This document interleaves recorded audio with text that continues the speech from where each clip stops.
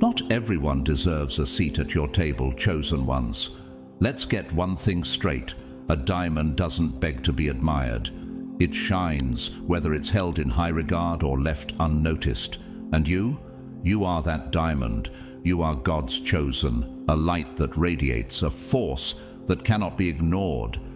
Yet there were those who treated you as if you were disposable, tossing you aside like a fool who discards gold into the fire, assuming they could retrieve it later from the ashes.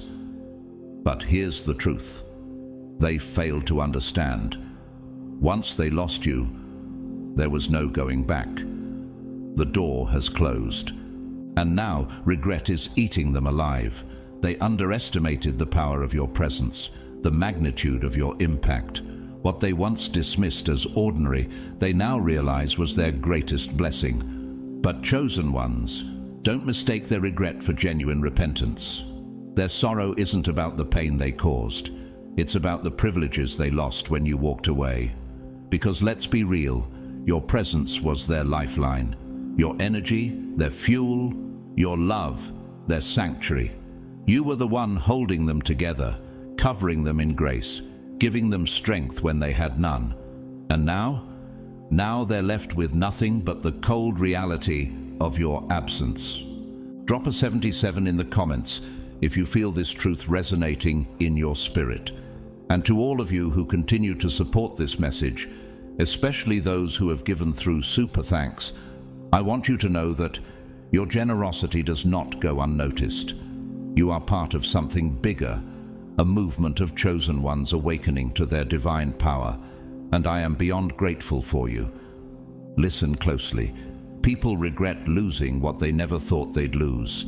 They regret throwing away what they thought would always be there. But regret is a cheap currency. It's the counterfeit apology of the selfish. They didn't value you when you were near, so why should they be trusted now that they're desperate to return? What do they really want? Is it you, or is it what you gave them? Are they truly remorseful, or are they simply longing for the comfort and security they once had in your presence? These are the questions you must ask yourself before even considering their return. Chosen ones, you are not a refillable well. You are not an unlimited resource for those who only remember your worth when it serves them. Your energy, your wisdom, your kindness, these are divine gifts, and they are not to be squandered on those who only seek to drain you. The same people who dismissed you, who mistreated you, who took your presence for granted, now find themselves haunted by the realization that they lost something irreplaceable. But let their regret be their lesson. Not everyone gets a second chance. And here's the most important truth. Letting them back in isn't kindness, it's self-sabotage. A snake does not lose its venom just because it regrets the last bite. A scorpion does not forget how to sting just because it wishes it had acted differently before. Do not be deceived by empty words and desperate attempts to reclaim what they lost. Your destiny moves forward, not backward. Their regret, that's not your problem. If this is speaking directly to you, if you know in your heart that God has removed certain people for a reason, then don't look back. Keep rising, keep shining, and let them regret their choices from a distance. The glow they once basked in is yours now. It's your power, your testimony, your proof that you are untouchable. Before we dive deeper, make sure to hit that like button and subscribe. This channel is your sanctuary, your guide, and your reminder of who you truly are. Don't miss what's coming next, because I promise you, this is your time to rise. Now, let's break this down step by step. Stay with me, because what's coming next will change the way you see everything. Let's get into it. God's chosen ones, they regret losing access to you. Don't let them come back.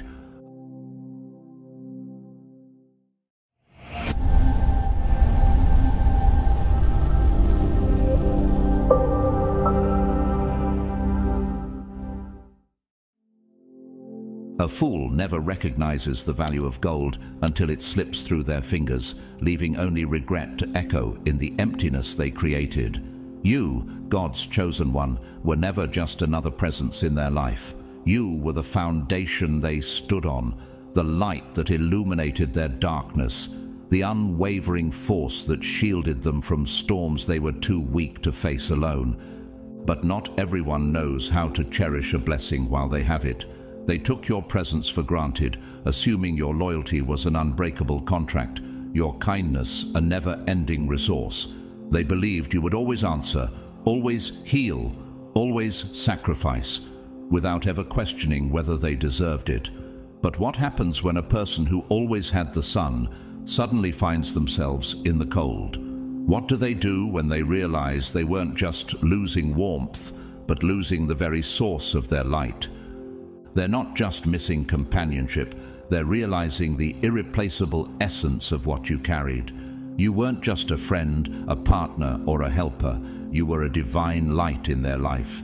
And now, in your absence, they scramble to find a replacement, only to discover that the kind of energy you brought is not something that can be replicated. Because how can one duplicate the divine?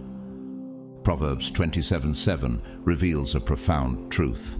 A person who is full refuses honey, but even bitter food tastes sweet to the hungry. When someone is accustomed to abundance, they forget its value. Only in loss do they grasp the magnitude of what they once possessed. And now they sit in the cold shadow of their own choices, longing for the warmth they dismissed as ordinary. But here's something you must remember. Their regret is not a compliment.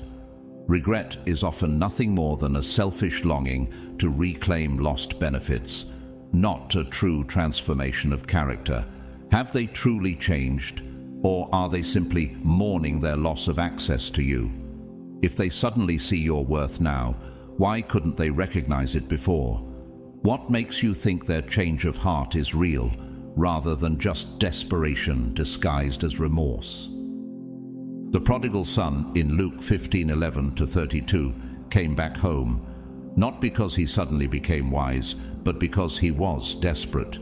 He squandered everything and only returned when he realized how much better he had it before.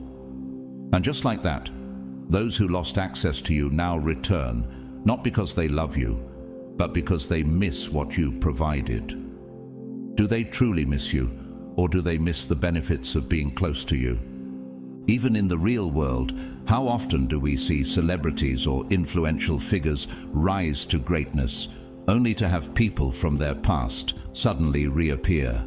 Oprah Winfrey, one of the most successful media moguls in the world, once spoke about how people who ignored her in her struggles later tried to reconnect once she became successful. They weren't interested in her. They were interested in access to her success. The same is true for you. If they didn't support you when you were growing, why should they have a seat at the table now that you're thriving? Think of Esau in Genesis 25:29-34, who traded his birthright for a bowl of stew. In that moment, he dismissed something precious because he didn't grasp its worth. Only later, when the consequences became clear, did he weep and beg for what he had foolishly thrown away. But it was too late. And so it is with those who lost access to you. If they didn't cherish the gold when they held it, what makes you think they will treat it any differently now? People do not suddenly transform into who you deserve. Instead, they grow bitter when they realize they lost something they never deserved in the first place.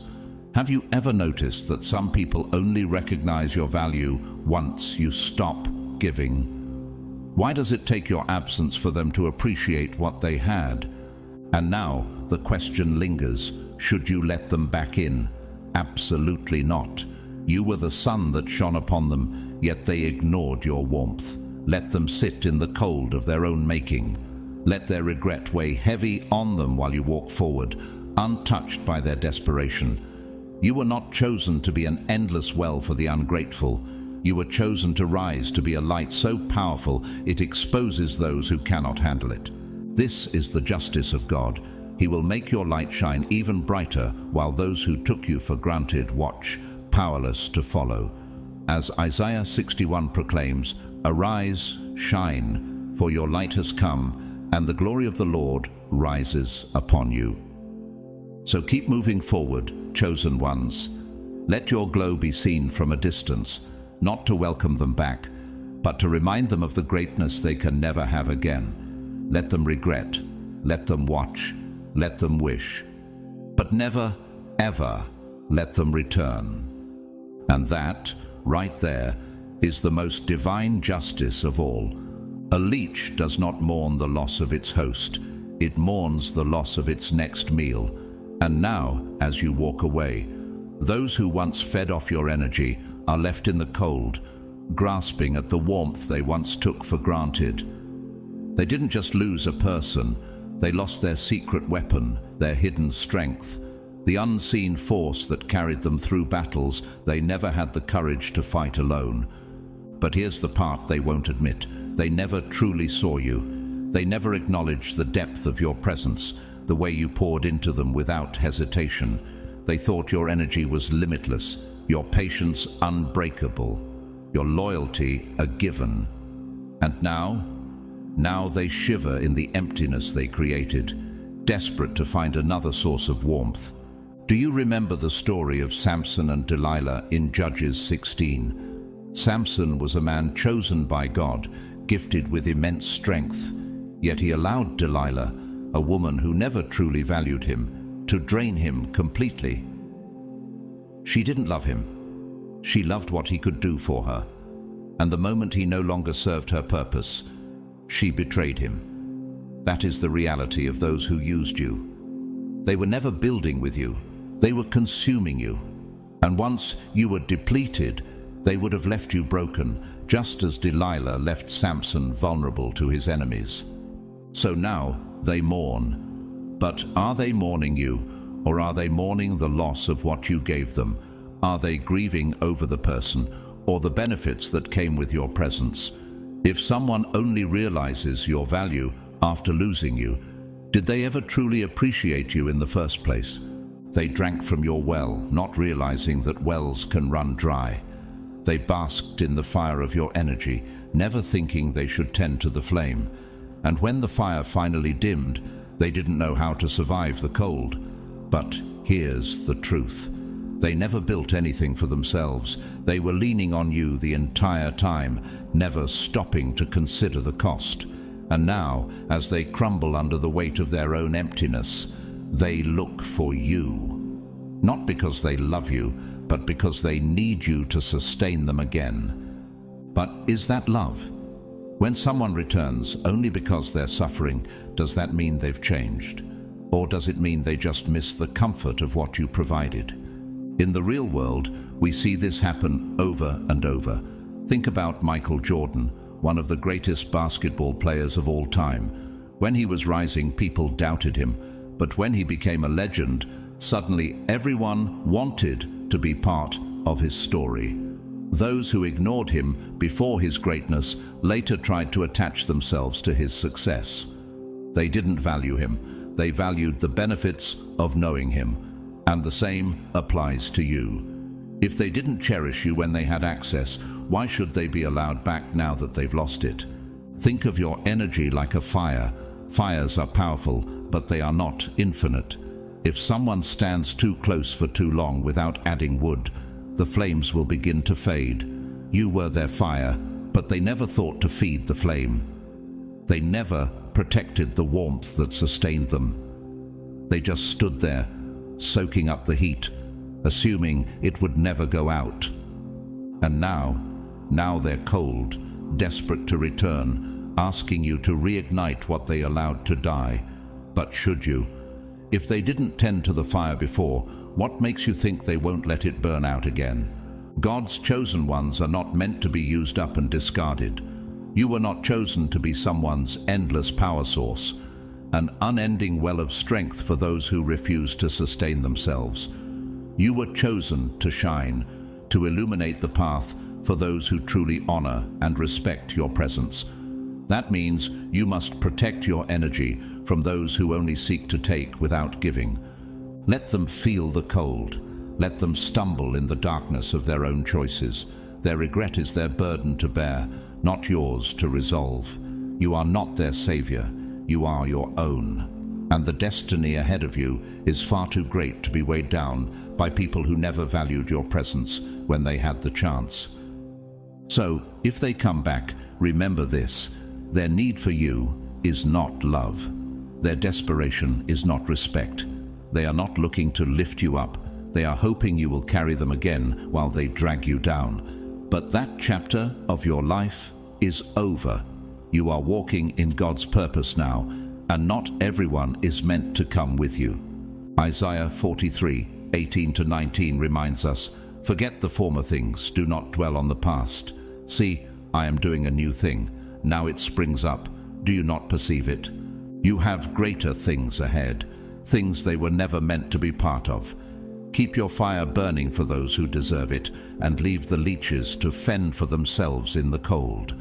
Let their regret be their lesson, while you rise higher than they ever imagined. A thief does not regret the act of stealing, only the loss of the treasure they can no longer hold. And now, as you walk away, those who once took you for granted are left grasping at what has slipped through their fingers, desperate to convince themselves that their regret is love. But don't be deceived. Their sorrow is not about who you are. It is about what they lost. Their regret is not a reflection of your worth. It is a mirror of their own emptiness. Do you see it now? They don't truly miss you. They miss the comfort you provided, the stability you ensured, the unwavering presence that made their life easier. You were their anchor in a storm, their lighthouse in the fog, the quiet strength they leaned on when their world was spiraling out of control. But instead of treasuring you, they treated you like an unlimited resource, something to consume rather than cherish. And now that you're no longer within reach, their world feels unstable, lonely, unbearably hard. But that's not love. That's mourning the loss of convenience. If they truly valued you as a person, why didn't they protect your heart when they had the chance? Why did they disregard your needs, dismiss your feelings, and assume you would always be there, no matter how much they took? The reality is, their regret does not stem from realization. It stems from consequence. They are not awakening to your worth. They are awakening to the harsh reality that they are now left with nothing. The Bible warns us about this kind of behavior in Proverbs 5:11-12. At the end of your life you will groan when your flesh and body are spent. You will say, "How I hated discipline, how my heart spurned correction." Those who refuse to acknowledge wisdom in the present will only realize what they lost when it is too late. And now, as regret wraps around them like a chain, they are scrambling to rewrite the story, framing their sorrow as love, calling their oversight a mistake, hoping you will believe that they have changed. But have they? Or are they simply uncomfortable with the consequences of their own neglect? Consider the story of Judas. He walked with Jesus, witnessed miracles, and was trusted with a place at the table. Yet he betrayed Christ for 30 pieces of silver, only to be consumed by guilt when he realized what he had done. But did Judas's regret change anything? Number. Because regret without transformation is empty. Regret without repentance is nothing more than self-pity. And that is what you are witnessing now. If someone truly values you, they will not wait until you are gone to recognize your worth. If someone truly loves you, they will not wait until their world is falling apart to try to bring you back. Real love is proactive, not reactive. True appreciation is demonstrated in action, not in apologies that only come when it's too late. So ask yourself, if they didn't see your value when you were giving them everything, why would they see it now? We see this same pattern in real life. Think of Steve Jobs, the visionary behind Apple. Early in his career, he was pushed out of his own company by those who didn't recognize his value. But what happened years later? They came to regret their decision, realizing too late that they had let go of someone irreplaceable. By the time they wanted him back, he had already built something greater on his own. The same applies to you. Those who dismissed you when they had access will only recognize your significance when they no longer have it. But by then, you will have moved on to something far greater. So now they sit in their regret. But should that be your burden to carry? Should you be the one to heal them, to soothe their sorrow, to ease the weight of their choices? Absolutely not. Their regret is not your problem. It is their lesson. And some lessons must be learned the hard way. If they come back with sweet words, with apologies dipped in honey, whispering about how they finally see the light, don't be fooled. Words are easy, but actions reveal the truth. If they didn't respect you when they had access, why would they respect you now? God's chosen ones are not called to be weighed down by those who only value them in hindsight. You are not meant to be a second chance for those who squandered the first. When God closes a door, it is not meant to be reopened. Luke 9:62 reminds us, "No one who puts a hand to the plow and looks back is fit for service in the kingdom of God." So let them sit with the weight of their choices. Let them learn on their own what it means to lose something they never should have taken for granted. Lock the door behind you. Let them feel the emptiness of a life without you, and walk forward without looking back. They had their chance and they blew it. Your journey forward doesn't include them, and that, chosen ones, is the ultimate justice. Everyone desires the treasure, but few are willing to put in the work to earn it. And now, as regret settles in the hearts of those who lost you, they try to convince themselves and you that they've changed. But have they? Or do they simply want back what they once had, without putting in the effort to deserve it? Listen closely, chosen ones. Their regret isn't about transformation. It's about nostalgia for the benefits you provided. It's about missing the way your presence elevated them, the way your wisdom guided them, the way your loyalty gave them a safety net they never had to earn. But here's the truth. They don't want to rise to your level. They don't want to put in the effort. They only want the perks that come with knowing you, without paying the price of growth, commitment, or reciprocity. The Bible warns us about people like this in Proverbs 26:11. As a dog returns to its vomit, so fools repeat their folly. They are not returning because they have changed. They are returning because they want access to your energy again. They are hoping you won't notice that their behavior remains the same, that their mindset is still small, that their effort is still non-existent, and they count on your kindness, your compassion, your forgiving heart to let them back in. But regret without action is just manipulation in disguise. Think about the people who try to reconnect after realizing what they lost. They show up with empty words, vague apologies, and promises they cannot keep. But if they truly valued you, wouldn't they have done the work already? Wouldn't they have elevated themselves to match the level of love, effort, and consistency you gave so freely? And yet, they still expect to waltz back into your life without acknowledging the damage they caused. Real change requires work. Transformation demands sacrifice. Yet these people are still operating in the same half-hearted ways, still believing that proximity to you is enough. But chosen ones, proximity means nothing without growth. Look at the story of the 10 virgins in Matthew 25:1-13.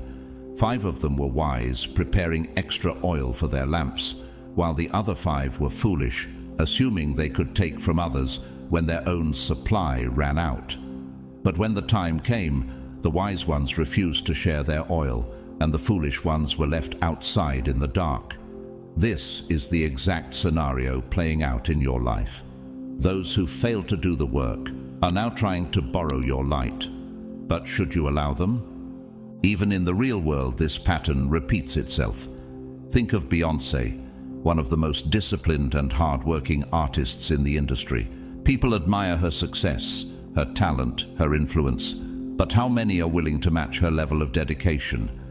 How many are willing to put in the endless hours, the sacrifices, the discipline that made her who she is?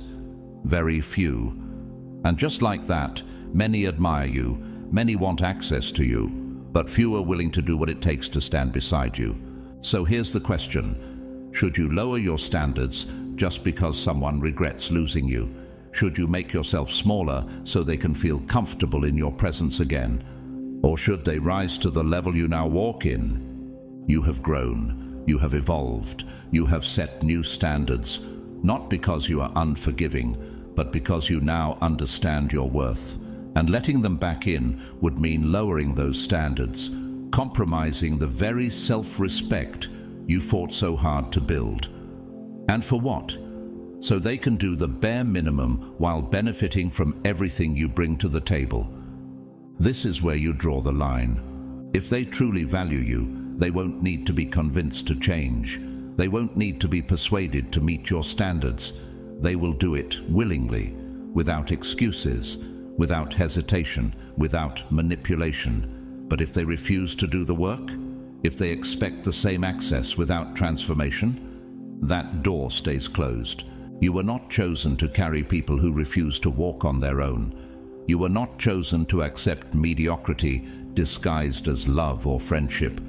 Your energy is too precious, too powerful, too rare to be wasted on those who only want to take without giving. Let their regret be their burden, not your invitation to settle. Let them sit with their choices while you continue moving forward, rising higher, shining brighter. The people who are meant for you will not be intimidated by your standards. They will rise to meet them. And those who won't? Let them watch from a distance, regretting what they will never have again. A lifeline is meant to save, not to carry those who refuse to swim. You, God's chosen one, have been blessed with a rare energy, an energy that uplifts, inspires, and motivates. Your presence alone has the power to ignite something in others, to awaken their potential in ways they never thought possible. You see possibilities where others see roadblocks. You believe in people even when they don't believe in themselves. But not everyone you help is meant to rise with you. This is where many chosen ones struggle. Because you love deeply, you want to take people with you, to pull them out of their limitations and show them what they could become. But have you ever considered that some people are not looking to climb? That their goal is not to grow alongside you, but to latch onto your progress without putting in the work. Think about the story of Lot in Genesis 13. When God called Abraham to a higher place, Lot tagged along. He was never part of God's original plan, yet he followed, benefiting from Abraham's blessings. But what happened in the end? Lot's attachment to worldly comforts and his unwillingness to walk in divine purpose created a burden. And Abraham had to make a choice to keep carrying Lot and delay his own destiny, or to let go and step fully into what God had prepared. Abraham chose his path, and you must do the same. Some people in your life are not teammates. They are passengers. They see the heights you're reaching and want to be part of the journey, but they are unwilling to contribute to the climb. They don't want to take risks, work hard, or sacrifice. Instead, they weigh you down, slowing your momentum, draining your energy, and expecting you to carry them while they offer nothing in return. But can an eagle soar if it's chained to the ground? How far can you go when you are constantly dragging dead weight? In the real world, we see this dynamic play out time and time again. Take Tyler Perry, the filmmaker and media mogul. He openly shares how, in the early stages of his success, people he once helped began expecting him to carry them, to provide opportunities without effort on their part. He had to learn the painful lesson that not everyone is meant to come with you when God is elevating you. Some people are only in your life for a season, and keeping them longer than intended can delay your own purpose. That's why you must be discerning about who you allow into your space. Proverbs 13:20 warns us, "Walk with the wise and become wise, for a companion of fools suffers harm." The company you keep will either accelerate your growth or sabotage it. When you lower your standards to accommodate those who refuse to rise, you betray the very purpose you've been called to fulfill. So ask yourself, are the people around you contributing to your journey, or are they simply consuming your energy? Are they lifting as they climb, or are they expecting you to do all the heavy lifting while they enjoy the benefits? There comes a point where you must stop feeling guilty for leaving people behind. You are not abandoning them, you are simply choosing yourself. And sometimes the greatest love you can show someone is allowing them to figure out their own path without depending on yours. If they are meant to meet you at the top, they will do the work to get there on their own. Even Jesus understood this principle. When he sent out his disciples, he told them in Matthew 10:14, "If anyone will not welcome you or listen to your words, leave that home or town and shake the dust off your feet." He didn't say to beg them to understand or to wait until they were ready. He said to move forward. Not everyone is prepared to walk the path you are walking. Not everyone deserves access to your energy, your wisdom, and your blessings. And that is not selfish, it is wisdom. You have worked too hard, sacrificed too much, and grown too far to let people who refuse to stand on their own drag you backward. Stop giving free rides to those who refuse to put gas in the tank. Stop holding yourself back for people who are comfortable crawling while you were made to soar. You are not responsible for carrying those who refuse to stand on their own. This is your journey. It is not meant for everyone. So keep climbing, keep shining, and let those who aren't ready to rise stay where they are. Because when you choose yourself, when you embrace the path God has for you without unnecessary burdens, your life will elevate higher than you ever imagined. You don't replace the ocean by finding a puddle, and yet that's exactly what they thought they could do. They convinced themselves that walking away from you was no great loss, that your energy, your love, and the essence of who you are could be found elsewhere. But now, as they search the world for something, someone, to fill the void you left, they are learning a painful truth. You are irreplaceable. It wasn't just about the way you loved, cared, or supported them. It was deeper than that. It was the way you carried yourself, the depth of your understanding, the strength of your spirit. You weren't just someone in their life. You were the blueprint, the foundation, the light that brightened even their darkest moments. They assumed that what you offered was common. They thought they could mistreat you, take you for granted, and if you walked away, someone else would simply step in to take your place. But you weren't playing a role. You weren't filling a position. You were being you. And now that you're gone, they're realizing that people like you don't just appear out of nowhere. The Bible speaks of wisdom and understanding as treasures more valuable than gold. Proverbs 3:15 says, "She is more precious than rubies. Nothing you desire can compare with her." And that is exactly what they failed to see. You were the rarest of treasures, and they treated you like you were replaceable. Now, as they wander through shallow connections and empty relationships, all they are left with is disappointment. Every new person they meet lacks the depth you had. Every conversation feels hollow compared to the wisdom you offered. Every interaction is a reminder of what they lost. But is their regret proof that they've grown? Is it evidence that they've learned to value you? Or is it simply the sting of realizing that they let go of something they will never find again? Regret is not always about love. It is often about loss. It is not rooted in self-awareness or transformation. It is rooted in selfishness. They are not mourning because they want you to be happy. They are mourning because they cannot replace what they took for granted. How often do we see this in the world? Think about legendary figures like Robin Williams, a brilliant actor and comedian who brought light into countless lives. While he was alive, many underestimated the depth of his struggles, assuming he would always be there. But when he was gone, the world suddenly realized the irreplaceable brilliance he carried.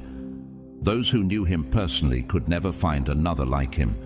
And now, those who lost you find themselves in the same position. So when they come back, and they will, should you let their regret sway you? Should you open the door simply because they now understand what they lost?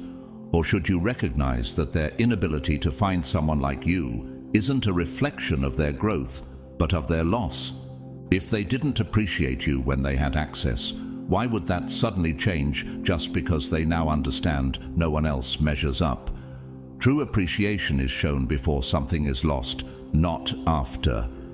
And you, chosen one, are not a fallback option. You are not a second chance for someone who failed to see your worth the first time. Let them keep searching. Let them chase after shadows of you while you continue to rise. The people who are meant for you will see your worth without needing to lose you to understand it. Isaiah 43:18-19 says, "Forget the former things, do not dwell on the past. See, I'm doing a new thing. Now it springs up, do you not perceive it?" Your future is not tied to those who failed to value you. Your destiny is not connected to those who underestimated you. The fact that they cannot replace you is not your burden to bear. It is their lesson to live with. So let their regret be the price they pay for their blindness. Let them sit with the weight of their choices while you move forward, unshaken, untouched, thriving in the purpose God has for you. Because you are, and always will be, one of a kind. An apology without true transformation is nothing more than a tool of manipulation. Words alone don't carry weight.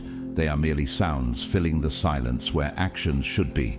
And yet, when they come crawling back, whispering, "I'm sorry," in a tone drenched with regret, you must ask yourself, what exactly are they sorry for? Losing you, or losing access to what you provided? Chosen ones, let's call it what it is. Their apology isn't some great awakening. It's a reaction, a reflex, a desperate attempt to regain control over what they once took for granted. If they truly had a revelation, wouldn't it have come before they lost you? Wouldn't their remorse have surfaced when you were still giving, still sacrificing, still holding them up when no one else would? Instead, their regret is born out of consequence, not conviction. The Bible warns us about empty words. Matthew 7:16 says, "You will recognize them by their fruits, not by their apologies, not by their sweet words, but by their actions, the real evidence of change." So where was this fruit of repentance when you were struggling under the weight of their neglect? Where was their humility when your heart was breaking under their indifference? Saying the words is easy. Anyone can do it. But true transformation, that requires effort, accountability, and a willingness to confront the darkness within. If they didn't respect you when they had unrestricted access to you, why would they change now?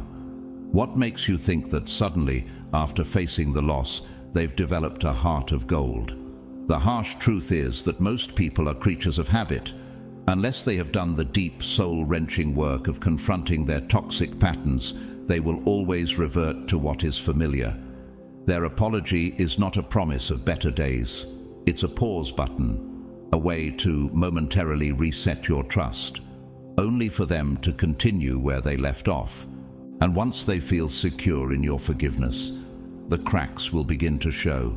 The same disregard for your boundaries, the same entitlement to your energy, the same cycle of neglect, followed by half-hearted apologies, followed by more neglect. How many times have they asked for another chance, only to waste it? How many times have you given your trust, only to find yourself nursing the same wounds? This is why God calls us to discern wisely. Proverbs 26:11 warns, "As a dog returns to its vomit, so a fool repeats his folly." If someone refuses to change their nature, if they are unwilling to take responsibility for their growth, why should you believe their regret will bear any different fruit? Even in the world we live in, we see this pattern repeating itself. Take the example of former NBA star Allen Iverson, a legend in basketball whose talent was undeniable, yet those around him, his so-called friends and advisors, only stayed close when he was at the top, benefiting from his success. When he lost everything due to poor financial choices and mismanagement, they were nowhere to be found. But the moment he tried to rebuild, some of those same people resurfaced, not out of love, but out of a desire to benefit from his comeback. And isn't that exactly what happens when people return after losing access to you? It's not about love, it's about comfort. It's not about growth, it's about convenience. They don't miss you, they miss what you provided. Your support, your guidance, your unwavering presence. But let me be clear, letting them back into your life without proof of sustained change is an invitation to repeat the same pain. You are not a rehabilitation center for broken patterns. You were not placed on this earth to fix those who refuse to fix themselves. God has called you to rise above, to be the head and not the tail, to walk in wisdom and not be ensnared by the traps of emotional manipulation. If they truly value you, they will do the work, not just talk about it. They will show you through consistent actions, not hollow promises. And if they aren't willing to do that, that is your answer. Do not let their regret cloud your judgment. Do not let misplaced guilt convince you to settle for less than what God has destined for you. Stand firm in your calling, chosen one. Sometimes the strongest thing you can do is let them feel the full weight of their choices. Let them sit in the discomfort of their loss, not as an act of cruelty, but as a necessary lesson. If they haven't changed their patterns, the outcome will never change. Walk away and walk forward. Your power lies not in clinging to the past, but in refusing to repeat it. Everyone desires the treasure, but few are willing to put in the work to earn it. And now, as regret settles in the hearts of those who lost you, they try to convince themselves and you that they've changed. But have they? Or do they simply want back what they once had, without putting in the effort to deserve it? Listen closely, chosen ones. Their regret isn't about transformation. It's about nostalgia for the benefits you provided. It's about missing the way your presence elevated them, the way your wisdom guided them, the way your loyalty gave them a safety net they never had to earn. But here's the truth.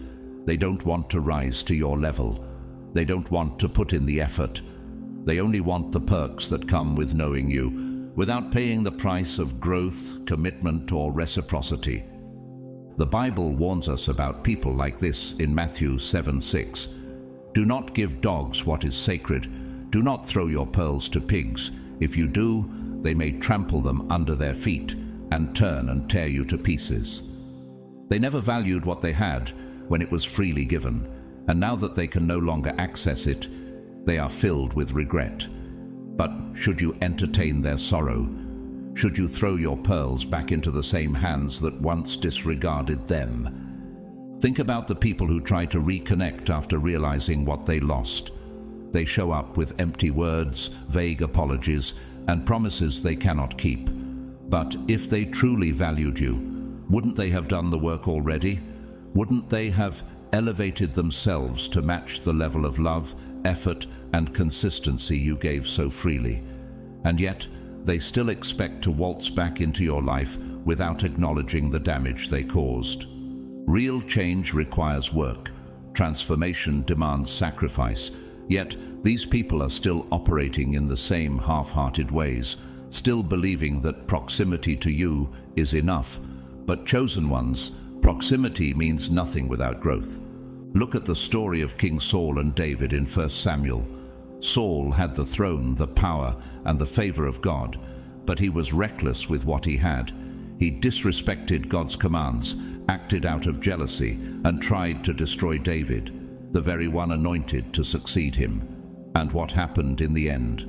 Saul lost everything, his kingdom, his power, his very life, because he refused to humble himself and change. Even as he regretted his mistakes, his actions never aligned with real growth. He wanted God's favor back, but he didn't want to do the work to be worthy of it. And this is exactly the mindset of those trying to re-enter your life. They want the blessings without the discipline, the rewards without the responsibility, the connection without the commitment. Even in the real world, this pattern repeats itself. Take Jennifer Hudson, for example, an award-winning actress and singer. When she first auditioned for American Idol, she was underestimated and eliminated early. But she didn't let that rejection define her. She worked harder, refined her craft, and later became an Oscar-winning actress and a Grammy-winning singer. Years after her success, the same industry that once dismissed her tried to celebrate her. Those who once overlooked her talent suddenly wanted to be associated with her. But did their sudden recognition change the fact that they had failed to see her worth in the first place? Number. The lesson remains the same. If people couldn't value you when you were at the beginning of your journey, they don't deserve a seat at your table once you've arrived. So here's the question. Should you lower your standards just because someone regrets losing you? Should you make yourself smaller so they can feel comfortable in your presence again? Or should they rise to the level you now walk in? You have grown, you have evolved, you have set new standards, not because you are unforgiving, but because you now understand your worth.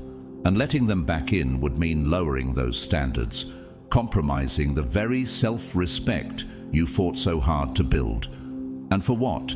So they can do the bare minimum while benefiting from everything you bring to the table? This is where you draw the line. If they truly value you, they won't need to be convinced to change. They won't need to be persuaded to meet your standards. They will do it willingly, without excuses, without hesitation, without manipulation. But if they refuse to do the work, if they expect the same access without transformation, that door stays closed. You were not chosen to carry people who refuse to walk on their own. You were not chosen to accept mediocrity disguised as love or friendship. Your energy is too precious, too powerful, too rare to be wasted on those who only want to take without giving. Let their regret be their burden, not your invitation to settle. Let them sit with their choices while you continue moving forward, rising higher, shining brighter. The people who are meant for you will not be intimidated by your standards. They will rise to meet them. And those who won't, let them watch from a distance, regretting what they will never have again. A mirror doesn't lie. It only reflects what's truly there, whether someone is ready to see it or not. And when you walk away, chosen ones, you don't just leave a void. You leave behind a reckoning. Your absence is not just felt. It forces those who lost you to confront the truths they've been running from, the realities they refused to face while you were in their life. While you were present, you unknowingly shielded them from themselves. Your presence acted as a buffer, absorbing the weight of their insecurities, their flaws, and their weaknesses. You gave them a sense of stability they couldn't create for themselves, the encouragement they didn't know how to give, and the emotional support they were too weak to stand without. As long as they had you, they could pretend they were whole. But now, there's no one left to hide behind. What happens when someone who has always relied on a crutch is suddenly forced to stand on their own? When you remove the shield, what's left? The truth. And for many, that truth is unbearable. They regret losing you, but not because of love, appreciation, or personal growth. Their regret isn't about missing you as a person. It's about missing the comfort you provided, the way you distracted them from the work they never wanted to do. They don't want to sit with the emptiness, the insecurities, or the dysfunction that's been lurking beneath the surface all along. But now that you're gone, they have no choice. We see this in the story of King Saul. Saul was anointed by God, yet he was deeply insecure and refused to fully submit to divine guidance. Instead of taking accountability, he leaned on the prophet Samuel's presence, relying on him for spiritual direction rather than developing his own relationship with God. But when Samuel walked away, Saul was left to face himself. And what happened? His downfall was swift. Without the man he leaned on, His weaknesses became undeniable, and his kingdom crumbled. Just like Saul, those who lost you now realize they were never as strong as they pretended to be. You were their excuse not to grow, not to evolve, not to take full responsibility for their own life. And now, in their regret, they want to come back. They will claim they miss you. They will swear they've changed. They will insist that life isn't the same without you. But let's be honest. Have they truly done the work? Or are they just desperate for relief? It's easy to say, "I've changed," when the discomfort of regret becomes unbearable. But real change doesn't happen in words. It happens in actions. And more often than not, their actions reveal the truth. They don't want to grow. They want to be rescued. They don't want to do the work. They want you to take the weight off their shoulders again. Look at the life of Maya Angelou, the legendary poet and author. She once shared that when people show you who they are, believe them the first time. She understood that people rarely change unless they are willing to do the hard, painful work of transformation. And more importantly, she knew that letting someone back into your life who hasn't done that work only leads to the same heartbreak, the same disappointment, and the same cycle of draining relationships. So should you give them another chance? Number. Your absence is not meant to be their escape. It is meant to be their lesson. You are not responsible for healing their wounds, soothing their regret, or making their journey easier. If they truly want to grow, they must do it on their own. Let them sit with the weight of their choices. Let them feel the depth of their regret. Let them learn what happens when you take something extraordinary for granted. You have already done the work to rise above, to reclaim your energy, and to move forward. Your life is for those who value and build with you, not for those who take and drain. Let them face themselves while you continue to rise.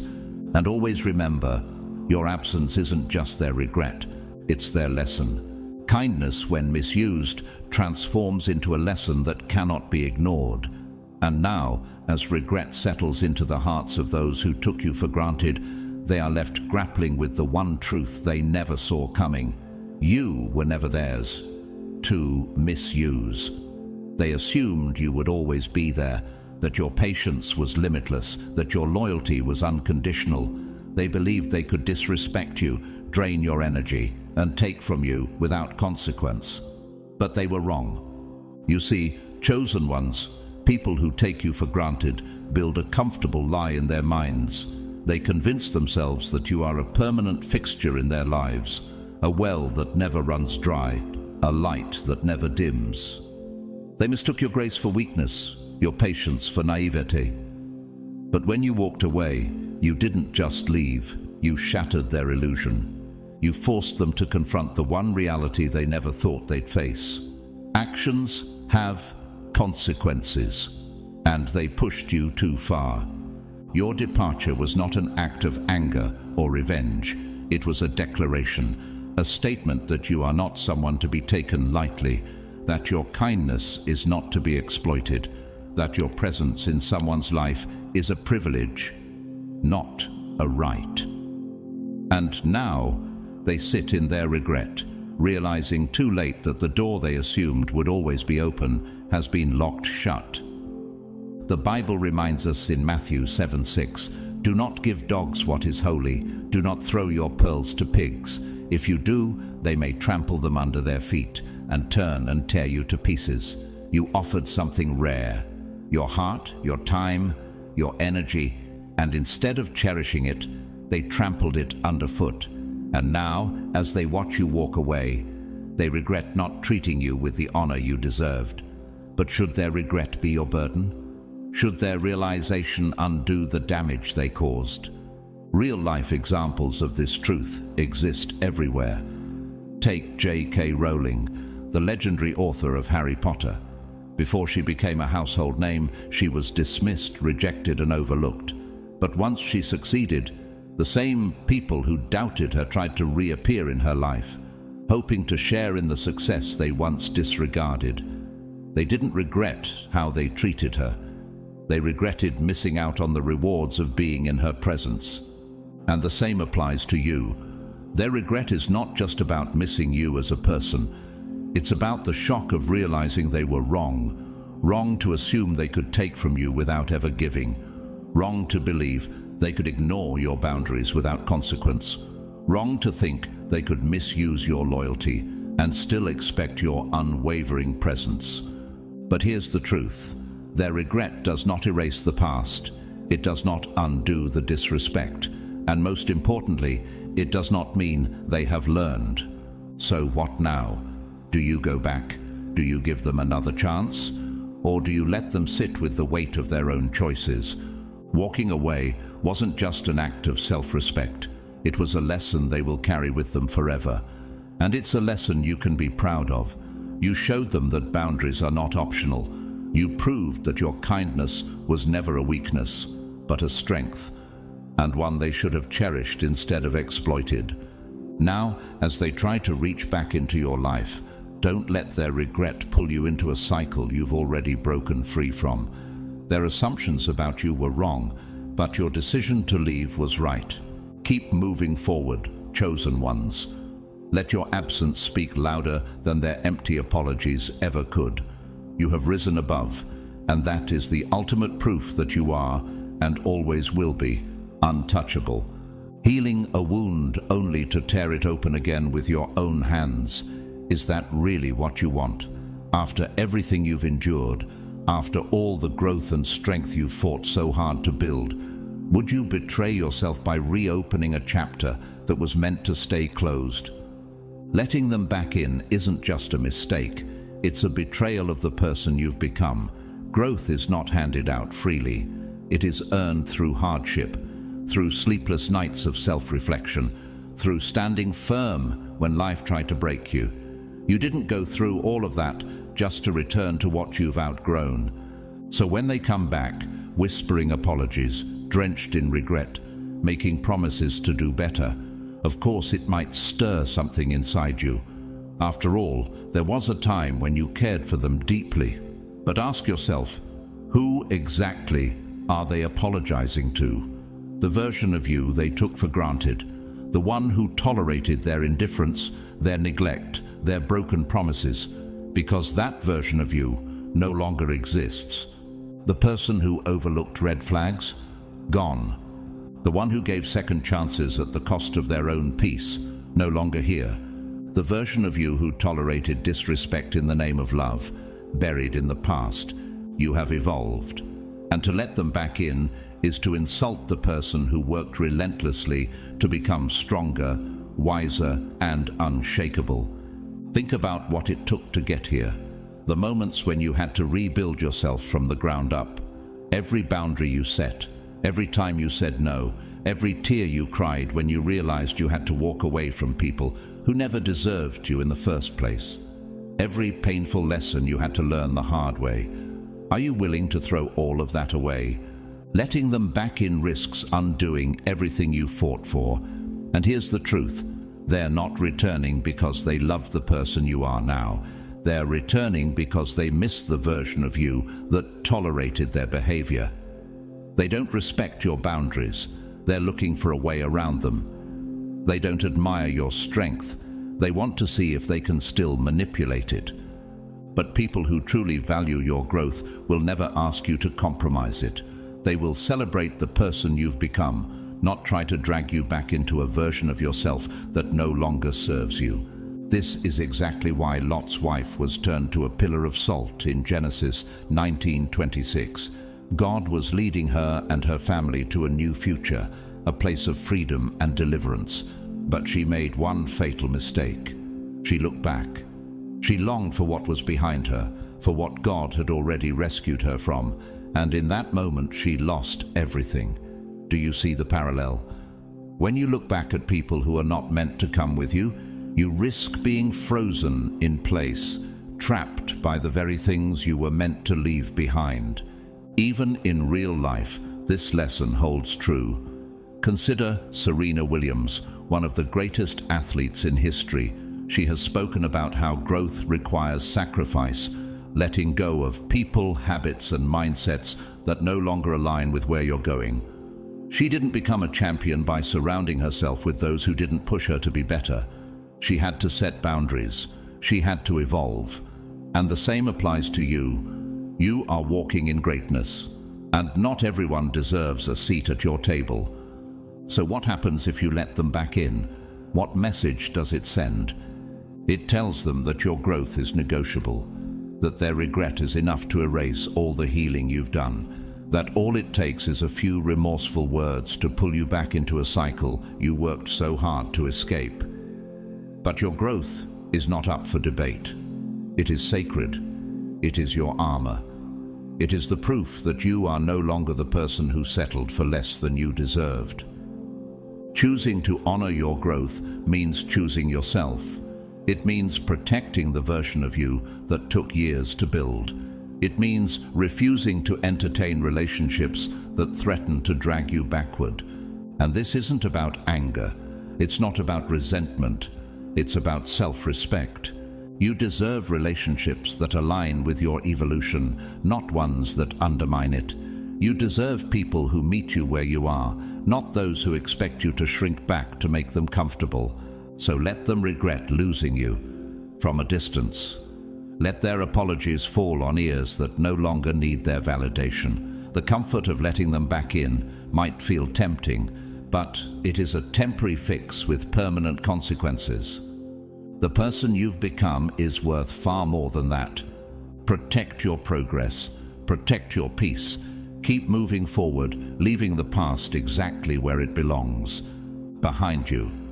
The rarest treasures are never given away freely. They are guarded, protected, and only shared with those who prove themselves worthy. And you, chosen one, are no different. Your presence is not ordinary. It is exceptional. Your time, your energy, and the light you carry are gifts of immeasurable value, gifts that can uplift, heal, and inspire. That is why people are drawn to you, captivated by something they may not even fully understand. But here's the question you must ask yourself. If your energy is so powerful, why should just anyone have access to it? Not everyone deserves to stand in your light. Your presence is a privilege, not a right. And if you do not protect it, who will? There will always be those who underestimated or disrespected you, only to return with apologies laced with regret, hoping you have forgotten their past transgressions. But do they truly regret what they did, or do they simply regret losing what they once had? If they never valued you when you were present, why should they suddenly deserve a place in your life now? Proverbs 4:23 warns us, "Above all else, guard your heart, for everything you do flows from it." Your heart, your time, and your energy are sacred. They should never be open doors for those who failed to appreciate them before. If you grant access too easily, without holding people accountable, you send a dangerous message that your boundaries can be ignored, your worth can be questioned, and your presence is up for negotiation. But that is not the story you were chosen to write. You were not placed on this earth to be someone's second option, their convenient fallback, or their temporary escape. Your energy is not a quick fix for those who only realize its value after it is gone. Think of your time as gold. If someone carelessly discarded it once, would you hand it back to them? Why would you allow those who treated you as replaceable to walk back into your life as if nothing happened? Even in the world of success, we see this play out time and time again. Consider J.K. Rowling, the author of Harry Potter, who was once rejected by multiple publishers before becoming one of the most successful writers in history. The same people who dismissed her potential later regretted their decisions, but by then the door was closed.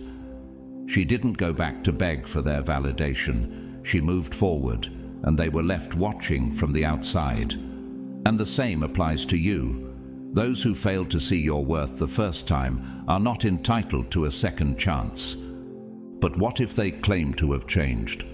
What if their words sound sincere? The Bible reminds us in Matthew 7:16, "You will know them by their fruits." Words mean nothing without actions. True respect is demonstrated through consistency, care, and integrity, not empty apologies. Those who truly value you will never take you for granted in the first place. They won't wait for you to leave before realizing your worth.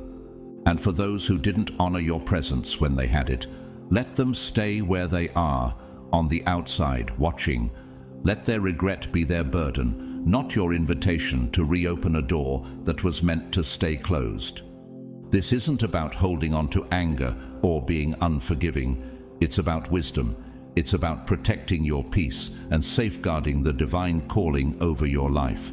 When you allow someone back in after they have already shown you who they are, you teach them that they can disrespect you, cross your boundaries, and still be welcomed with open arms. But that is not the energy you are meant to entertain. God calls his chosen ones to be discerning. Even Jesus himself was selective about who he allowed close to him. He had 12 disciples, but even among them, only 3, Peter, James, and John, were given access to the most sacred moments. Why? Because access is a privilege. Not everyone is meant to walk with you on every part of your journey. Some people were only supposed to witness from afar. By being intentional about who you allow into your life, you uphold the truth of your worth. You remind the world and yourself that your energy is precious and your time is irreplaceable. Those who truly understand that will cherish it without needing a second chance. So let their regret serve as proof that you are irreplaceable, but never let it convince you to lower your guard. You are not responsible for their lessons. You are responsible for your peace. Your access is a privilege, and those who truly value it will treasure it from the start. Guard your heart, protect your energy, and never let someone's regret become your reason for opening a door that God has already closed.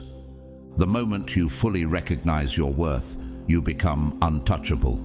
No longer swayed by apologies wrapped in regret, no longer tempted to give second chances to those who never deserved the first. This is your power, chosen ones, the ability to walk away from those who failed to honor your presence and never look back. You were never meant to be someone's emotional crutch, their fallback, their convenient safety net when their world collapses.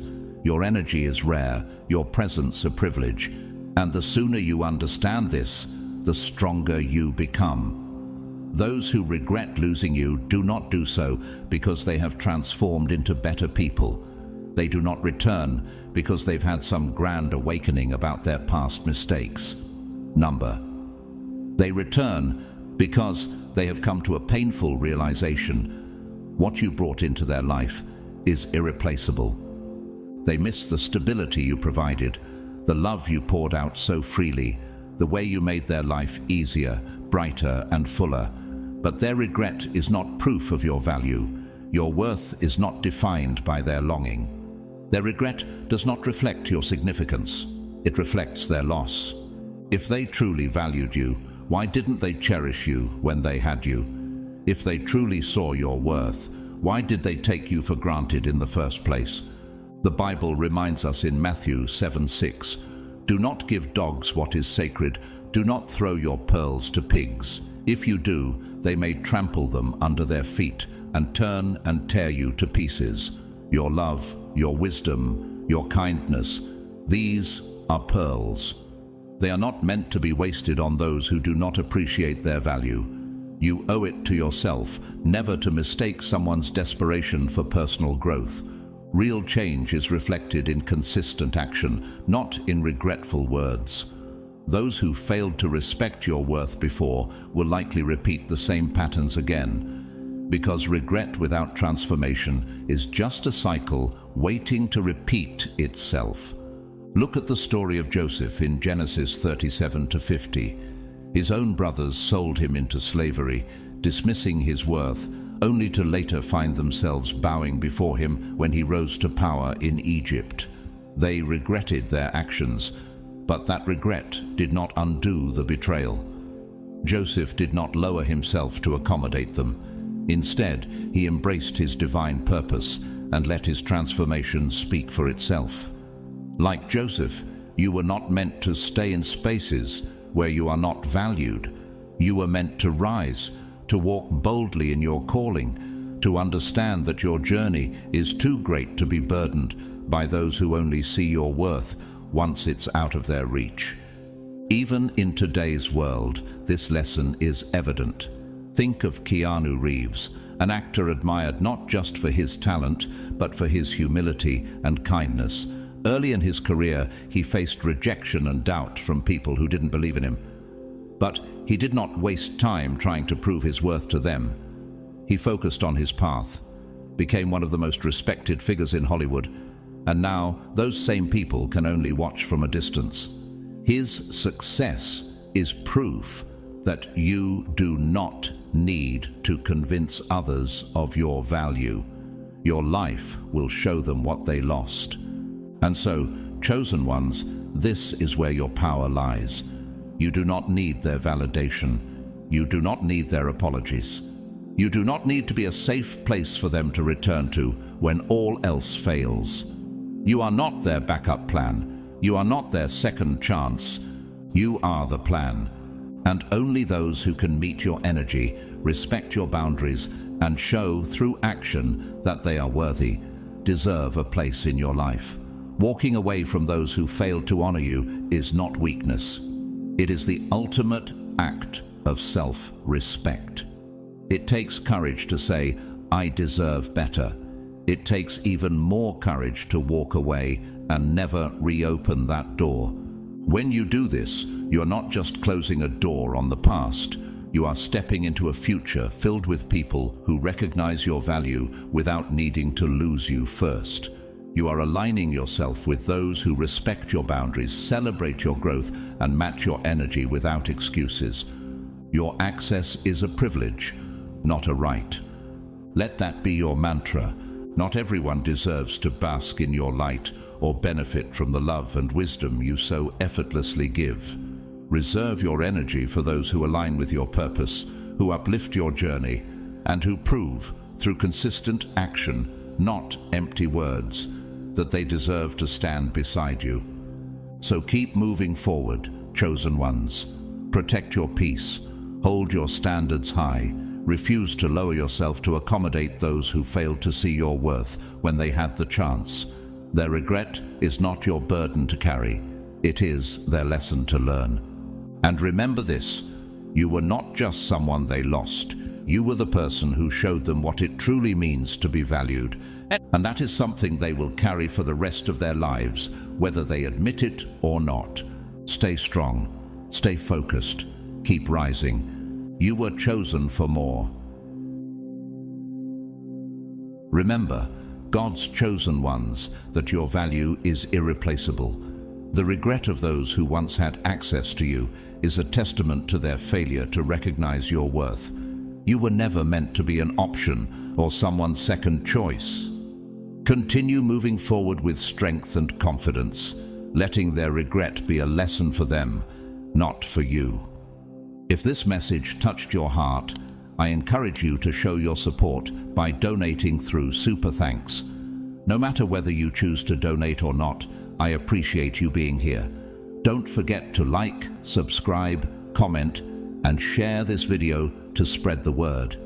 May God's blessings continue to flow in your life as you walk in your divine purpose.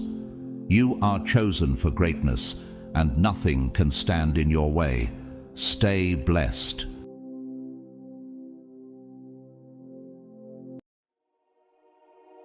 Beloved chosen ones, have you ever wondered why the very sight of you unsettles those around you? Why the whispers start when you enter a room? Why your haters are running scared even when you're not trying to fight? Let me tell you something undeniable. You are the storm they never saw coming. You didn't ask for power. You didn't claw for attention. Yet here you stand, radiating a presence so strong it sends tremors through their fragile systems. They can't figure you out, they can't stop you, and they can't deny the favor of God that surrounds you like an unshakable shield. The most dangerous people in this world are not the loud ones, not the boastful ones, but those like you, silent, steady, and unstoppable. You don't need permission to rise, nor do you bow to the expectations of others. Just like David, the shepherd boy who was overlooked by his family, you carry an anointing that turns giants into dust. 1 Samuel 16, 6-13. When Goliath mocked Israel, no warrior dared to stand up, but David, with his sling and unshakable faith, stepped forward. Did he ask to be great? No. Did he need approval? Not at all. Yet David's obedience to God made him a giant slayer. It is your calling, not your words, that makes them fear you. The favor of God will always turn your rejection into recognition. Chosen ones, there is a reason why people fear what they cannot control. Studies even show that humans fear uncertainty more than failure itself. And you, my dear brother or sister, are their greatest uncertainty. You are the enigma they cannot solve. You are the storm they cannot predict. You are the divine move of God they cannot stop. The more they plot against you, the more they reveal their weakness, because your power does not come from men, but from the Almighty God who goes before you. Do you think it's a coincidence that people can't stand your light? Do you think it's accidental that doors you didn't even knock on are opening for you? No. This is God's favor. His hand is upon your life, and it shows. They may gossip, they may slander, and they may flee, but here's the truth. Their fear is not your burden to carry. So now I ask you, are you ready to embrace the truth of who you are? Are you ready to stop hiding your light and walk boldly into your calling? God did not choose you to blend in. He chose you to stand out, to rise, and to lead. The world may not understand you, but that's because you are set apart. You are chosen. You are dangerous. Not because of who you are, but because of who you walk with. You are one of God's chosen ones. Comment 777 below and declare it boldly. Let the world know you're walking in divine purpose, unshaken and unstoppable. Your presence alone is rewriting the story. You are the living proof that the stone the builders rejected has become the cornerstone. Psalm 118:22. Stand tall, God's chosen ones. No one has ever been so dangerous like you. Your haters are running away.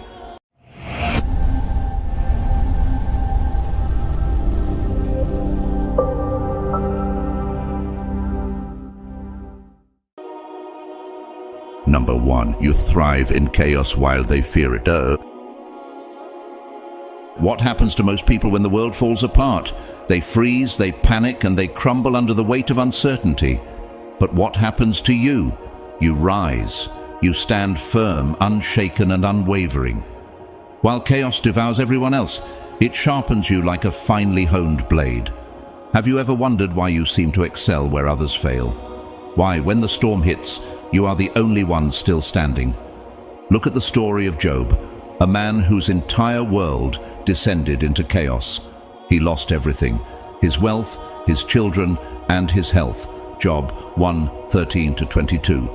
His friends, his wife, everyone told him to give up. Yet Job refused. Though he slay me, yet will I hope in him. Job 13:15. Have you ever faced a moment where it seemed like everything around you was collapsing? Did you notice that instead of breaking, something within you grew stronger? That's what sets you apart. Chaos doesn't destroy you, it reveals who you truly are. Why do you think others fear chaos so much? Because it strips them of control. It exposes their weaknesses, their lack of preparation, and their shallow foundations. Most people cling to comfort because they cannot function without it. But you were built for moments like this. You do not avoid the fire, you walk into it, because you know something they don't. The fire refines the chosen, just like Shadrach, Meshach, and Abednego, who stood unharmed in the fiery furnace because they refused to bow to man. Daniel 3:16-28. Do you feel that same fire? Can you see how the flames that were meant to destroy you are instead forging you into something unstoppable? When the world unravels, people search for someone to lead them. They panic, waiting for orders, waiting for solutions, but not you. Have you noticed how when others are frozen in fear, your instincts take over? While they waste time wringing their hands, you're already moving, already solving problems as though the chaos were nothing more than a puzzle made just for you. Have you ever felt that strange calm in the middle of a storm, that sense of focus while everyone else spirals? This is what makes you dangerous. You are not reckless in chaos. You do not let the pressure make you desperate or foolish. Instead, you remain deliberate, focused, intentional. While others let the storm control them, you become the storm. Can you see now why people fear you? Why their whispers grow louder when you're around? It's because you're unpredictable. They can't box you in, they can't figure you out, and that terrifies them. Consider David again, standing before Goliath. The entire Israelite army had crumbled into chaos, warriors trembling, too afraid to face the giant. 1 Samuel 17:11-24. But David, he saw what no one else could see, an opportunity. What if the chaos you are facing today isn't there to destroy you? What if it's there to reveal you, to prove to the world that God's anointing on your life cannot be stopped by any storm, any enemy, or any obstacle? Here's the truth. People fear what they cannot control, and they cannot control you. They cannot understand how you move so effortlessly through situations that would destroy anyone else. They wonder, how does he keep winning? How does she keep rising? But they will never know. They will never understand that the same chaos that terrifies them builds you. So let me ask you, do you feel the chaos pressing in on you? Do you sense the uncertainty that makes others falter? Good. That's where you belong. God has not given you a spirit of fear, but of power, love, and a sound mind. 2 Timothy 1:7. You don't just handle chaos, you thrive in it. You were built for this. Let them talk. Let them fear you. Let them run. Why? Because you are too busy building your legacy to explain yourself. While they crumble, you conquer. While they wait for calm, you rise in the storm. Chaos doesn't break you, it proves you. So, chosen one, tell me this. What storm are you facing right now? What battle do you see before you? Do you feel the fire? Then remember, you were made for this. Let the world fear you. Let chaos sharpen you. And when the dust settles, you'll still be standing, stronger, sharper, and more unstoppable than ever before. Number 2. Haters are the architects of their own nightmares. Why are your haters so afraid of you? Is it because you've attacked them? Is it because you've chased them down? No. The truth is far more powerful and far more unsettling for them. Your haters are not running from you. They're running from the reflection of everything they could have been. Just the sight of you, standing tall and unstoppable, shatters their fragile confidence like glass. Think about it. When people see you rising, pushing forward, no matter what life throws at you, it terrifies them. Why? Because you are living proof of what resilience, courage, and God's favor can achieve. Your success holds up a mirror to their own weaknesses. You don't have to say a word. Your presence alone speaks volumes. Does this sound familiar? Remember Joseph, the dreamer? His brothers hated him, not because of anything he had done wrong, but because his dreams revealed his future greatness. Genesis 37:5-11. They were so consumed with jealousy that they threw him into a pit and sold him into slavery. But here's the twist. Joseph's rise was not stopped by their betrayal. In fact, their actions became the very stepping stones God used to position him for greatness. Years later, Joseph stood as Pharaoh's right hand, and the same brothers who hated him were forced to bow before him. Genesis 42:6. Do you see it now? Your haters are the architects of their own nightmares. Every time they try to tear you down, they unknowingly build you up. Here's the brutal truth. Your haters don't actually hate you. They hate what you represent. You are proof that excuses don't matter, that complaining solves nothing, and that success requires courage, sacrifice, and effort. Watching you rise reminds them of every time they chose to quit, to settle, or to blame others for their failures. Your success is their wake-up call, and they can't stand the sound of it. Have you noticed how they lash out? The gossip, the criticisms, the petty attacks, they throw everything at you, hoping you'll stumble. But what happens instead? You keep moving forward. You don't flinch, you don't retaliate, and you certainly don't waste your energy sinking to their level. Does this remind you of Jesus himself? When he was mocked, ridiculed, and accused, he remained silent. Matthew 27:12-14. He did not defend himself because he knew his mission was far greater than their insults. You too understand this.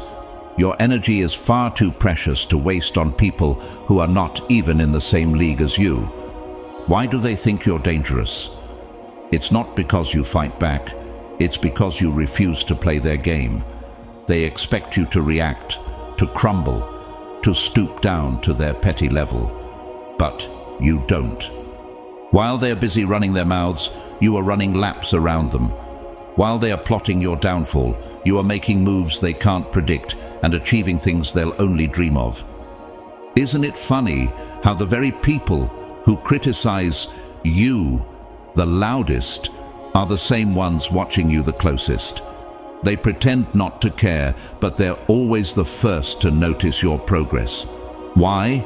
Because your life is a constant reminder that God's favor cannot be stopped. Like David's enemies, they may plot against you, but no weapon formed against you shall prosper. Isaiah 54:17. So why are they running? They're not fleeing from you. They're fleeing from the truth you represent. You are living proof that success requires effort, faith, and the courage to rise above the noise. And the truth terrifies them. It exposes their excuses, their laziness, and their lack of conviction. You embody everything they know they are not, and everything they could have been if they had the strength to fight. But here's the most dangerous part of all. Their fear isn't about what you've accomplished so far. It's about everything you are capable of. They see the fire in your spirit, the determination in your steps, and the anointing over your life, and it sends chills down their spines. They know deep down that they can't outrun what's coming next. So, have you noticed how the people who tear you down the most are the same ones obsessed with your every move? Have you felt the weight of their envy and wondered why they care so much? It's because they know what you're capable of, even if you don't see it yet. But here's the truth you must hold on to. Their attacks are meaningless. Their words carry no power unless you give them permission to. Like Joseph, like David, like Jesus, you were chosen for something greater. Let them run. Let them talk. While they are consumed by fear, you are too busy building the future God has planned for you. Their nightmares are of their own making. Their fear is not your burden to carry. You are dangerous because you thrive in truth, in purpose, and in God's favor. And nothing, no words, no schemes, no hate, can stop what He has started in you. So stand tall, chosen one. Let the haters flee. Because while they run, you rise. And when the dust settles, you'll still be standing, victorious, unstoppable, and anointed beyond measure. Number 3, you turn rejection into a weapon. What happens when the world rejects you? Most people crumble. They take rejection as a personal attack, as though someone has carved the word unworthy into their soul. But not you. You see rejection for what it really is, a tool, a challenge, a catalyst that ignites something unstoppable within you. Think about this. How many doors have been slammed in your face? How many times were you told you weren't good enough, smart enough, or capable enough? Did you break down and accept their judgment? No. You took their rejection and turned it into fuel. You studied it, shaped it, and transformed it into the very thing that now sets you apart. This is the mark of someone chosen by God. Consider David, again overlooked and dismissed. When Samuel came to anoint Israel's next king, David's own father didn't even bring him forward as a possibility. 1 Samuel 16:11. Rejected by his family, doubted by everyone around him, David could have given up right there. But he didn't. Instead, he continued to honor God, sharpening his skills in the quiet fields as a shepherd. When Goliath appeared, when no one else dared to stand, David was ready. That rejection became the very training ground for his rise to glory.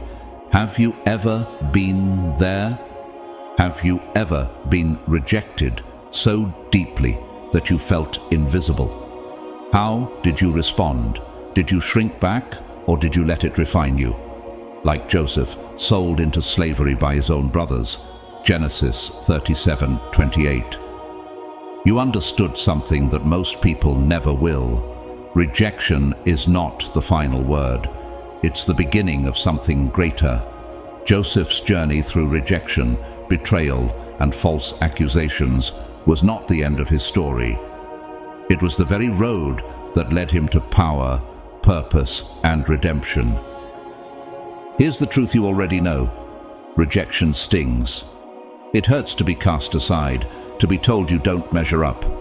But you don't let that pain define you. Instead, you let it sharpen your focus. You don't hear a no and think it's the end. You hear a challenge. How far can I rise? How much further can I push? And how many times have you taken the doubts of others, their dismissals, their underestimations, and turned them into stepping stones? While they were busy shutting doors in your face, you were busy building your own path. You've mastered the art of using rejection as raw material. Others see rejection as useless, as garbage to be avoided at all costs. But you see it differently. You see potential. You see a foundation that can hold up something extraordinary. Why do most people stop when they're rejected? Because they let it attack their confidence. They take it personally and let it whisper lies into their minds. Maybe they're right. Maybe I'm not enough. But you?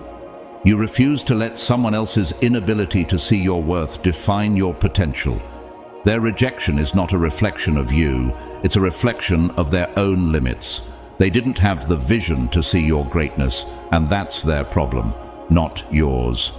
Consider this. When Jesus returned to his hometown of Nazareth, he was rejected. The people dismissed him, saying, "Isn't this the carpenter's son?" Matthew 13:55-57.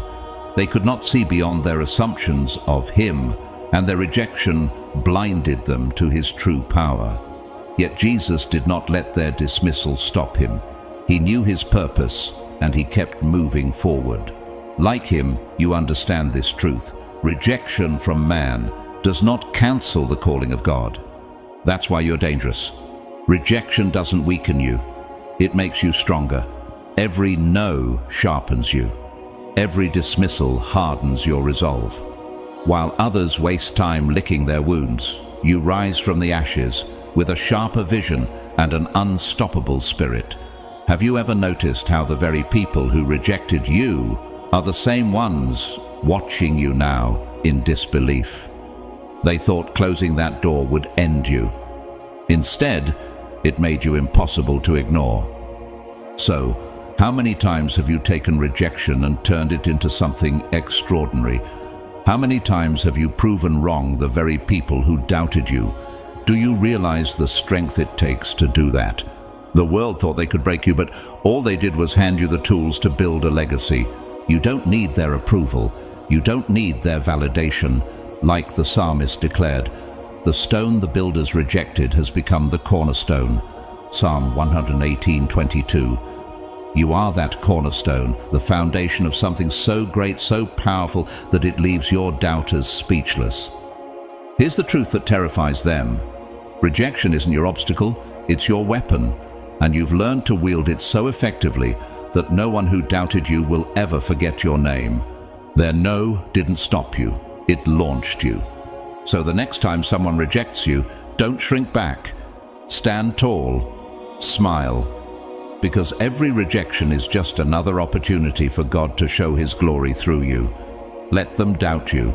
Let them dismiss you. While they're busy underestimating you, you're busy rising. And when they look up, they'll realize you've become everything they said you couldn't be, and more. You were rejected for a reason, not to destroy you, but to reveal you. And now, the same people who turned you away can only watch in awe as you walk into the destiny God has prepared for you. Rejection isn't the end of your story, it's just the beginning. Number 4, silence is your loudest roar. Have you ever noticed how silence unsettles people? They can't stand it. They fill it with noise, distractions, and endless chatter, desperate to prove something, anything. But not you. You have mastered silence like an art form. While others shout to be heard, you stand calm and composed, letting your very presence speak for itself. This isn't weakness, it's strategy. Do you remember Jesus before Pontius Pilate? The Roman governor demanded answers, yet Jesus remained silent. Matthew 27:12-14. Pilate was bewildered. How could someone remain so composed in the face of such accusations? But Jesus knew the truth. Power doesn't need to be proven, it is. Like him, you don't waste energy justifying yourself to people who cannot comprehend your purpose. Instead, you let your actions, your results, and the weight of your presence do the talking. Why does silence make people so uncomfortable? Because it creates mystery. It builds suspense. They don't know what you're thinking, what your next move will be, or how to approach you. Your silence unnerves them because it is a reflection of your discipline and self-control, qualities they lack. While they argue and over-explain, you're already 2 steps ahead, observing, analyzing, and quietly making moves in the shadows. Have you ever seen a lion hunt? A lion doesn't roar while stalking its prey. It moves silently, with focus and precision. Yet everyone knows its power, even when it's still. You are the same. You don't need to shout your strength from the rooftops. People can feel it in your energy, in your restraint, and in the undeniable results you produce. Do you know why your silence is so powerful?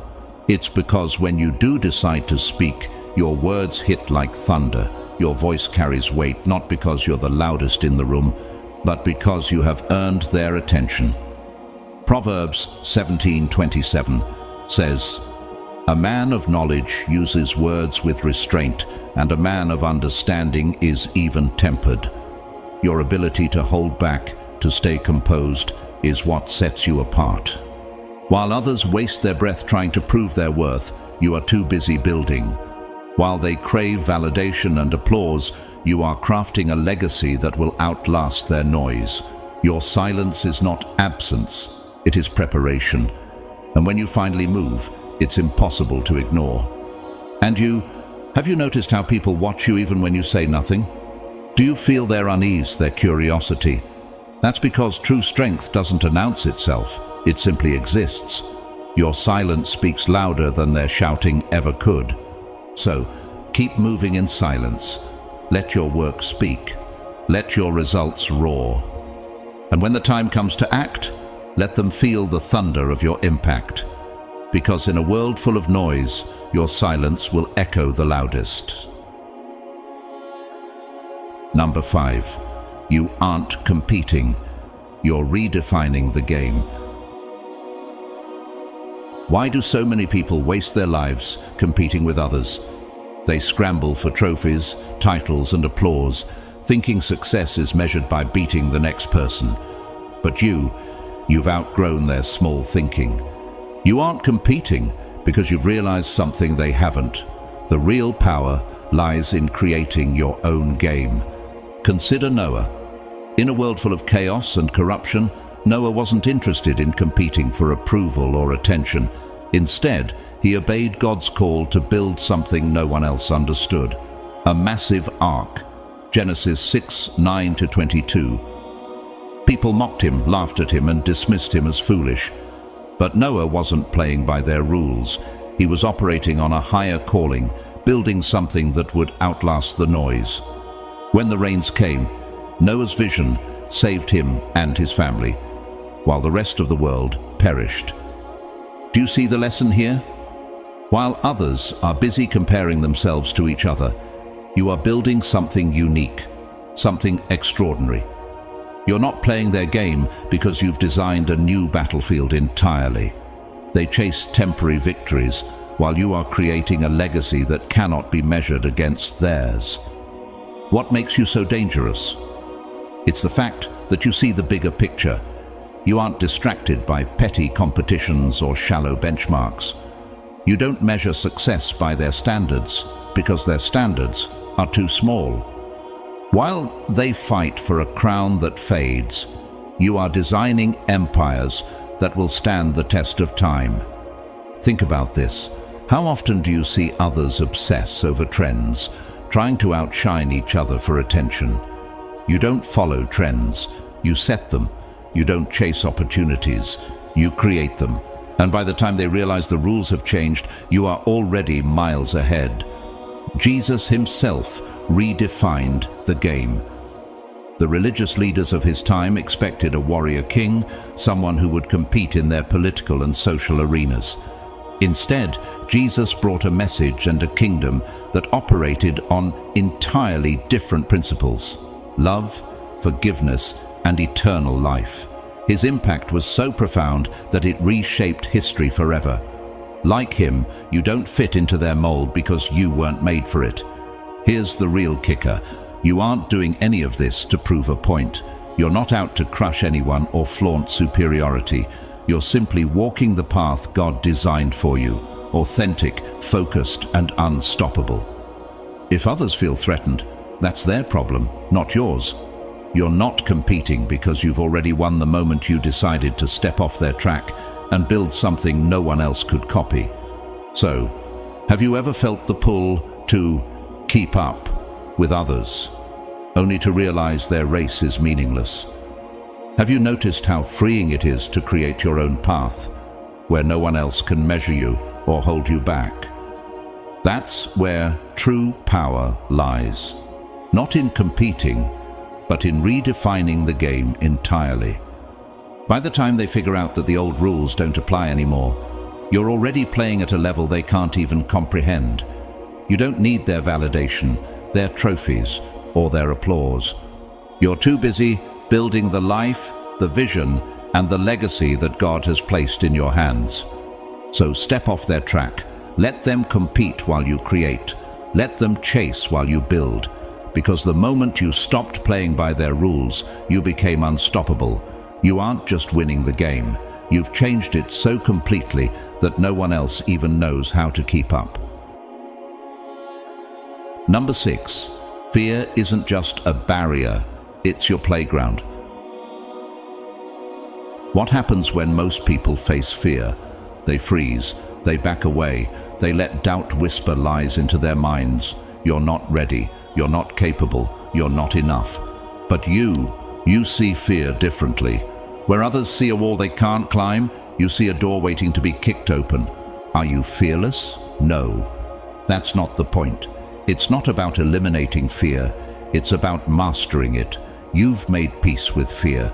You've learned to embrace it, to dance with it, and to use it as fuel instead of chains. Do you remember Peter stepping out of the boat to walk on water? Matthew 14:29-31. The storm raged, the wind howled, and Peter felt fear. But he stepped forward anyway. Why? Because Jesus called him, and Peter trusted that if God was with him, he could handle whatever came next. Have you ever felt that? That pull to step forward even when fear tells you to stay back. That moment when your heart races, your hands shake, and yet you move anyway. That's where the real breakthroughs happen. Fear doesn't paralyze you. It excites you. You don't wait for certainty because you know the truth. Growth begins on the edge of the unknown. It's where you test your limits, push yourself beyond comfort, and discover that those limits never really existed in the first place. Why do you embrace fear so willingly? Because you've learned that it's not the enemy. It's the evidence you're standing at the edge of something significant. Fear isn't about danger. It's about discovery. It shows you what you're capable of, how far you can go, and who you can become when you silence the voice of doubt and lean into the challenge. Think about David before Goliath. Did fear exist in that valley? Of course. The entire Israelite army trembled, paralyzed by the giant's threats, 1 Samuel 17:11. But David stepped forward, not because he didn't feel fear, but because he refused to let it control him. His confidence came not from his own strength, but from his trust in God's power. David saw the fear, felt the weight of the challenge, and walked straight into it, knowing that the victory was already his. How many times have you stood at the edge of fear and felt the pull to turn back? What if instead you leaned in? What if the very thing you fear is the doorway to your next breakthrough? Most people run when they reach the edge. They shrink back into comfort because it feels safe. But you press forward. Why? Because you've learned that fear shrinks in the presence of courage. With every challenge you face, fear loses its power, and you grow stronger. You've become an expert at making fear small because you refuse to let it win. So, the next time fear whispers, "Turn back," remember this. Fear isn't the end. It's just the beginning. It's your playground, the uncharted territory where legends are made. Lean in, push forward, because where others see a barrier, you see freedom. And by facing fear head-on, you're becoming the unstoppable force you were always meant to be. Number 7, your success isn't lucky, it's unstoppable. How many times have they called you lucky? How many times have they looked at your victories and dismissed them as chance? People love to believe in luck because it's easier than facing the truth. The truth that you've worked harder, planned smarter, and sacrificed more than they ever could. Is your success an accident? No, it's the result of strategy, persistence, and a vision so sharp it cuts through every distraction. While they were watching the surface, you were building the foundation. Do you remember Nehemiah rebuilding the walls of Jerusalem? Nehemiah 4:1-20. His enemies mocked him, saying the work would never be finished. But Nehemiah ignored their noise. He kept building, stone by stone, step by step, until the walls stood tall, a symbol of victory. Have you noticed this in your own life?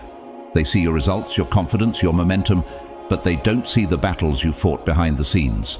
They don't see the sleepless nights, the sacrifices, the risks you've taken when no one believed in you.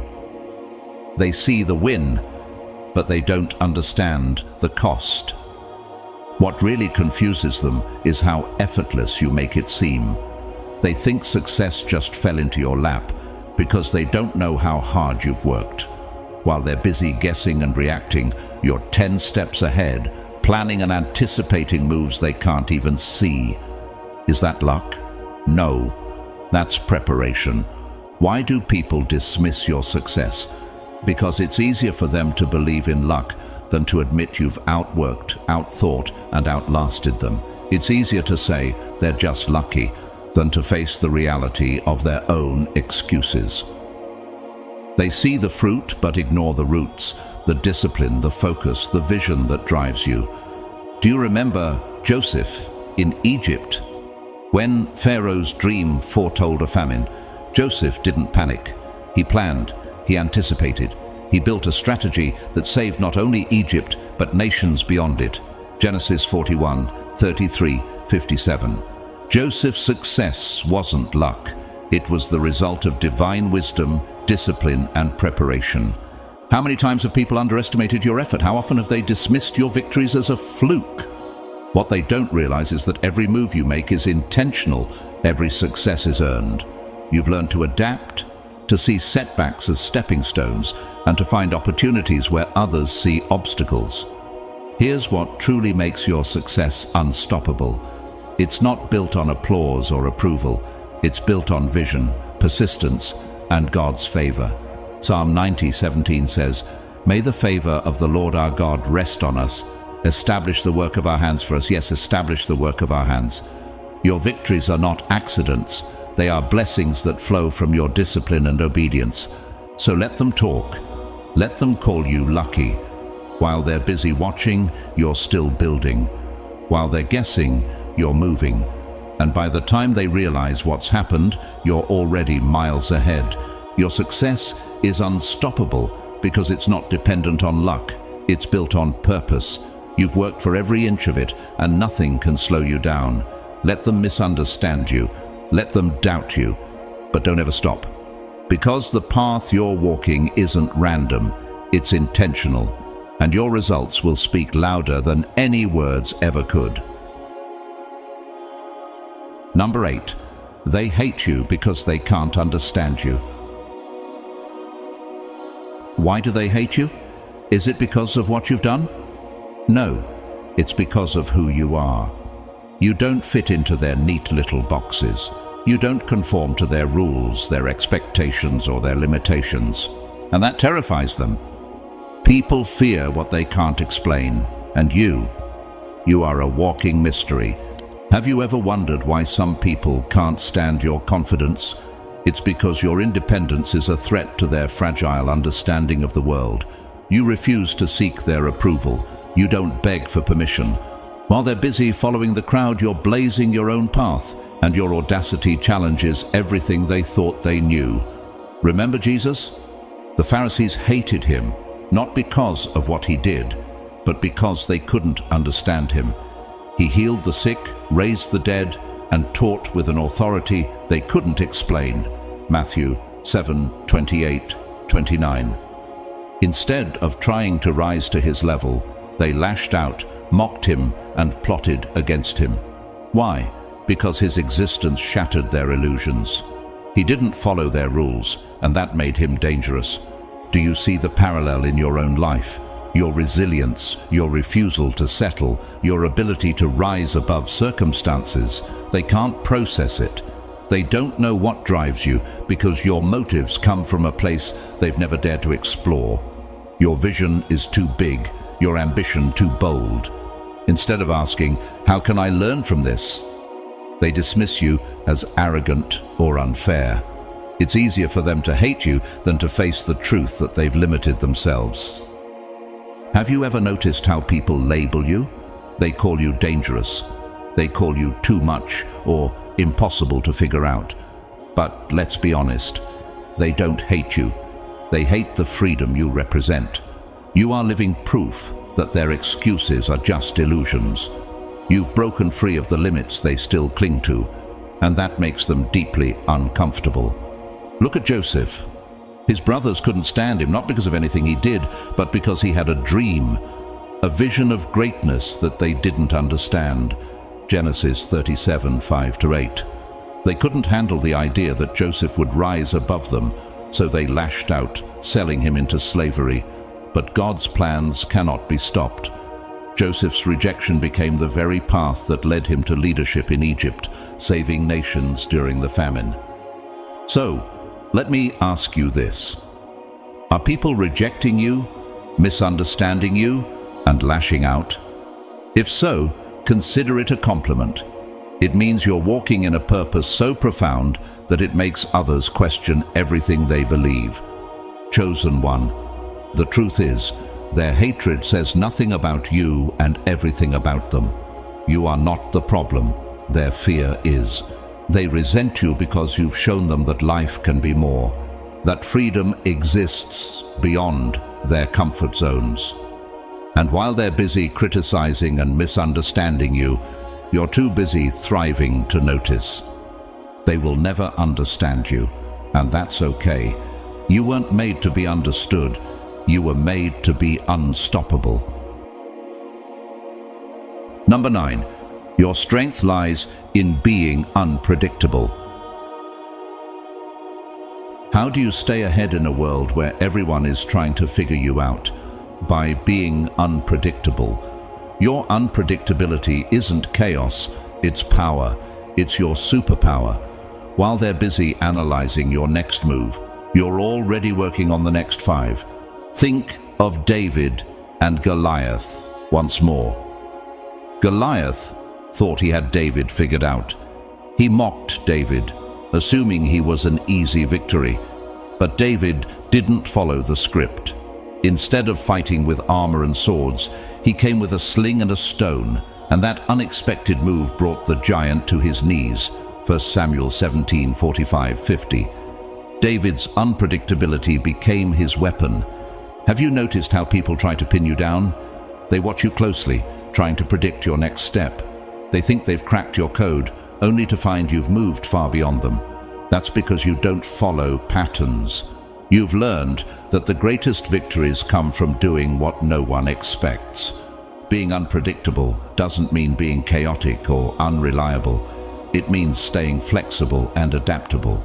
While others cling to routine and predictability, you remain fluid, always ready to pivot, always ahead of the curve.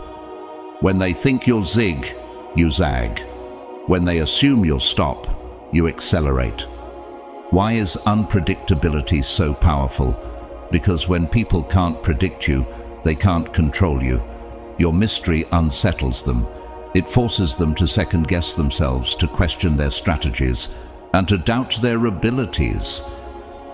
You become the force they can't outmaneuver, the wild card they can't anticipate. Chosen one. Think about it. In a world where most people repeat the same patterns, you are the anomaly. You don't just play the game, you change it.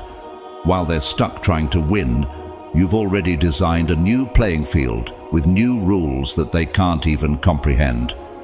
Have you ever noticed how people react when you surprise them? When you accomplish what they said was impossible, when you rise higher than they ever expected, their confusion is almost comical. They thought they had you figured out, but you've proven again and again that you are beyond their understanding. Like Jesus, who broke every expectation of what the Messiah would be, you don't fit into their mold. The religious leaders were baffled by his actions, his words, and his authority because he didn't follow their rules. Yet, in his unpredictability, he revealed a power that could not be ignored. The truth is, your unpredictability keeps you in control. While they're scrambling to keep up, you're already onto the next opportunity, the next level, the next breakthrough. You've mastered the art of evolving, of staying ahead, of keeping them guessing. So, are people frustrated because they can't figure you out? Good. That's where you want them. You are not meant to be predictable. You are not meant to be controlled. You are a force of nature, constantly growing, constantly moving, and constantly surprising the world. While they waste time trying to anticipate your moves, you're busy shattering expectations. They'll never see you coming, and that's exactly how you like it.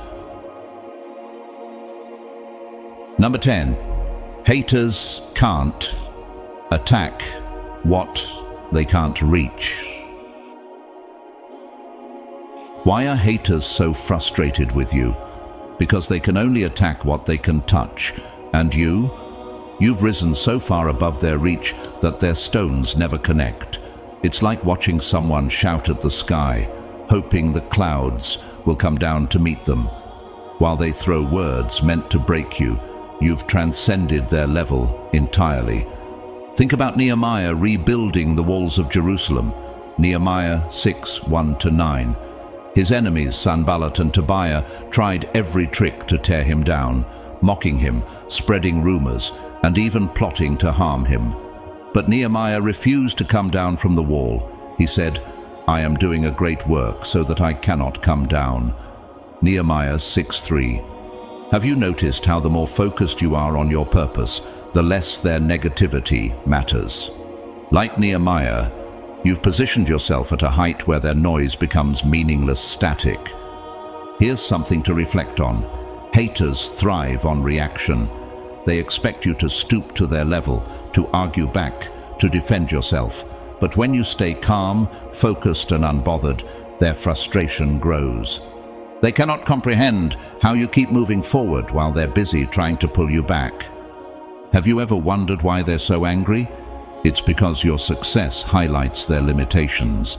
Instead of rising, they lash out. Instead of growing, they criticize. They see you thriving, and rather than learning from your example, they waste their energy trying to tear you down. But you've already mastered the secret. Your energy is too valuable to be wasted on battles that don't matter. Do you know what's even more powerful? You don't have to hide from them. You don't avoid the fight because you're afraid. You avoid it because you've outgrown it.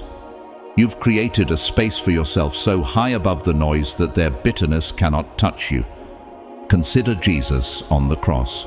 While he was mocked and insulted, he didn't retaliate. Instead, he said, "Father, forgive them, for they do not know what they are doing." Luke 23:34. His silence wasn't weakness, it was strength. His focus was on fulfilling his purpose, not proving himself to those who could never understand him. And have you felt the pull to defend yourself against their words? Have you been tempted to stoop to their level? Don't. Because every step you take upward makes their attacks weaker. The higher you rise, the less their words matter. So keep climbing.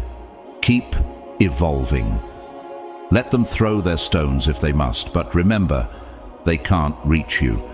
Their hate is a reflection of their own limits, not yours. And while they're busy looking up at you in frustration, you're already focused on your next move, your next challenge, and your next level. Number 11, they fear the fact that you're just getting started. Why are they so uneasy when they see you? It's not just because of what you've accomplished. It's because they can sense the truth. You're only getting started. They've seen your victories, your milestones, and your growth, and they're hoping, praying that you've reached your peak. But deep down, they know better. Think of David after defeating Goliaths. 1 Samuel 17:50-54. The Philistines were terrified, not just because David won the battle, but because they realized his victory was just the beginning. He wasn't a one-time champion. He was destined for something far greater. Your haters sense the same thing in you. Your hunger, your vision, and your relentless drive terrify them because they know you're not done. Have you ever wondered why they try to convince themselves that you've peaked? It's because it comforts them. It allows them to believe that your success has limits, that you'll stop rising. But every time they think they've seen the best of you, you raise the bar.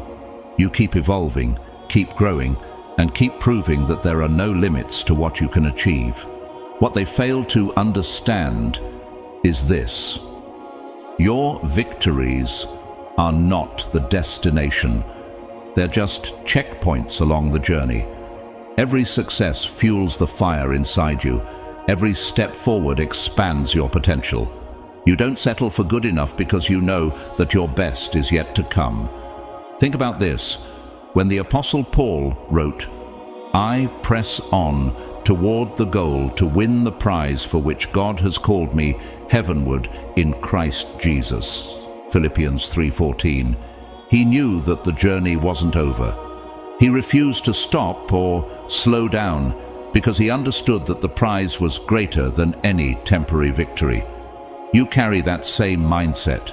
You're pressing forward, always looking ahead, always ready for the next breakthrough. Let me ask you this: can you feel it? That sense that something bigger is coming, that everything you've achieved so far is just the foundation. Your hunger doesn't fade, it grows. Your success doesn't satisfy you, it inspires you. And that's what terrifies them most. While they're hoping you'll stop, you're already planning your next move. While they're busy convincing themselves that you've peaked, you're quietly evolving, building, and preparing for what comes next. Your best doesn't have an expiration date. It only expands the more you push yourself. And here's the part they can't accept. When you finally hit your stride, when you unleash everything you've been preparing for, they'll be left behind, staring in awe at what you've become. So don't slow down. Don't let their fears become yours.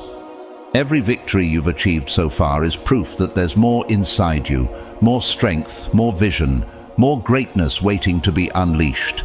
You're just getting started, and that's what scares them the most. Number 12. You've made peace with being the villain. Have you ever been labeled dangerous? At first, it stung. They called you rebellious, disruptive, too bold for their liking. But now, you've made peace with it. In fact, you've embraced it. Why? Because you've realized something they haven't. Those who change the world are always misunderstood first. Look at Jesus. He wasn't accepted by the religious leaders of his time. They called him a threat, a blasphemer, and a disruptor of their traditions. Why?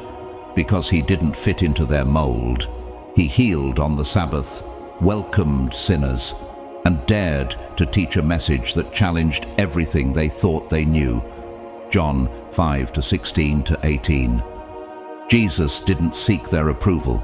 He didn't bow to their expectations. Instead, he set a new standard, one that reshaped the course of history. Sound familiar?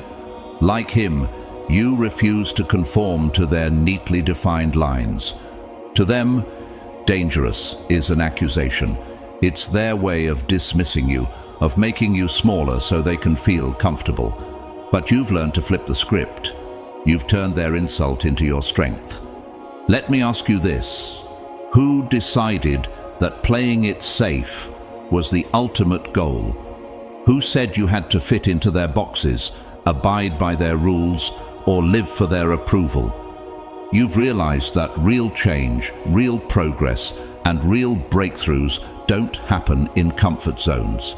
They happen when someone is brave enough to step out, push boundaries, and challenge the norm, regardless of who it makes uncomfortable. Think of the prophet Elijah. He was labeled as trouble for Israel by King Ahab, 1 Kings 18:17-18. Why? Because Elijah dared to call out the king's sin and challenge the false prophets who led people astray. Was Elijah dangerous? To Ahab and the corrupt systems he stood against, yes. But Elijah's boldness brought truth and revival to a nation. His courage was a direct threat to the complacency and corruption they refused to abandon. Have you noticed how your courage does the same? Your boldness exposes their fears. Your independence highlights their dependence. Your success challenges their excuses. And rather than rising with you, they label you dangerous. But here's the reality. Their criticism is nothing more than a reflection of their fear. Fear that you might be right, fear that they'll be left behind, and fear that your very existence shatters the limitations they've accepted for themselves. So let them call you the villain. Let them whisper, doubt, and criticize. Because when they say you're dangerous, what they really mean is that you're powerful. Dangerous doesn't mean reckless. It means disruptive. It means bold. It means refusing to settle for a mediocre life just because it makes others more comfortable. Here's something to think about. When did being different become a crime? When did being bold become something to apologize for? The answer is, it never did. The world simply fears what it cannot control. You've stopped apologizing for their discomfort because you understand that greatness isn't achieved by fitting in. It's achieved by standing out. Consider this. If Noah had listened to his critics, the ark would never have been built. If Moses had conformed to Pharaoh's demands, Israel would still be in slavery. If Jesus had played it safe, salvation would have never come. The greatest stories of transformation were written by people who refused to shrink back in the face of opposition. Are you starting to see it now? The label of villain isn't a burden, it's a badge of honor. It means you've chosen courage over conformity, purpose over popularity, and faith over fear. You're not here to live small. You're not here to tiptoe around their expectations. You're here to change the game entirely. So let me ask you this. Are you willing to be misunderstood for the sake of your purpose? Are you willing to challenge the rules that hold others back, knowing it might make you a target? If so, you've already won. You've already broken free from the need for their approval, and that freedom is what makes you unstoppable. They'll never understand you, and that's perfectly fine.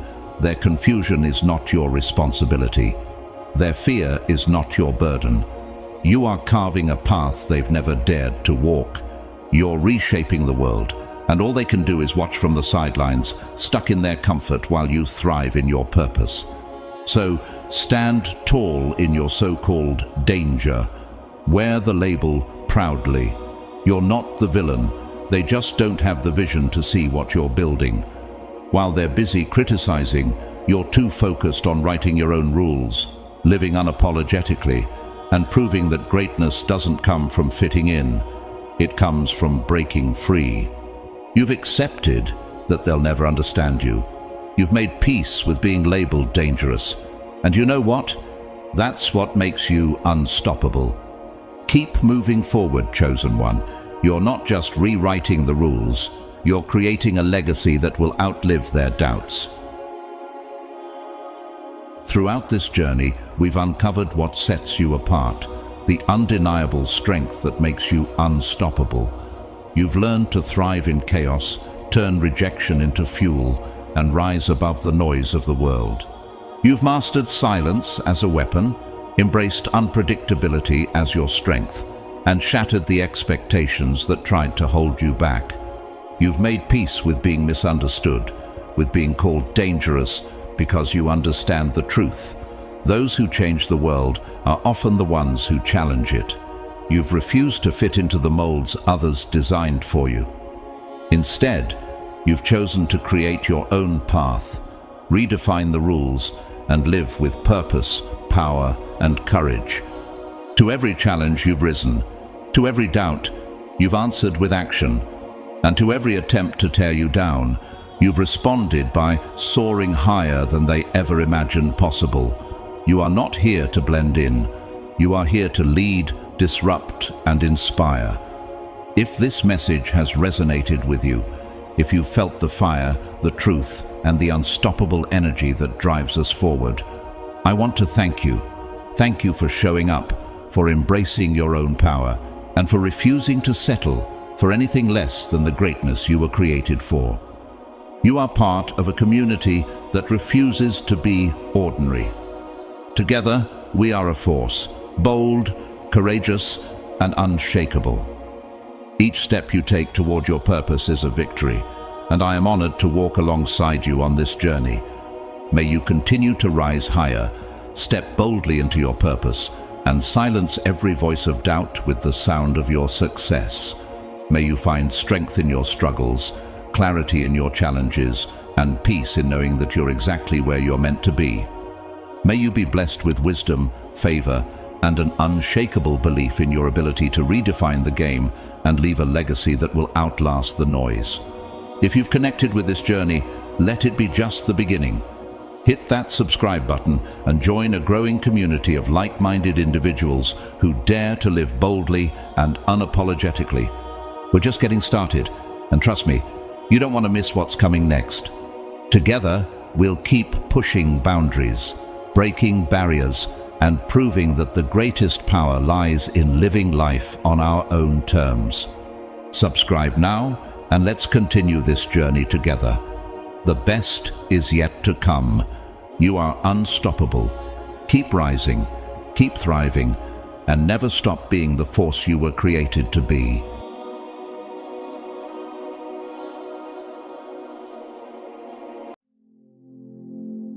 Chosen ones, this is for you. Let this truth settle in your heart. No one touches what God protects unless they are prepared to lose everything in the process. You may not realize it yet, but there's a divine shield around you, unseen by human eyes, but undeniably felt by those who dare cross its boundaries. Here's a reality many are too afraid to discuss: the undeniable downfall of those who plot against the chosen ones. Think about it. More than 70% of individuals who act out of jealousy, envy, or malicious intent towards others ultimately face consequences so severe they never saw them coming. Is this random? A twist of fate? No, my friend, it's far more profound. It's divine justice in action. And here's the most awe-inspiring part. You don't have to lift a finger. Revenge is not yours to seek, because the one who defends you operates on a higher level, wielding a justice so swift, so undeniable, it shakes the very core of those who thought they could harm you. While your enemies were busy scheming, God was preparing. Preparing what, you ask? Their reckoning, their exposure, their downfall, and yes, sometimes even their imprisonment, literally or spiritually. Just as Proverbs 26:27 declares, "Whoever digs a pit will fall into it. If someone rolls a stone, it will roll back on them." Can you imagine the fear that grips the hearts of those who now see their plans backfire so dramatically? What they thought would be your destruction has become their undoing. While they were setting traps, God was writing the script for their downfall. While they were busy plotting your end, heaven was preparing their mugshot. If this resonates with you, if you feel the truth of this in your spirit, drop 727 in the comments below. Let it be your declaration of trust in God's timing and His divine protection. You are not just surviving, you are thriving under His covering. And now, let's dive deeper. God's chosen ones, they're going to jail. They couldn't take your life, but God can take theirs instantly.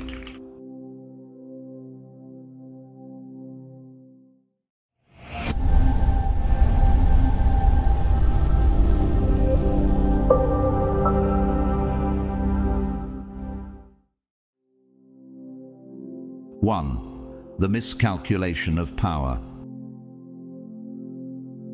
Have you ever felt like the odds were stacked against you? Like the people around you, those with influence, resources, or power, were working overtime to see you fail. And yet, here you are, standing strong, even when everything seemed designed to crush you. Have you ever paused to wonder why? It's not luck. It's not coincidence. It's because you are chosen. Being chosen isn't just a title. It's a divine calling that comes with an invisible shield, a protection so powerful that even the forces of darkness tremble before it. But here's the catch. Your enemies don't see it. They look at you and think you're vulnerable, easy to destroy. Why? Because they measure strength by the standards of the world. Money, connections, physical might. They forget one critical truth. No human effort can override what God has ordained. Do you remember Pharaoh in Exodus? He thought his kingdom, his wealth, and his army were enough to defy God's command to free the Israelites. But what happened? Each plague that struck Egypt wasn't just a punishment. It was a declaration that God's power reigned supreme. Pharaoh believed he was fighting Moses, but in reality, he was battling the God of all creation. For this purpose I have raised you up, to show you my power, so that my name may be proclaimed in all the earth. Exodus 9:16. Now think about your own life. How many times have you faced people who underestimated you? How often have they tried to use their influence or manipulation to derail you? And yet, their plans failed. Why? Because your battles are not fought with worldly weapons. The weapons we fight with are not the weapons of the world. On the contrary, they have divine power to demolish strongholds. 2 Corinthians 10:4. So, when you choose not to retaliate, when you remain calm in the face of attack, how do you think your enemies perceive you? They mistake your silence for surrender, your stillness for weakness. But let me tell you the truth. They're walking straight into a divine trap. Just like Haman in the book of Esther, who built gallows to destroy Mordecai, they are unknowingly creating the tools of their own downfall. Haven't you seen this before? The people who plot against you always seem to face consequences far greater than anything you could have orchestrated yourself. Why? Because God fights for you. The Lord will fight for you. You need only to be still. Exodus 14:14. Think about David and Goliath. Do you think David's enemies took him seriously? A young boy with no armor, no sword, just a sling and a few stones. They laughed. Goliath mocked him. But what did David say? You come to me with a sword, and with a spear, and with a javelin, but I come to you in the name of the Lord of hosts. 1 Samuel 17:45. David knew something his enemy didn't. The battle was never about strength or weapons. It was about who was fighting for him. Now, do you see the same pattern in your life? Have you noticed how often your enemy's plans crumble? How their power seems to vanish at the moment they think they've won? This isn't random. It's divine justice. God isn't just watching from a distance. He's actively working on your behalf. While your enemies are scheming, plotting, and gathering their resources, every move they make is being recorded and monitored by heaven. Do you think God is unaware of their intentions? No. He's letting them walk into the consequences of their own actions. Their arrogance blinds them to the fact that they're not fighting you, they're fighting him. So, when the attacks come, what should you do? Should you retaliate? Should you defend yourself? No. Stand still. Trust in the God who has already won the battle. Let me ask you one last question. Do you truly believe this? Do you believe that the one who called you is strong enough to protect you? Because if you do, then you know that no miscalculation of power, no enemy, no plan, no force can ever succeed against you. You are chosen, you are protected, and no weapon formed against you will ever prosper. 2. The divine boomerang effect. There's a spiritual law at work in the universe, one that is as precise as it is inevitable. What is sent out returns amplified. When harm is plotted against the chosen ones, against you, it's like throwing a boomerang with reckless force. The thrower might feel powerful in the moment, convinced they've gained the upper hand.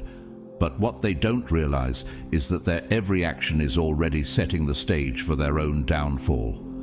This isn't karma, it's divine justice, tailored and deliberate.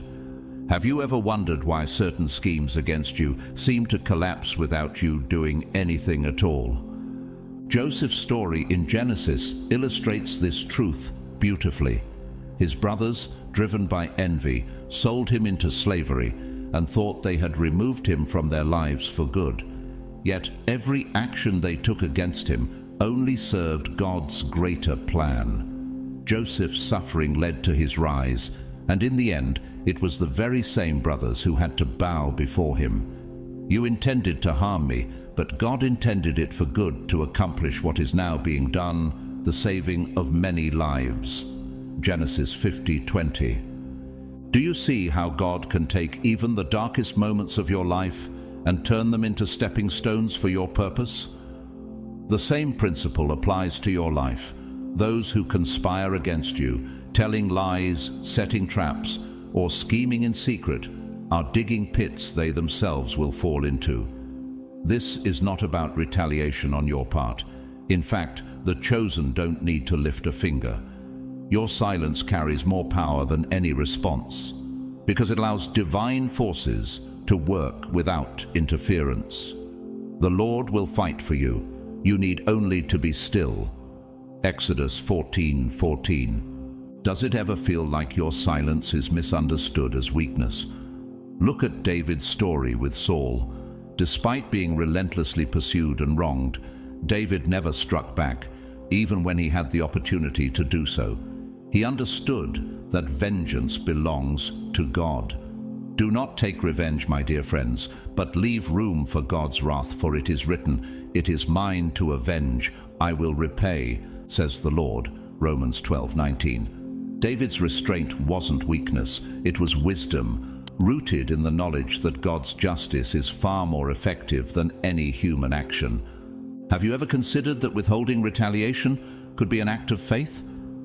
Consider Haman in the book of Esther, who plotted to destroy Mordecai and the Jewish people. In his arrogance, he built gallows, confident in his plan. But, in the end, it was Haman who hung on the very structure he had built. This isn't coincidence, it's the precision of divine justice. Can you recall moments in your own life where the harm intended for you seemed to backfire on the one who caused it? When the boomerang of their actions returns, it doesn't just bring back the harm they intended, it magnifies it. It strikes them where they are most vulnerable. Their reputation, their relationships, their ambitions, or even their freedom. Their confusion and desperation are the result of a higher plan they cannot comprehend. Doesn't it bring peace to know that every scheme against you is already under God's watchful eye, and while their plans unravel, you, the chosen, continue to rise? Every attempt to harm you only propels you closer to the purpose God has for your life. The harder they push, the faster they accelerate their own downfall. This is why silence is often the most powerful response. It's not passivity, it's trust.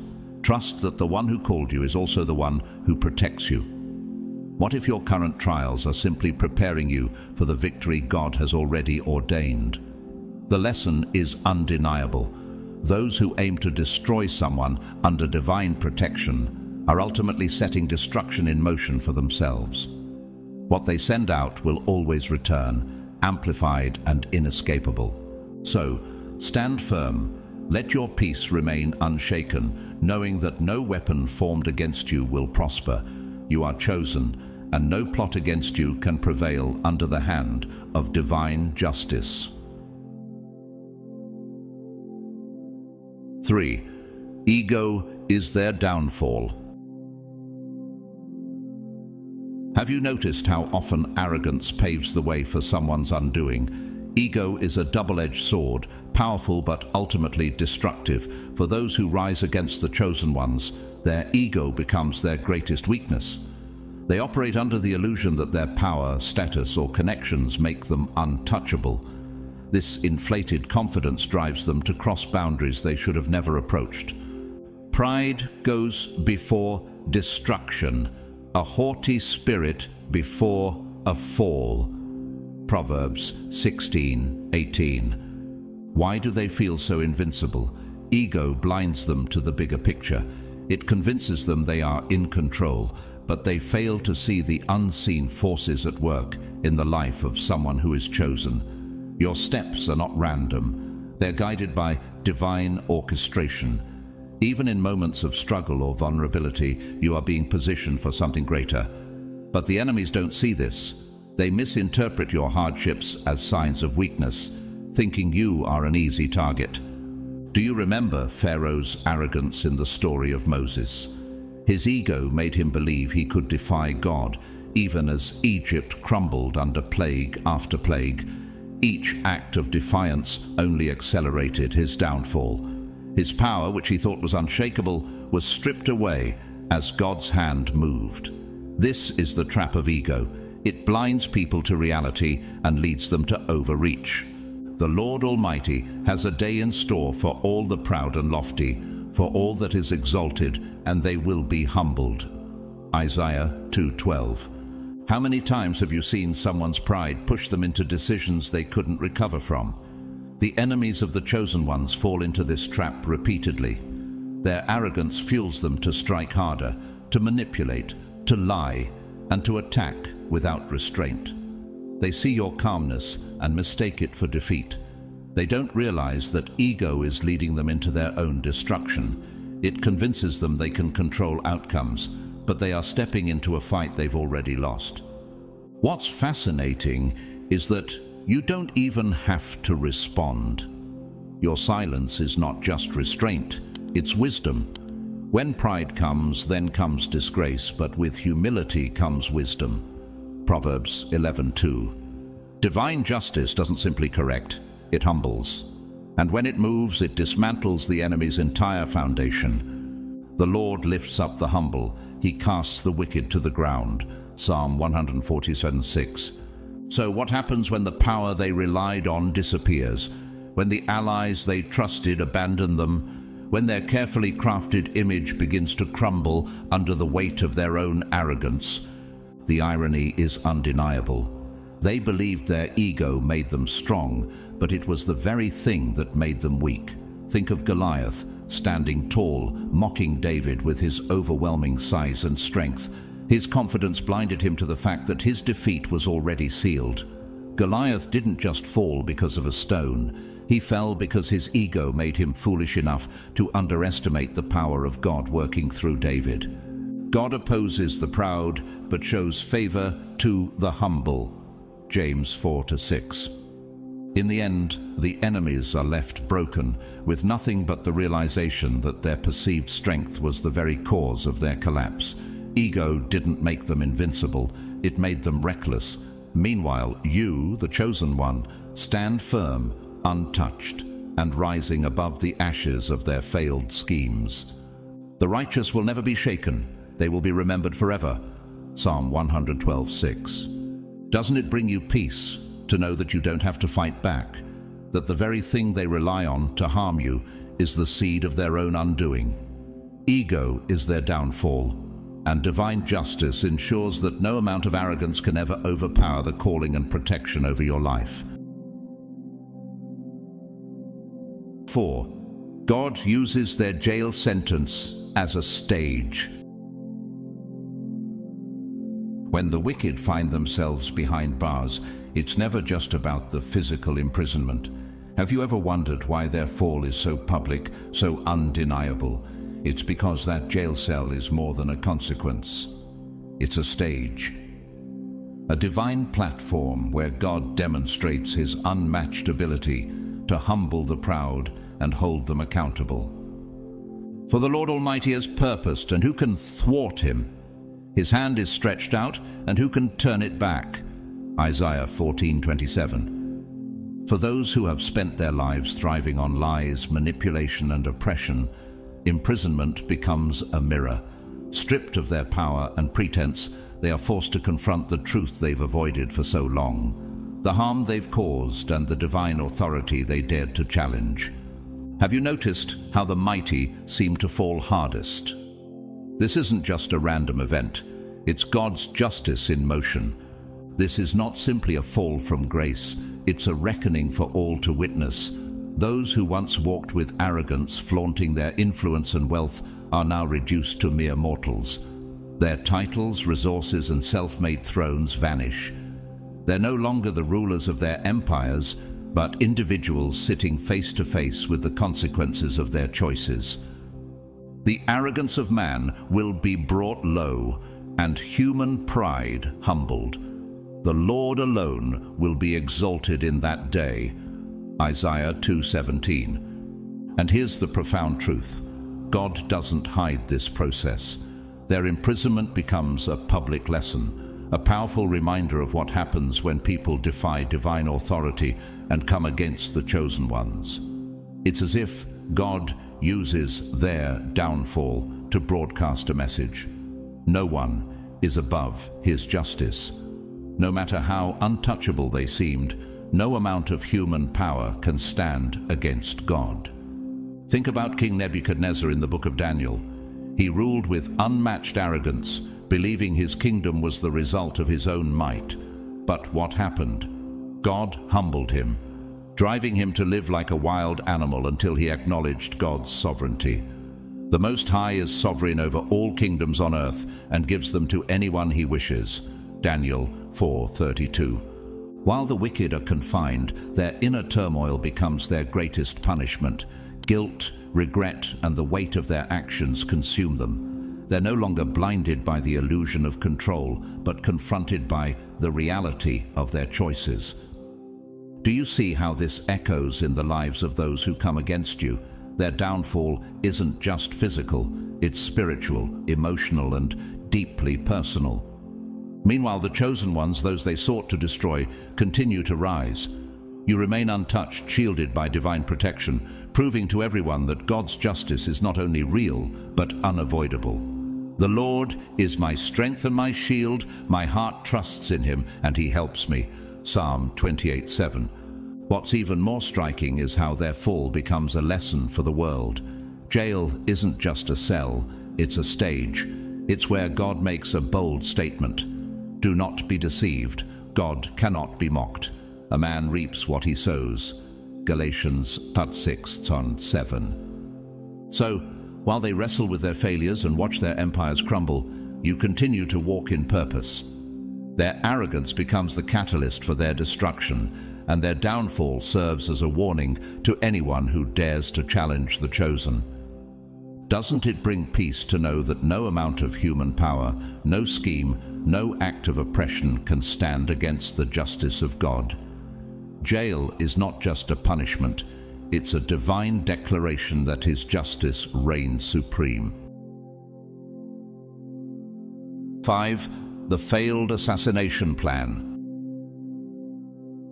When people set out to destroy a chosen one, they aim for complete devastation. It's not enough for them to cause inconvenience or create minor obstacles. They want total destruction.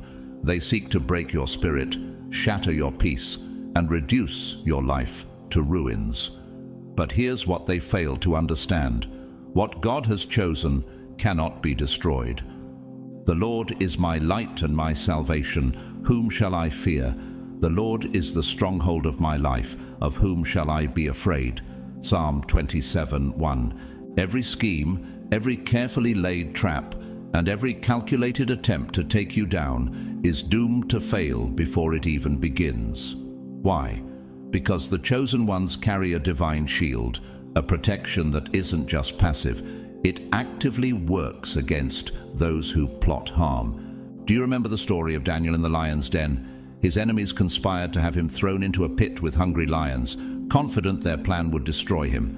But what happened? Not a single lion touched him because God's protection was with him.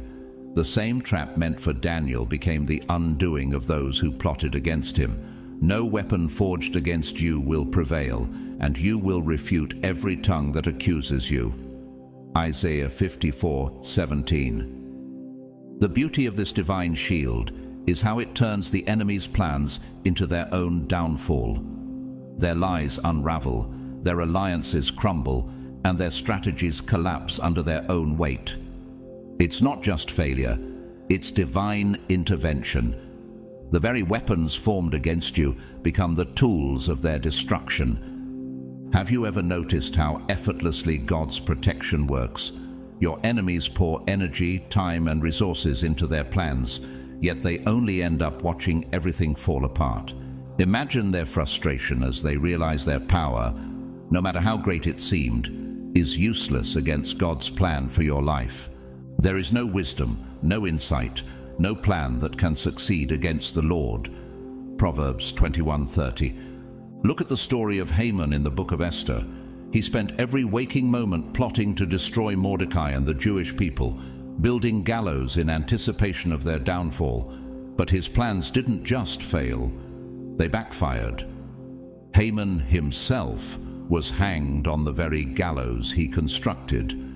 This is how divine justice works. Through all of this, you, the chosen one, remain standing. Your spirit is unbroken, your peace intact, and your life continues to thrive. They don't understand it.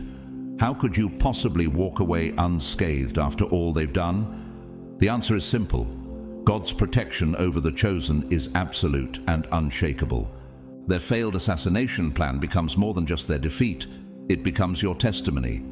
It's a visible reminder of God's overwhelming power and faithfulness.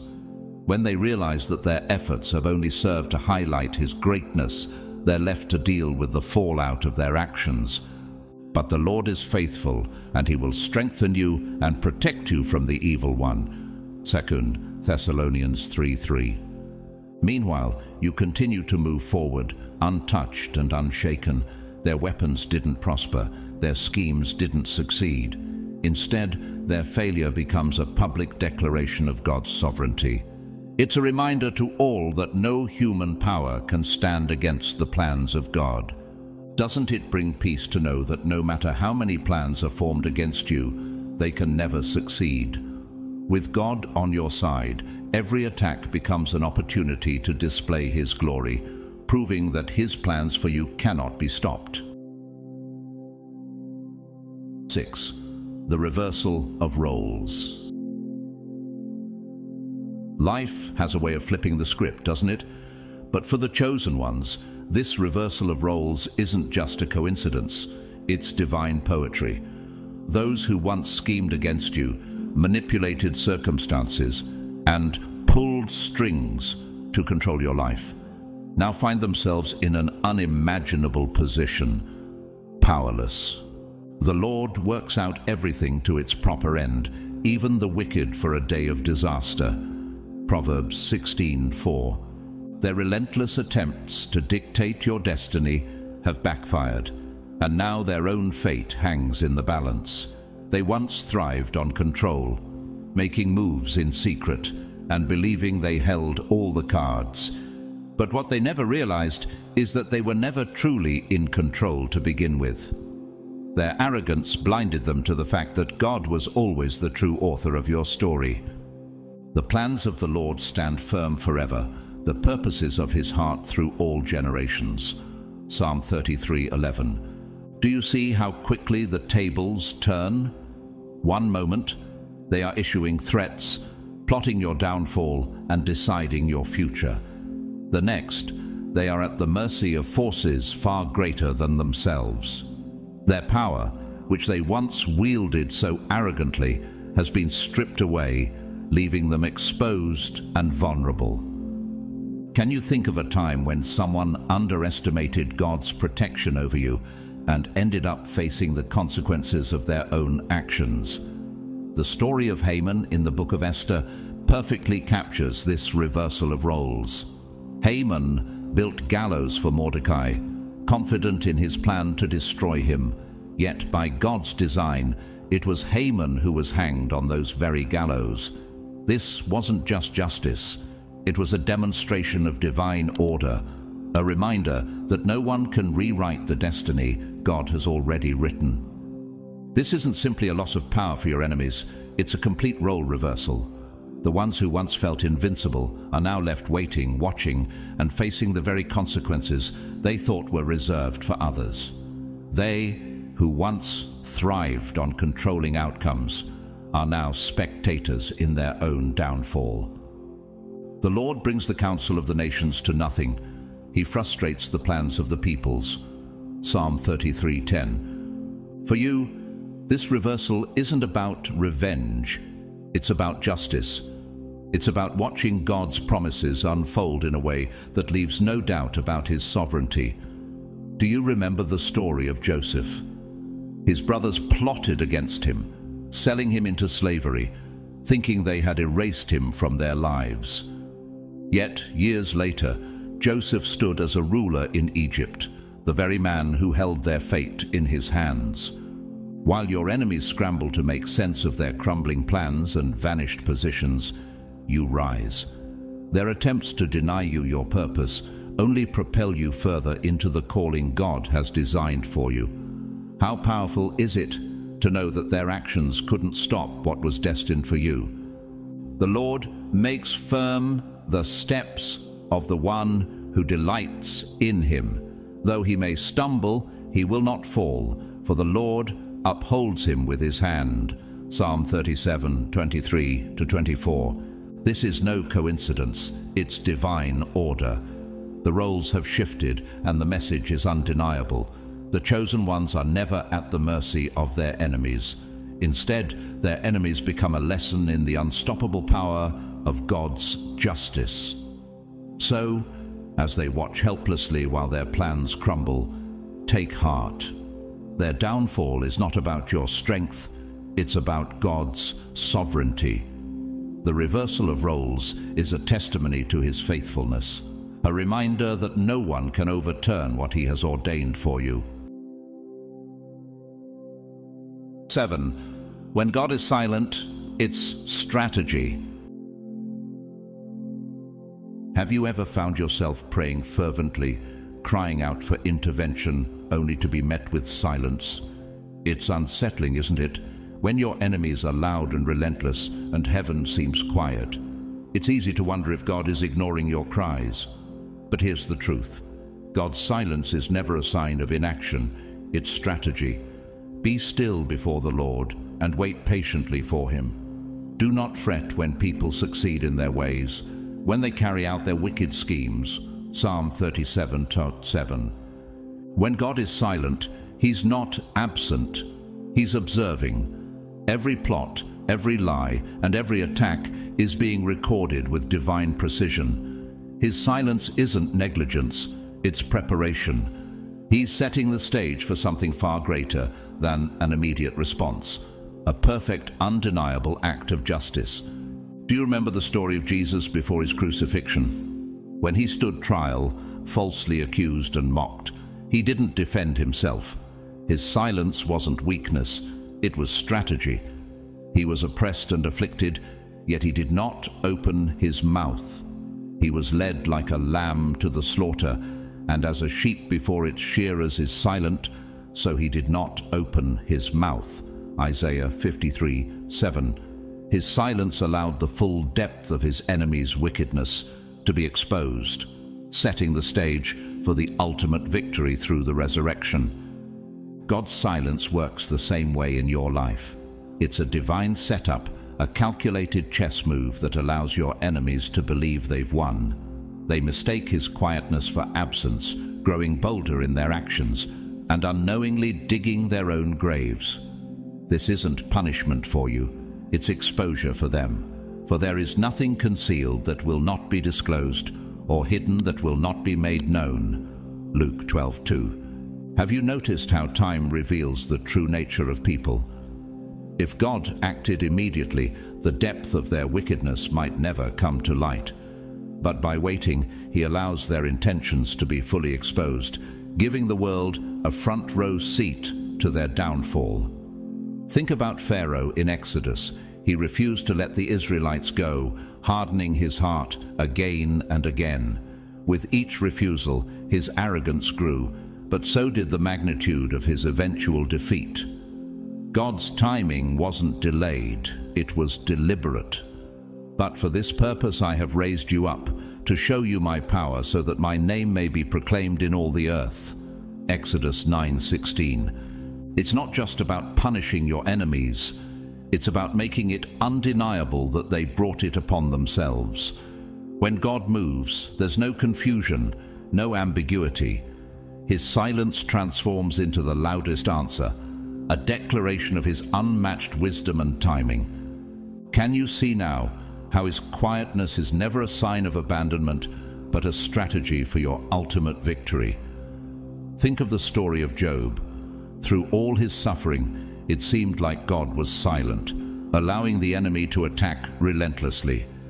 But in the end, God restored Job's fortunes, proving His faithfulness and justice. The Lord blessed the latter part of Job's life more than the former part. Job 42:12. While you wait, God is working behind the scenes. Every delay is deliberate. Every moment of silence is part of His plan to align everything perfectly for your triumph. And when He finally moves, it's swift, precise, and undeniable. The Lord is not slow in keeping His promise, as some understand slowness. Instead, He is patient with you, not wanting anyone to perish, but everyone to come to repentance. 2 Peter 3:9. So when God seems silent, take heart. Know that He is watching, waiting, and setting the stage for a victory far greater than you could have imagined. His silence is not the absence of his hand, it's the brilliance of his strategy. 8. Life versus legacy. Your enemies thought that destroying you would be their ultimate triumph. They didn't just want to disrupt your peace or hinder your progress. They aimed to erase your existence entirely. But here's the irony. In their obsession with taking your life, they destroyed something far greater, their own legacy. Whoever digs a pit will fall into it. If someone rolls a stone, it will roll back on them. Proverbs 26:27.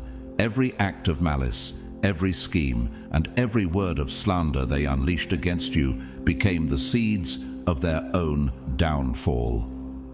While they worked tirelessly to tear you down, they unknowingly built a reputation for themselves, a reputation of disgrace and shame. What they didn't anticipate was your resilience. You didn't just survive their attacks, you thrived in spite of them.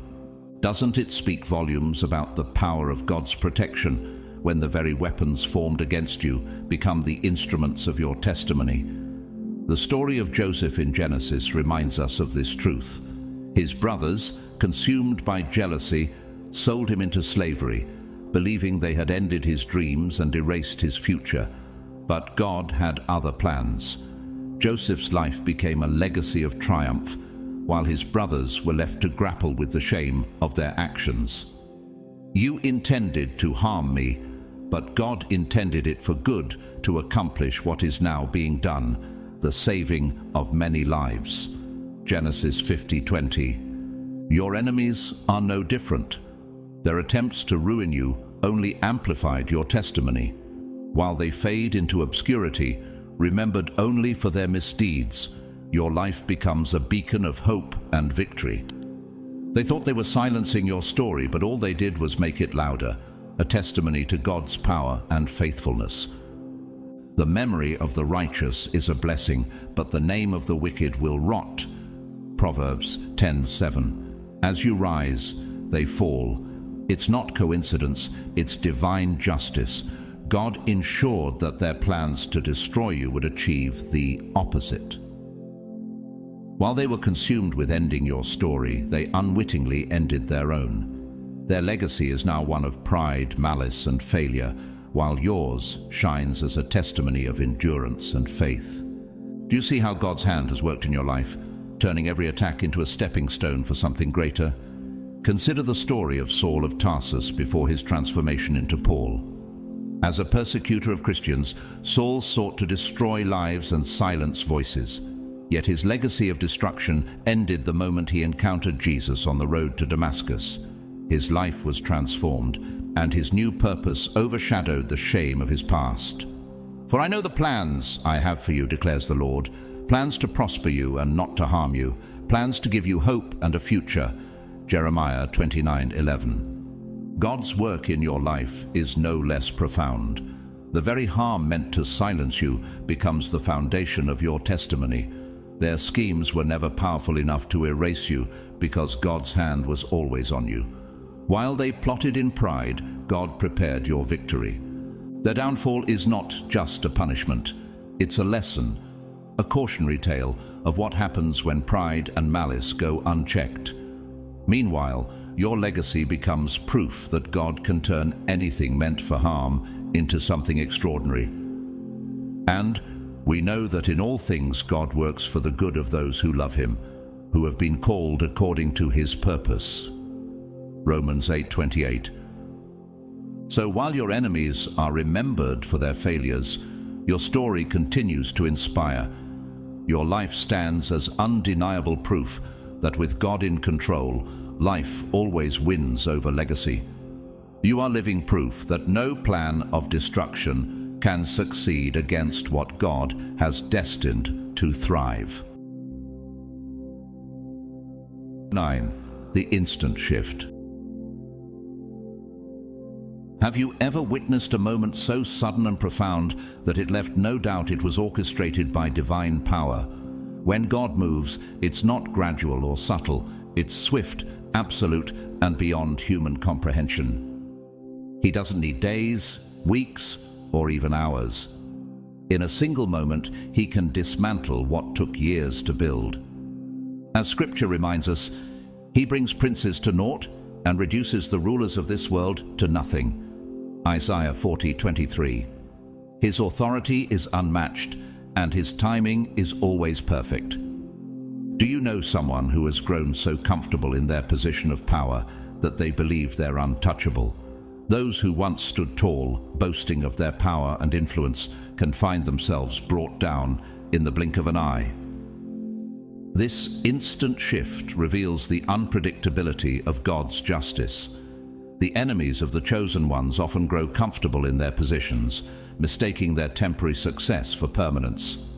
They assume that their schemes, manipulations, and arrogance will shield them from consequences. But what they fail to realize is that God's silence isn't weakness, it's strategy. Consider the story of King Belshazzar in Daniel 5. At the height of his arrogance, he defied God by using sacred temple vessels during a lavish feast. Yet, in that same moment, God delivered judgment. The mysterious writing on the wall declared his fate, and his kingdom was taken from him that very night. This moment illustrates how swiftly God's justice moves when his time comes. As the verse says, Mene, Mene, Tekel, Parsin. Daniel 5:25-28. A reminder that no human pride can stand before divine authority. Have you ever experienced a moment where someone's arrogance led to their downfall in an instant? This is how God operates. When he moves, the collapse is sudden and irreversible. Those who once thrived on pride and arrogance find themselves humbled in an instant. One day, they're at the top, controlling others, manipulating situations, and reveling in their schemes. The next, they're stripped of everything: power, status, and even the respect of those they once ruled. The Bible affirms this truth, saying, "For the Lord Almighty has purposed, and who can thwart him? His hand is stretched out, and who can turn it back?" Isaiah 14:27. It's a sobering reminder of how God's plans are unstoppable. Have you wondered why God sometimes seems to wait before acting? Think about Pharaoh in the book of Exodus.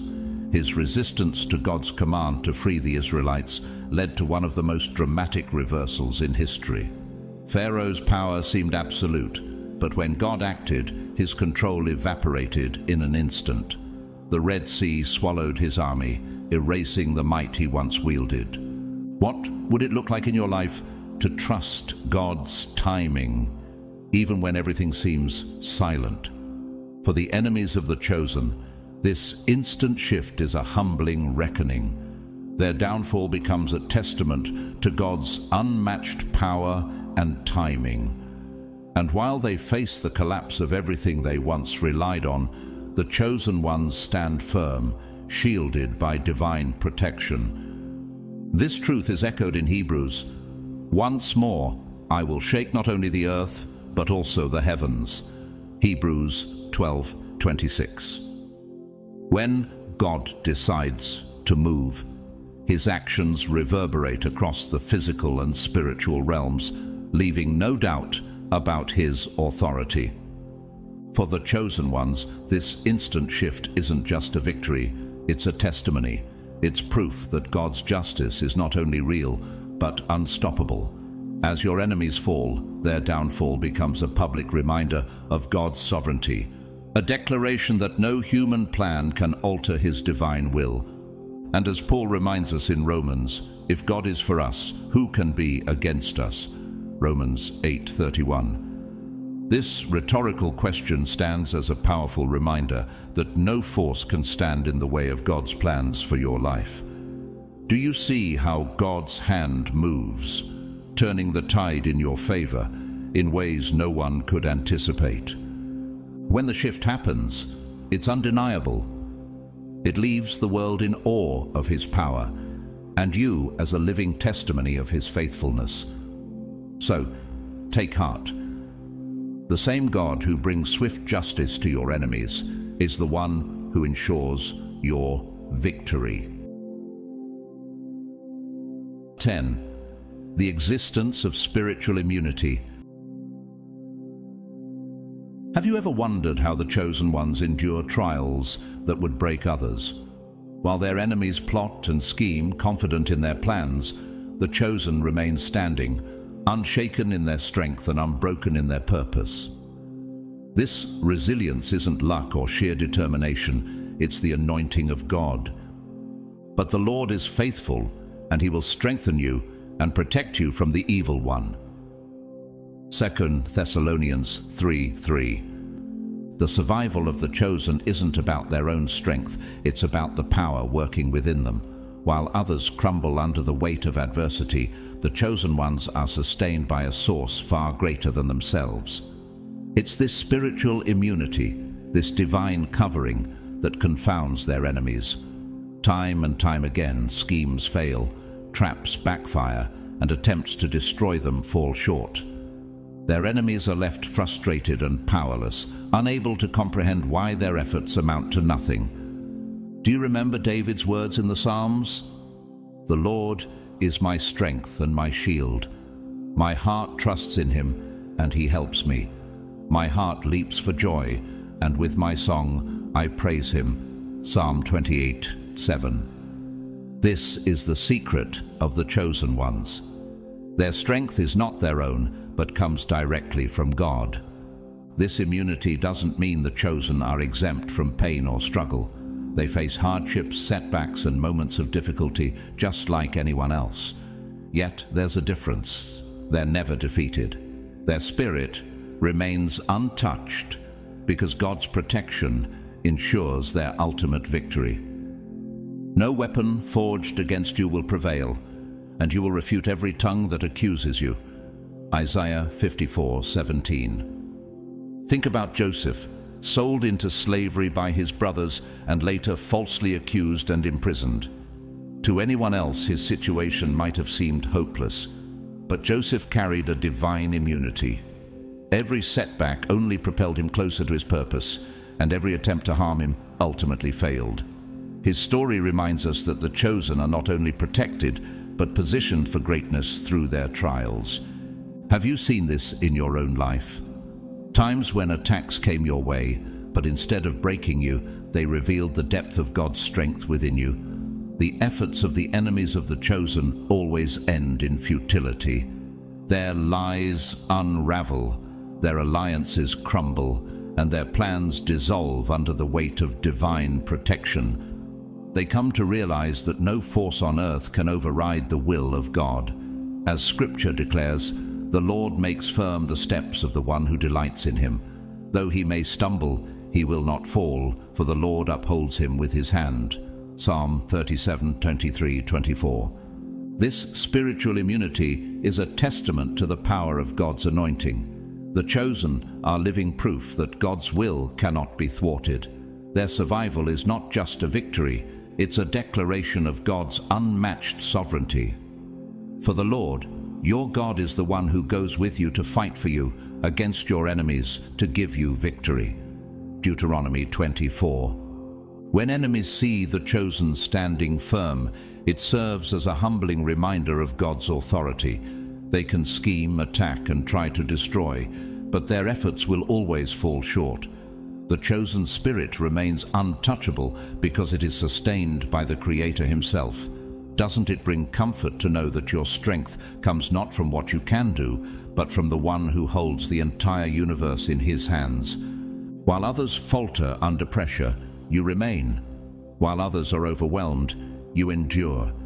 This isn't just survival, it's spiritual immunity, and it's proof that the chosen are never truly at the mercy of their enemies. Their strength is God's strength, and no force can stand against it. 11. The duality of jail, physical and spiritual. Jail is often viewed as a physical punishment, a place where freedom is stripped away and people are locked behind bars of steel and stone. But for those who rise against the chosen ones, imprisonment takes on a far deeper dimension. It's not just their bodies that are confined, it's their spirits. "There is no peace for the wicked," says the Lord. Isaiah 48:22. While your enemies may face physical jail sentences, the real punishment is far more profound. Imagine being confined in a space where the walls aren't just physical, they're made of regret, guilt, and the crushing realization that they challenged something divinely protected. In the stillness of their confinement, they come face to face with the truth they worked so hard to deny. Every malicious action, every selfish decision, every scheme driven by pride now turns against them, and the spiritual burden becomes unbearable. Have you ever considered how the weight of guilt can imprison someone more completely than any cell ever could? This spiritual imprisonment is inescapable. No amount of money, influence, or power can free them from the torment of their own conscience. They may try to mask it, walking around with their heads held high, pretending to be unaffected, but inside they are prisoners. Their minds replay their wrongdoings over and over, trapping them in a cycle of shame and regret. Wickedness punishes the wicked, and they are caught in the cords of their sin. Proverbs 5:22.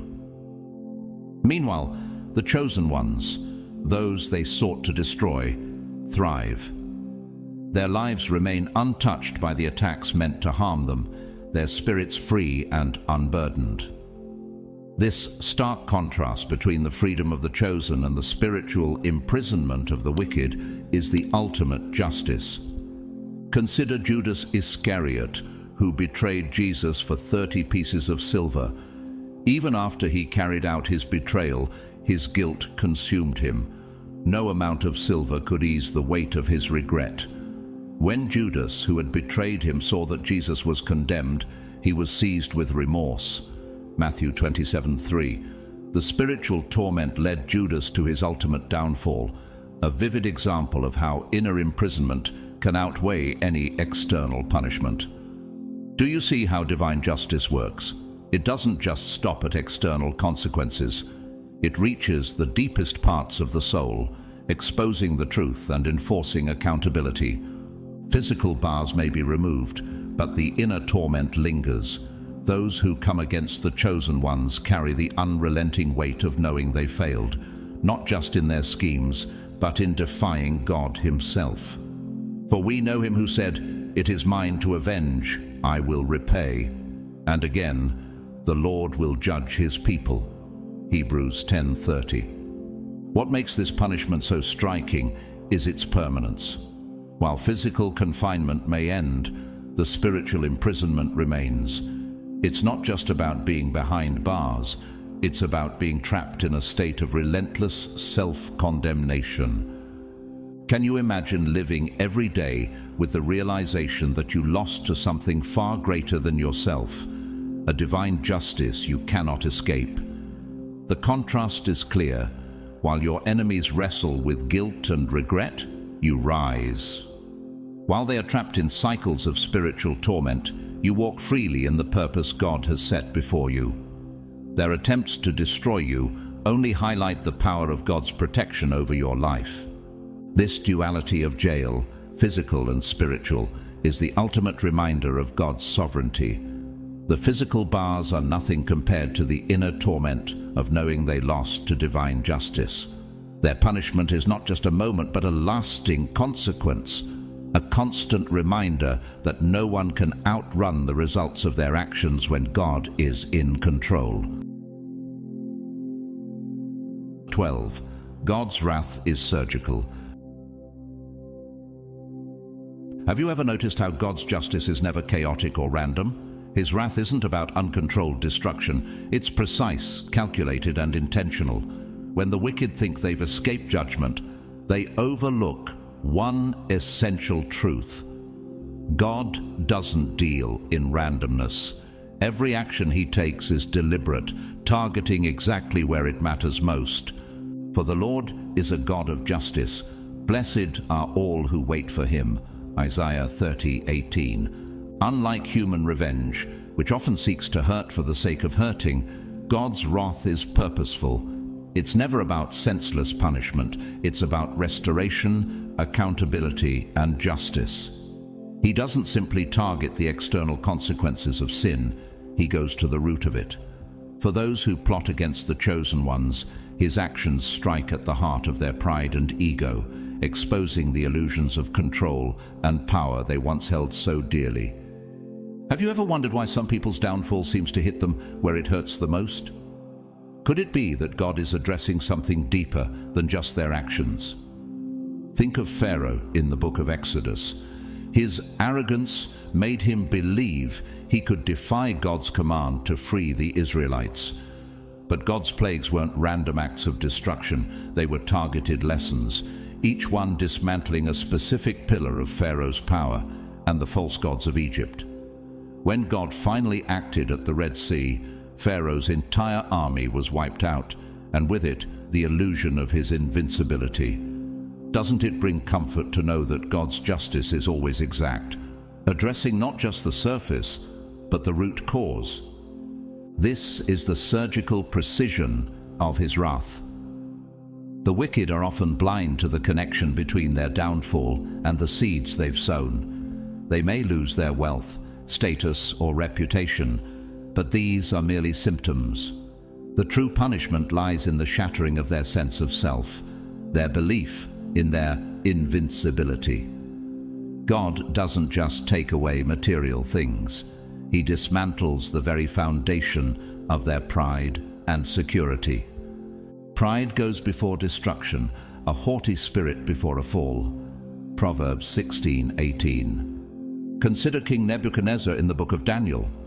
His pride led him to declare that his power alone had built the great kingdom of Babylon, but God humbled him, driving him to live like a wild animal until he acknowledged God's sovereignty. Nebuchadnezzar's wealth and kingdom remained intact, but his pride was shattered. A surgical act of divine wrath aimed at restoring humility. Those who walk in pride he is able to humble. Daniel 4:37. Have you experienced or observed a situation where someone's arrogance led to their complete humbling? What does that reveal about how God deals with pride? What makes God's justice even more profound is that it teaches lessons not just to those who are punished, but to everyone who observes it. His actions serve as a public declaration that no one can escape divine justice. They remind the world that God's timing is perfect, his actions deliberate, and his purpose unshakable. When God acts, he leaves no room for misunderstanding. His wrath is not about destroying for destruction's sake. It's about restoring balance, teaching humility, and reminding everyone of his unmatched authority. Do you see how his justice is designed not just to punish but to teach and correct? The lessons are clear. No one can defy divine authority and escape the consequences, while human revenge blinds itself with rage. God's wrath is guided by wisdom, ensuring that justice is served and restoration is possible. For the chosen ones, this precision is a reminder of the depth of God's protection. For their enemies, it's an unmistakable declaration that no scheme or power can stand against the will of God. Do not be deceived, God cannot be mocked. A man reaps what he sows. Galatians 6:7. God's wrath is always fitting, always timely, and always just. It strikes at the heart of the matter, leaving no doubt that his authority is absolute. While the wicked are humbled and their pride dismantled, the chosen ones rise, their testimony amplified by the justice of God. In the grand tapestry of life, every thread is carefully woven with purpose, and every act, whether good or evil, carries the weight of its consequences. The chosen ones, though faced with storms, struggles, and betrayal, remain steadfast. Their strength comes not from their own might, but from the divine protection of a power far greater than any earthly force. For those who plot against you, the chosen, no amount of strategy, influence, or deceit can stand against the unyielding precision of divine justice. God's silence is not his absence, it is his strategy. His wrath, surgical and purposeful, dismantles the pride and arrogance of the wicked, ensuring that justice is served at the deepest level. The tables always turn. The enemies of the chosen may walk confidently for a time, but their reckoning is inevitable.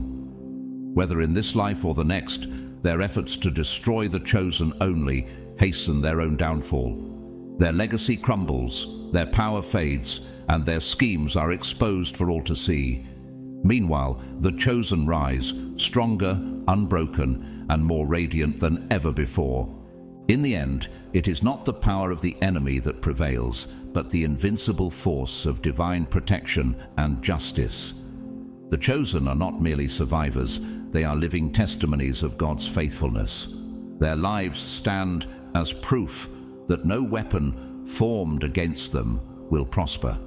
To all of you reading this, take heart. Know that you are chosen, protected, and deeply loved. No scheme, no attack, no force can stand against the purpose God has placed on your life. Trust in His timing, lean on His strength, and know that His justice is always perfect and always on time. Thank you for journeying through this reflection. May you walk in confidence, knowing that the same God who fights for you will also bring His justice to pass. May His blessings overflow in your life, filling you with peace, purpose, and unwavering faith. Stay strong, and remember, the final victory is always God's, and with Him it is also yours. If this message resonated with you, don't keep it to yourself. Like this post to show your support, share it with someone who needs encouragement, and let's spread the truth of God's unwavering justice together. Your engagement helps inspire others and keeps the conversation alive. Together, let's remind the world that with God, the chosen are unstoppable.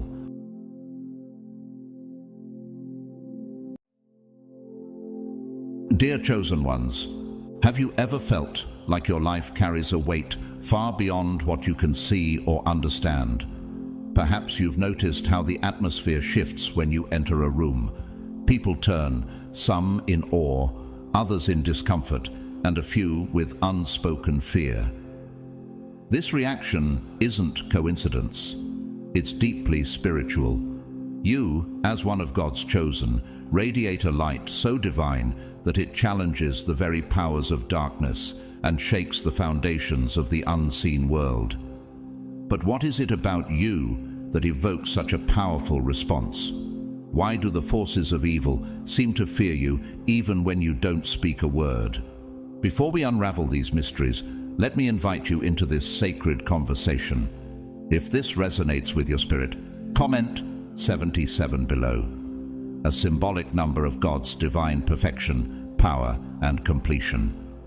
To those who have supported this message through your generous super thanks, I am profoundly grateful. Your faith and kindness allow this truth to reach hearts all over the world, shining a light in places of darkness and bringing hope to those who need it most. Your contributions are more than just gifts. They are acts of faith that God is using to amplify His message. From the depths of my heart, thank you for standing with me in this mission. Now, pause for a moment and reflect on this. What if your very existence as one of God's chosen was designed to disrupt the plans of darkness?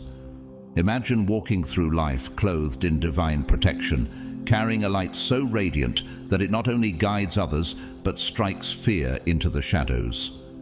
The Bible reminds us in John 1:5, "The light shines in the darkness, and the darkness has not overcome it." This light isn't merely a metaphor.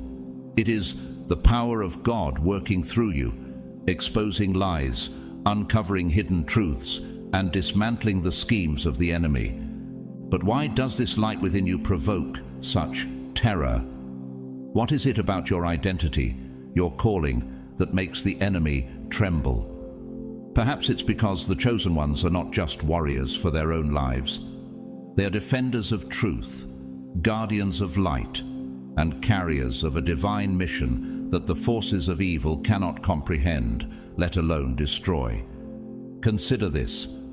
How would you live if you truly believed that no weapon formed against you could prosper?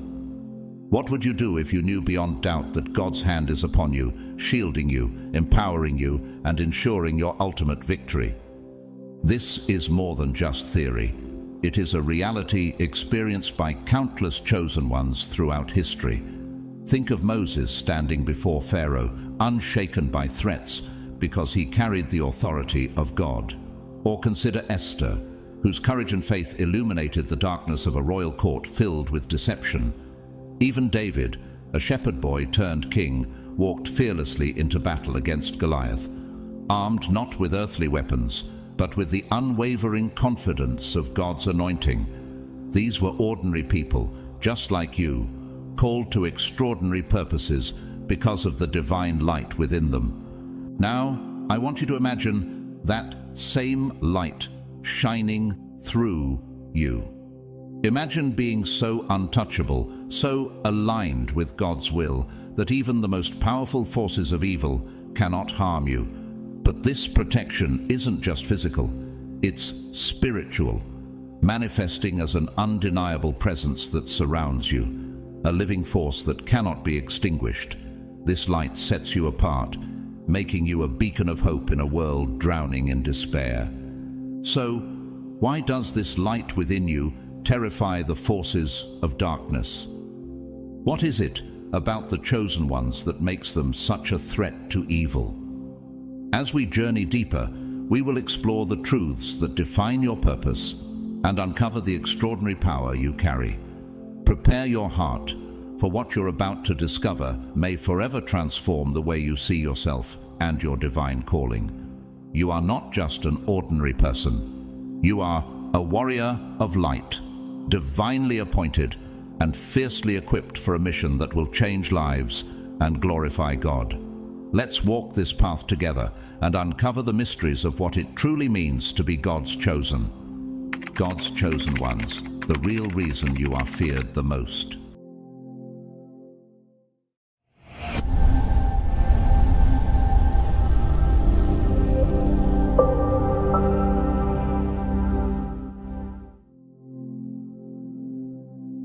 The spiritual light of the chosen is not just a metaphor or abstract concept. It is a powerful, tangible force that saturates the environment, cutting through the limitations of the physical world. It is a radiant expression of God's divine presence in their lives, shining brightly and forcefully, so much so that it cannot be hidden or ignored. Wherever the chosen ones go, this light is their constant companion, acting as an unwavering beacon in the midst of darkness. It is a light that guides and protects, leading others away from harm and toward the truth. This light, however, is not just visible to human eyes. It transcends the physical realm and can be sensed by the spiritual realm. It makes the chosen visible to both spiritual allies and adversaries, revealing their identity as bearers of divine power. Have you ever walked into a room and felt the shift in energy when someone enters with an undeniable presence? Imagine a light so powerful that the mere act of stepping into a space makes the air feel different, as if shadows are dispelled and the truth becomes undeniable. That is the kind of change the chosen bring when they walk into a room. The light they emit dissolves any presence of darkness, cleansing the atmosphere with its purity and clarity. It is not a light that merely illuminates, it exposes and purifies, unveiling the truth hidden in shadows. This spiritual radiance signifies that the evil one cannot endure in the presence of the divine. The chosen ones are not confrontational by words or actions. Their very presence challenges darkness, standing as a silent yet powerful testament to God's authority. This light doesn't only reveal, it comforts, heals, and provides refuge to those seeking truth, offering safety to those who are lost in the confusion of this world. Consider this: what makes the light of the chosen so powerful? It is not a superficial radiance, but the reflection of an intimate relationship with God. This light is the result of a life spent in prayer, meditation, and communion with the Creator. The closer the chosen draw to God, the more their light shines, reflecting His divine glory. The more they commune with the divine, the more his light flows through them, transforming everything in its wake. Through them, divine grace moves and touches others, and the light they carry becomes a sign of God's favor, immeasurable and beyond human comprehension. This light is not passive, it is a living, active force, constantly moving and working to bring God's kingdom to earth. Like the sword of the Spirit mentioned in Ephesians 6:17, this light is a spiritual weapon, cutting through the darkness, defeating evil forces, and dismantling the lies of the enemy. It is a constant reminder to the darkness that it has already been overcome by the light of God. The light of the chosen acts as an impenetrable shield against spiritual attacks, neutralizing all forces of evil that try to oppose them. Do you realize the gravity of this? The light of the chosen does not only shield them, but also attracts those in search of truth, peace, and hope. Just like moths are drawn to a flame, people are naturally attracted to the spiritual light of the chosen ones. In them, people find solace, direction, and guidance. The chosen, without even trying, become leaders, spiritual guides, not because they desire to be followed, but because their light naturally points others toward the truth and purpose of God. This light does not belong to them. It is God's light shining through them, drawing others closer to his kingdom. But this light does not remain the same. It grows, intensifies, and evolves as the chosen face challenges and spiritual battles. Every victory, every trial overcome, causes the light to grow brighter, more powerful. They're refined in the fire of adversity, just as gold is refined in a furnace. 1 Peter 1:7.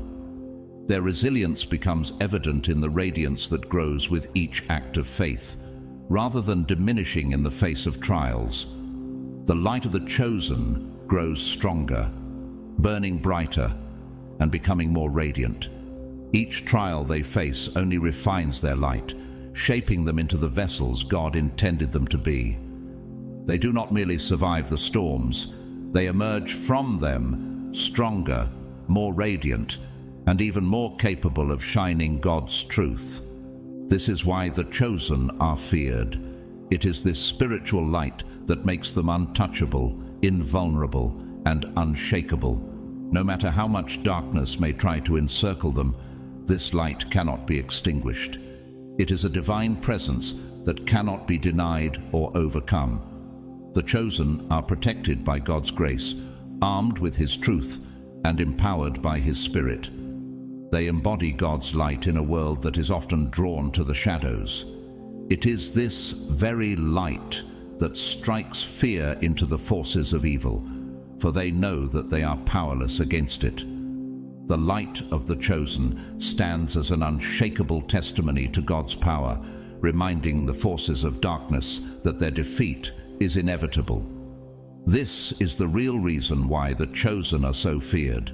They carry a light that not only illuminates the path, but obliterates the darkness, and no power on earth or in the spiritual realm can stand against it.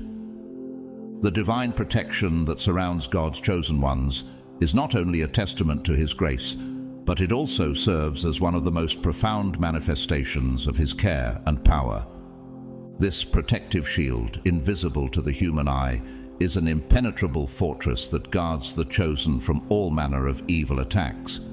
It is a spiritual fortress, constructed through unwavering faith and fortified by continual prayer.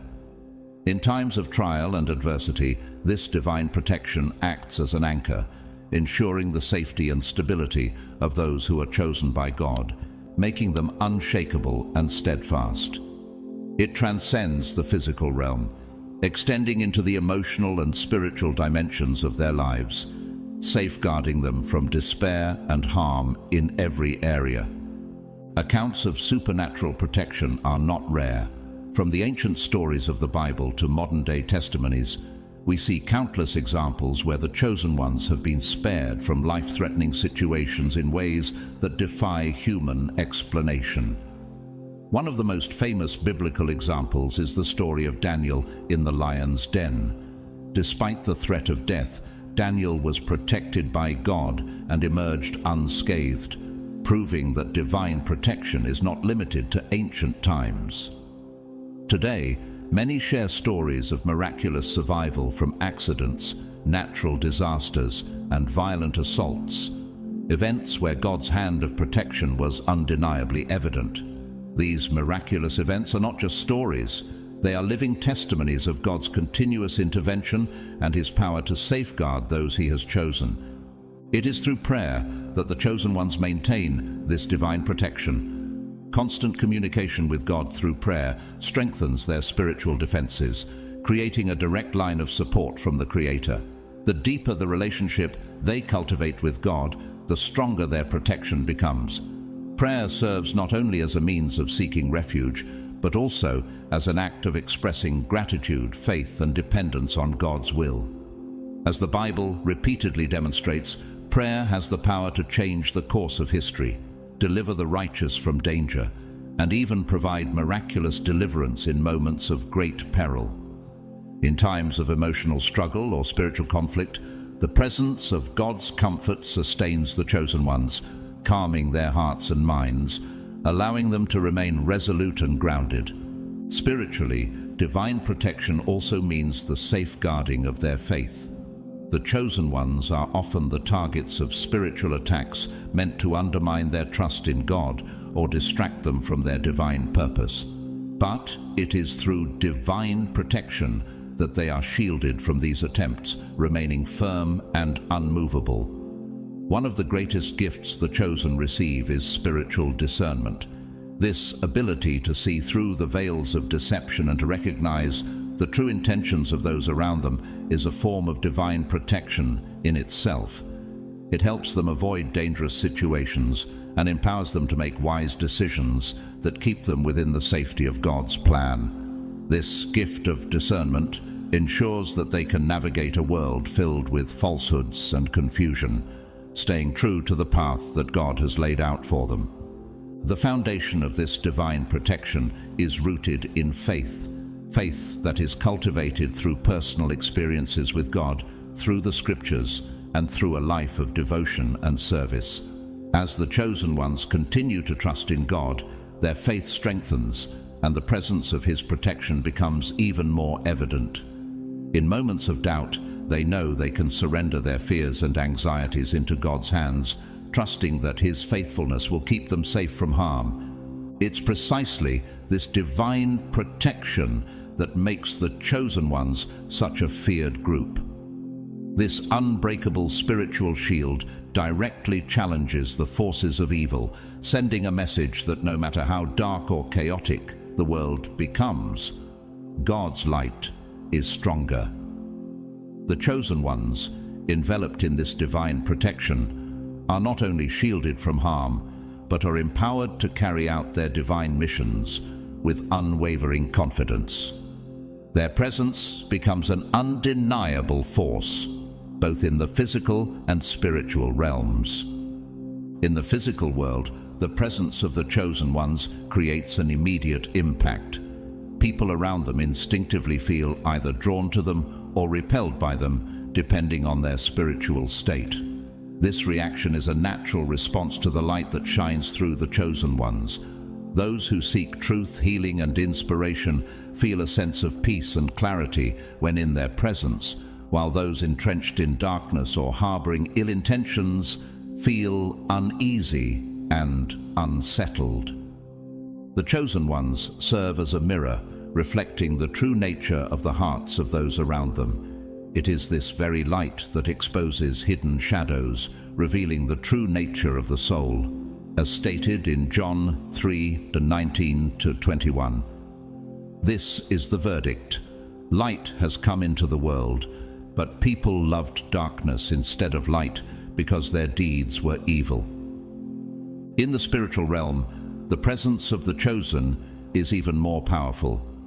Spiritual beings, both benevolent and malevolent, immediately recognize the divine light that they carry. For angels and other celestial beings, the presence of the chosen is a sign of alignment with God's divine will. a beacon of support and encouragement as they work together in carrying out God's purposes. On the other hand, evil forces see the chosen ones as a direct threat to their schemes and attempt to disrupt their mission. The very presence of the chosen ones serves as a force of spiritual resistance that disarms the enemy. Through their words, actions, and the divine light that surrounds them, the forces of evil are exposed and ultimately defeated. There are countless testimonies of lives being radically changed through the simple act of encountering the chosen ones. People report experiencing spiritual healing, emotional breakthroughs, and even physical restoration after meeting a chosen one. These transformations are more than just coincidental occurrences. They are a testament to the transformative power of God's presence working through His chosen. The stories of miraculous healings, renewed relationships, and profound life changes are a direct manifestation of God's grace and the divine power that flows through His chosen ones. Why are the chosen ones feared? It is not because they seek power or recognition, but because they carry within them the undeniable presence of God's divine light and protection. This light cannot be extinguished, and its power is irresistible to the forces of darkness. It is through this divine protection that the chosen ones continue to walk in their purpose, undeterred by the attacks of the enemy. Their lives stand as a testament to God's faithfulness, a living example of how His protection never fails, and a warning to the forces of evil that they cannot prevail against the power of God. The reaction of respect and fear that the chosen ones evoke is not a result of their personal intentions to intimidate, but rather a natural byproduct of their divine connection. The power they carry, a radiant spiritual light, is sensed by those in their presence. This energy elicits a complex response: admiration from those who are drawn to the truth and light, and fear from those who are immersed in darkness or deception. Even individuals who initially feel uneasy or threatened by the chosen ones often come to acknowledge the authenticity and spiritual strength that emanates from them. This recognition is more than just a superficial feeling. It is a deep, unspoken understanding of the spiritual authority they carry, a silent admission that the chosen are marked by something far greater than earthly power. This commanding presence does more than just inspire respect. It also serves as a powerful layer of protection.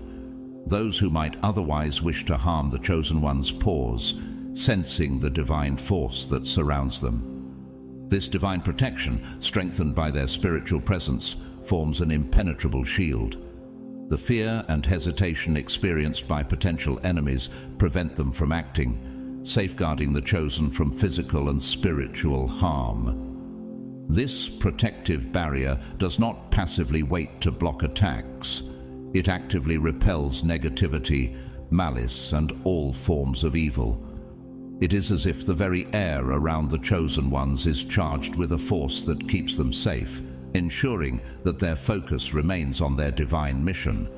The divine protection is not just a shield, it is a weapon in itself, making the chosen ones formidable adversaries in the spiritual realm. They are a constant challenge to the forces of darkness, their lives and actions a direct threat to the kingdom of evil. Every word they speak, every step they take, sends ripples through the spiritual world, shaking the foundations of darkness and dispelling its hold over the world. Like spiritual warriors in a battle that transcends the physical realm, the chosen ones confront unseen enemies with courage and unwavering strength. Their mission is clear: to stand firm against evil, to bring light into the darkness, and to advance the kingdom of God. This spiritual warfare may not always be visible to the human eye, but in the unseen spiritual realms, it is a fierce, ongoing battle. Each victory of the chosen over the forces of evil is a decisive blow that weakens the power of darkness. These victories are not won by might, but through faith, prayer, and their deep connection to God. The more the chosen embody truth, love, and justice, the greater their impact on the spiritual balance of the world. In every act of kindness, every word of truth, and every display of love, they strike at the heart of evil, driving back its influence and promoting the reign of light. The forces of darkness, aware of their inability to stand against the divine light, react with fear and frustration. They know they cannot prevail against the chosen ones who walk in the light of God, and their efforts to subdue them are futile. The chosen, equipped with spiritual gifts and discernment, are always prepared to identify and confront evil in all its deceptive forms. This ability to see beyond the surface allows them to expose falsehoods, protect themselves and others, and stand against any attack with divine authority. Through their gifts, the chosen not only defend themselves but become powerful agents of change. Their presence in communities, homes, and workplaces brings peace and stability, cutting through the chaos and discord that evil seeks to foster. Wherever the chosen go, they are instruments of transformation, restoring balance, harmony, and divine order in a world that is constantly threatened by the forces of evil. The mission of the chosen ones is not just to protect themselves, but to dismantle the works of darkness and establish the kingdom of God on earth. This calling is not for the faint of heart. It requires unwavering faith, strength, and courage. Though they face fierce opposition from the forces of evil, they remain steadfast, knowing that they are fulfilling a higher purpose. And in this battle, they are never alone. The divine protection surrounding them ensures that even in the most intense moments of conflict, God is with them, guiding their steps and empowering them to overcome every obstacle. The victory is assured, not because of their own strength, but because they are walking in the divine light and fulfilling the will of God. The invulnerability of God's chosen ones is a profound and awe-inspiring aspect of their spiritual journey. It is not that they are immune to challenges, trials, or difficulties, but rather that they are enveloped by a divine protection that makes them impervious to the destructive forces of evil. This protection is not passive. It is an active, powerful shield forged through their unwavering faith and deep connection with God. The chosen are not exempt from life's struggles, but in the face of adversity, they are assured that they will stand firm, guided and upheld by God's sovereign hand. This divine shield is an invisible force that repels all forms of evil, whether physical, emotional, or spiritual. The attacks of the enemy may come, but they cannot penetrate the fortress of protection that surrounds the chosen ones. The mere presence of God's chosen is enough to make the forces of darkness tremble. The testimony of divine intervention in their lives is undeniable. Miraculous accounts of their survival against seemingly insurmountable odds, whether from fatal accidents, life-threatening diseases, or violent assaults, serve as tangible evidence of God's hand in their lives. These stories are not coincidences or random events. They are the manifestation of divine power at work, demonstrating that the chosen are protected and upheld by the Creator himself. One of the most striking biblical examples of divine protection is found in the story of Shadrach, Meshach, and Abednego. Thrown into the fiery furnace for refusing to bow to an idol, these three men emerged unharmed, their faith standing as a testimony to the reality of God's protective power.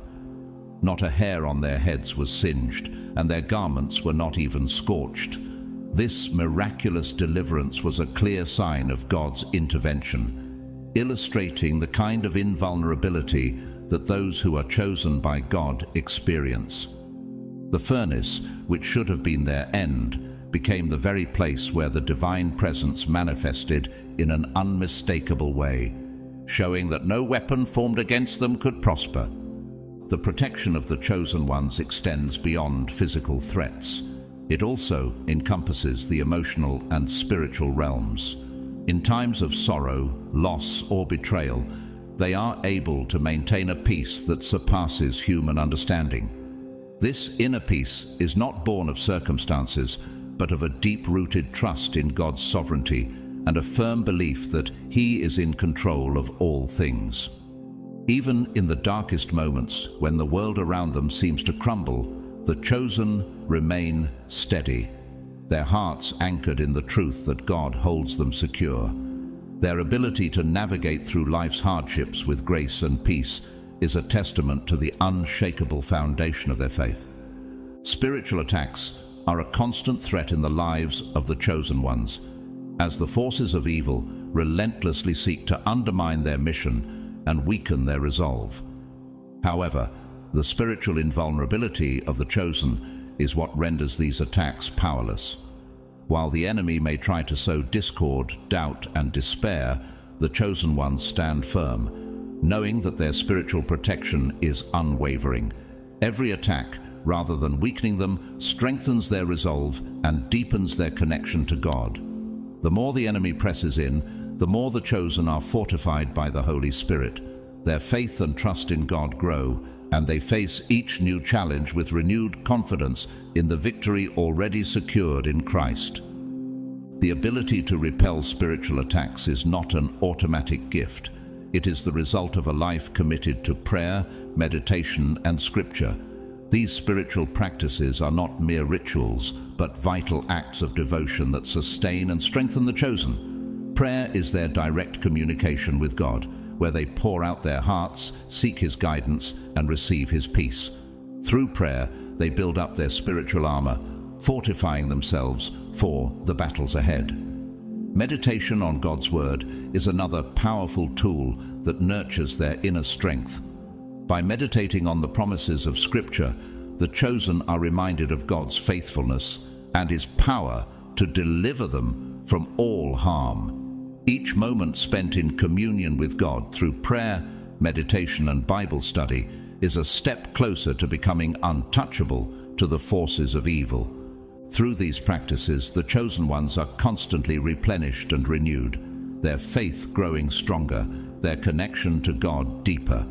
They walk with the assurance that no matter what comes against them, they are protected by the Almighty, equipped with all the spiritual power they need to face the enemy. Their faith is not passive, it is active, and their relationship with God is a living, breathing force that shields them from harm. And in this ongoing spiritual battle, they can stand confidently, knowing that God's protection is a constant and unshakable fortress that the enemy cannot penetrate. The fear that spiritual enemies experience when confronted with the chosen ones is a direct result of the divine intangibility that surrounds them. The forces of evil are well aware that they cannot breach the protective barrier that God has placed around His chosen ones. This fear is not a mere reaction to their presence. It is an acknowledgement of the spiritual authority they carry, a testament to the power of the Almighty working through them. The enemy's failed attempts to weaken the chosen serve not to diminish their strength, but rather to reinforce it. Each attack, though it may seem like an attempt to tear them down, only magnifies their spiritual light, making them even more invulnerable and steadfast in their faith. The forces of darkness, aware of their impotence against God's power, can do nothing but tremble in defeat. The intangibility of the chosen ones is a mystery that transcends human understanding. It is not that they are invisible or impervious in a physical sense, but rather that they possess a spiritual protection so profound that it makes them untouchable by evil forces. This divine shield, an invisible yet impenetrable barrier, repels any attempts to harm or weaken them. Whether through physical attacks, emotional manipulation, or spiritual deception, the chosen ones are not susceptible to the common vulnerabilities of humanity. Their very existence challenges the forces of darkness, for they walk with the full authority of God's power, and nothing can stand in their way. This intangibility serves as a living testimony to God's faithfulness and His unwavering protection over those He has chosen. In every moment, the chosen ones are enveloped by this divine shield, which serves as both a protection and a confirmation of their mission. No matter how fierce the attacks may be, the chosen will always be shielded, for God's love and power are unshakable.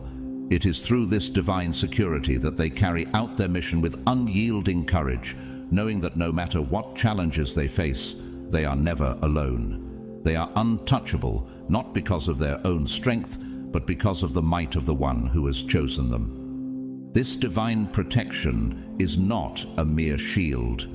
It is a reflection of God's deep love and commitment to those he has called to carry out his will. The chosen ones are the embodiment of God's security, walking in faith, courage, and purpose.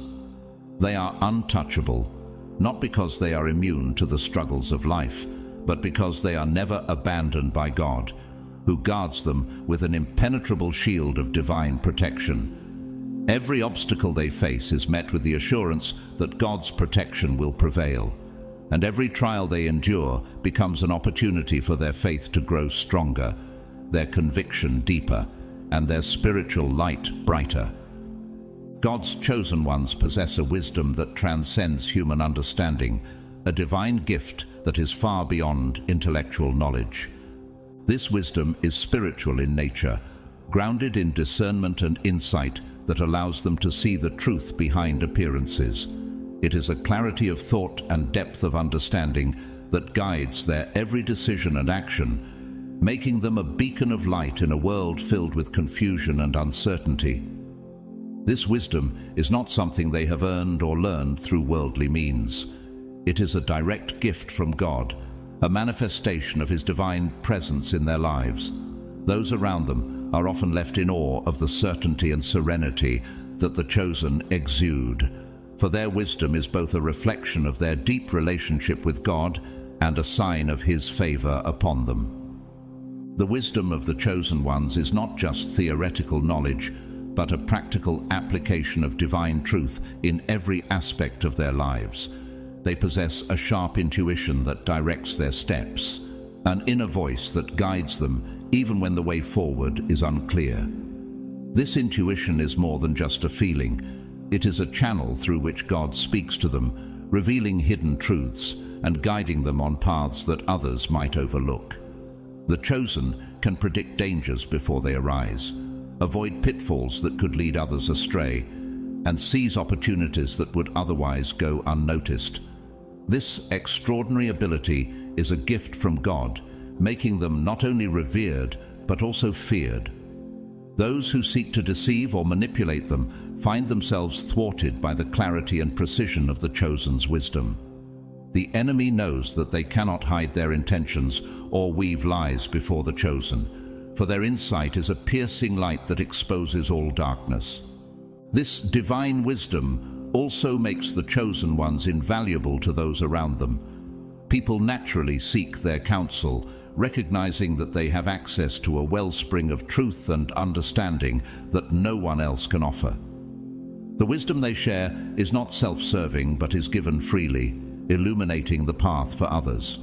They offer comfort and direction, helping others navigate the complexities of life with the same clarity they themselves possess. Whether offering advice in times of crisis or guiding others on their spiritual journey, the chosen are seen as trustworthy and reliable sources of insight. Their wisdom is a lifeline to those in need, and their words resonate with the authority and peace that come from an intimate relationship with God. In spiritual warfare, the wisdom of the chosen becomes an impenetrable shield against the attacks of the enemy. The enemy fears the clarity with which the chosen see through deception and lies.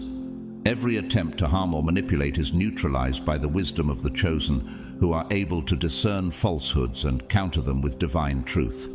This ability to expose the hidden motives of the enemy is a powerful weapon in the ongoing battle between light and darkness. The forces of evil are weakened before the chosen, for they know that their lies and schemes cannot stand against the truth that the chosen bring. The wisdom of the chosen also manifests in their ability to teach and inspire others. They have a natural gift for communicating profound spiritual truths, in a way that others can grasp and apply. Their teachings are not abstract concepts, but practical, real-life applications of divine wisdom. These lessons are rooted in their own experiences, grounded in a life lived in devotion to God. They teach not only with words, but with their lives, modeling the principles they preach and demonstrating the transformative power of divine wisdom. Their influence extends far beyond simple advice. They inspire others to seek the same intimate relationship with God that has made them vessels of such powerful wisdom. In this way, the wisdom of the chosen ones becomes a catalyst for spiritual growth, both in their own lives and in the lives of those around them. They do not simply share knowledge, they impart a deeper understanding of God's will and His presence in the world. This divine wisdom, rooted in the truth of God's word and strengthened by their connection to Him, makes the chosen ones powerful agents of change. Their words and actions bring clarity, healing, and transformation to a world that desperately needs it, and their wisdom continues to shine as a guiding light for others to follow. God's chosen ones stand as powerful warriors of light in the ongoing spiritual battle between good and evil. Their calling is more than a simple mission. It is a divine purpose that transcends earthly life and touches the eternal. These chosen warriors are not merely individuals living for themselves. They are instruments of God's will, sent to confront darkness and spread the light of truth, love, and hope wherever they go. Their mission is not easy. It requires great sacrifice, unwavering dedication, and a faith that remains firm despite the many obstacles they face. Yet, they accept this calling with gratitude, understanding that they are part of something far greater than themselves. This understanding of their divine purpose empowers the chosen ones to change the world around them. They are not just passive witnesses to God's love, but active agents of transformation. Their presence brings about palpable, visible change. Entire communities have been revived and healed through the influence of the chosen ones, who do not merely preach about God's love, but embody it in their actions and relationships. They live as living testaments to divine grace, proving that God's love and power can bring about real and lasting transformation. The chosen inspire others to seek a deeper faith and show that it is through living in harmony with God's will that true transformation becomes possible. However, with such a high calling comes the responsibility to maintain spiritual integrity. The chosen are constantly under scrutiny, not just by fellow believers, but also by those who oppose them. This vigilance requires that they remain steadfast, for any weakness or deviation from God's truth can be used as a weapon by the forces of evil. For this reason, they live their lives with an acute sense of self-awareness, knowing that their integrity is a critical part of their spiritual testimony.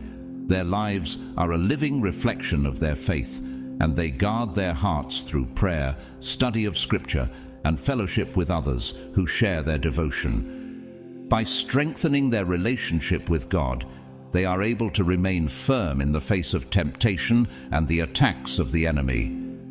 The spiritual battle of the chosen is relentless, but they are not left to fight on their own.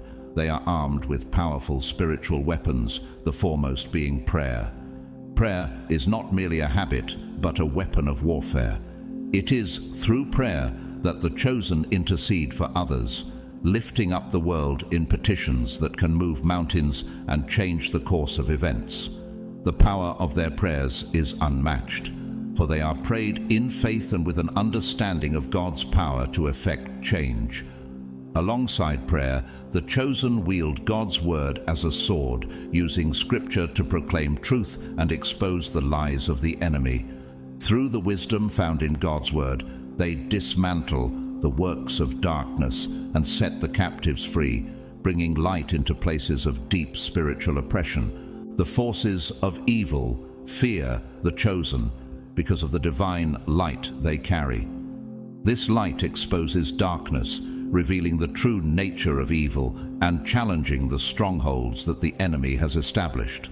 The chosen ones stand as beacons of hope and justice, their very presence challenging the kingdom of darkness. This divine light is further protected by supernatural security, a shield of divine protection that surrounds them at all times.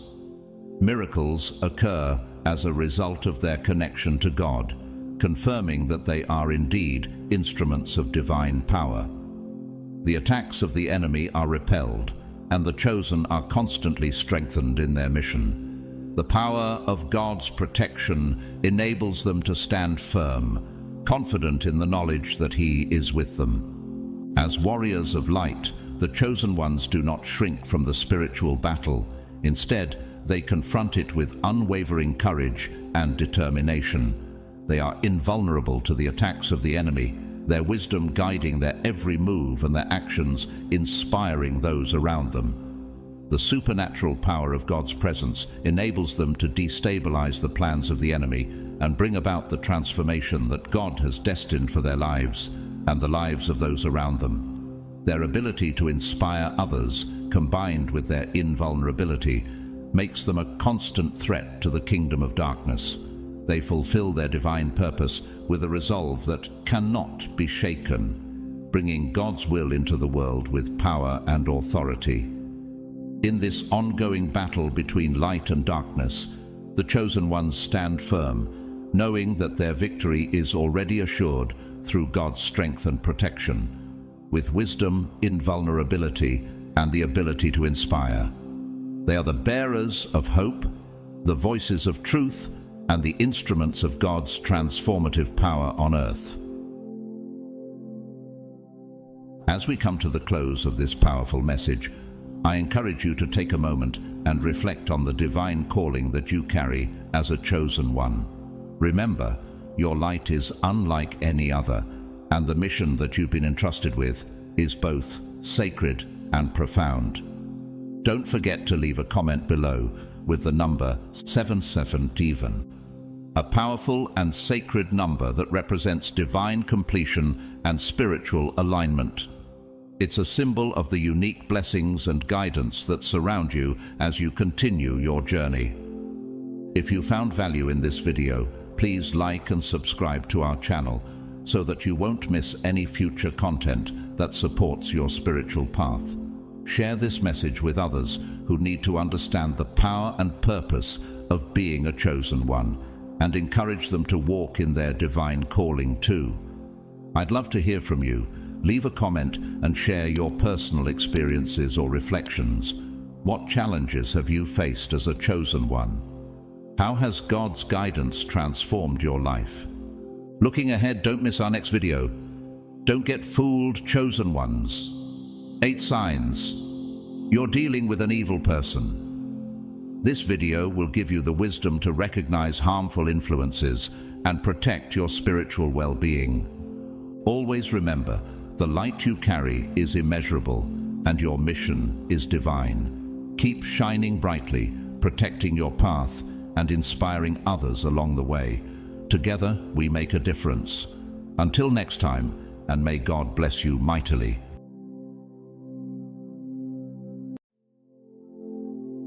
Welcome, God's chosen ones.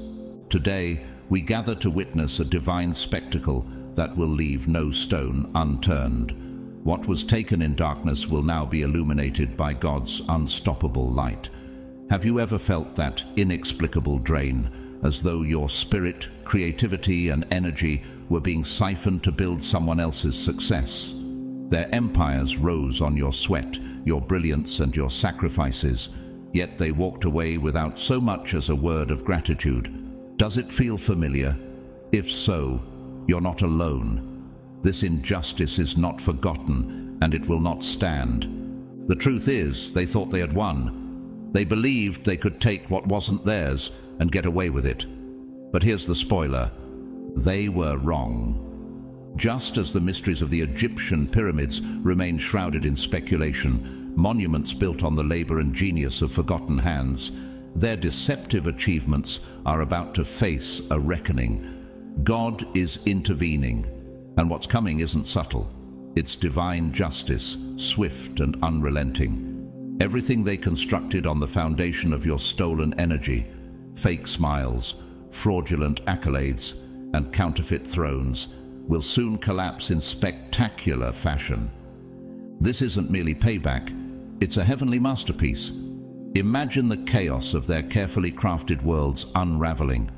Picture every falsehood they built being dismantled piece by piece under the weight of divine truth.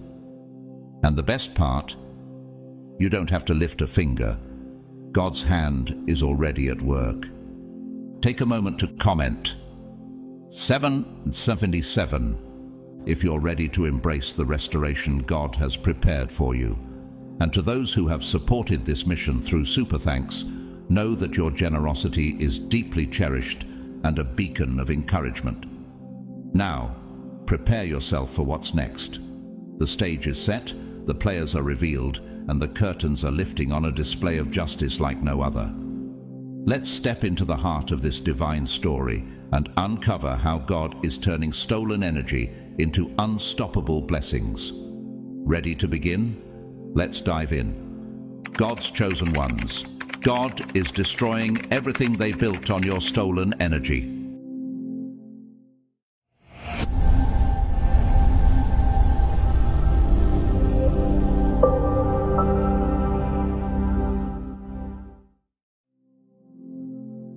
God's chosen ones.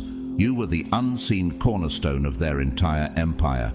They didn't construct their world on their own merits, but on the energy they siphoned from you, stealthily and systematically. The most insidious part? They manipulated you into believing it was yours to give away freely, as if it were your responsibility to empower them. They didn't seize it outright. Instead, they drained it little by little. Your creativity, your strength, your trust, and even your love, until you unknowingly became the very foundation of their success.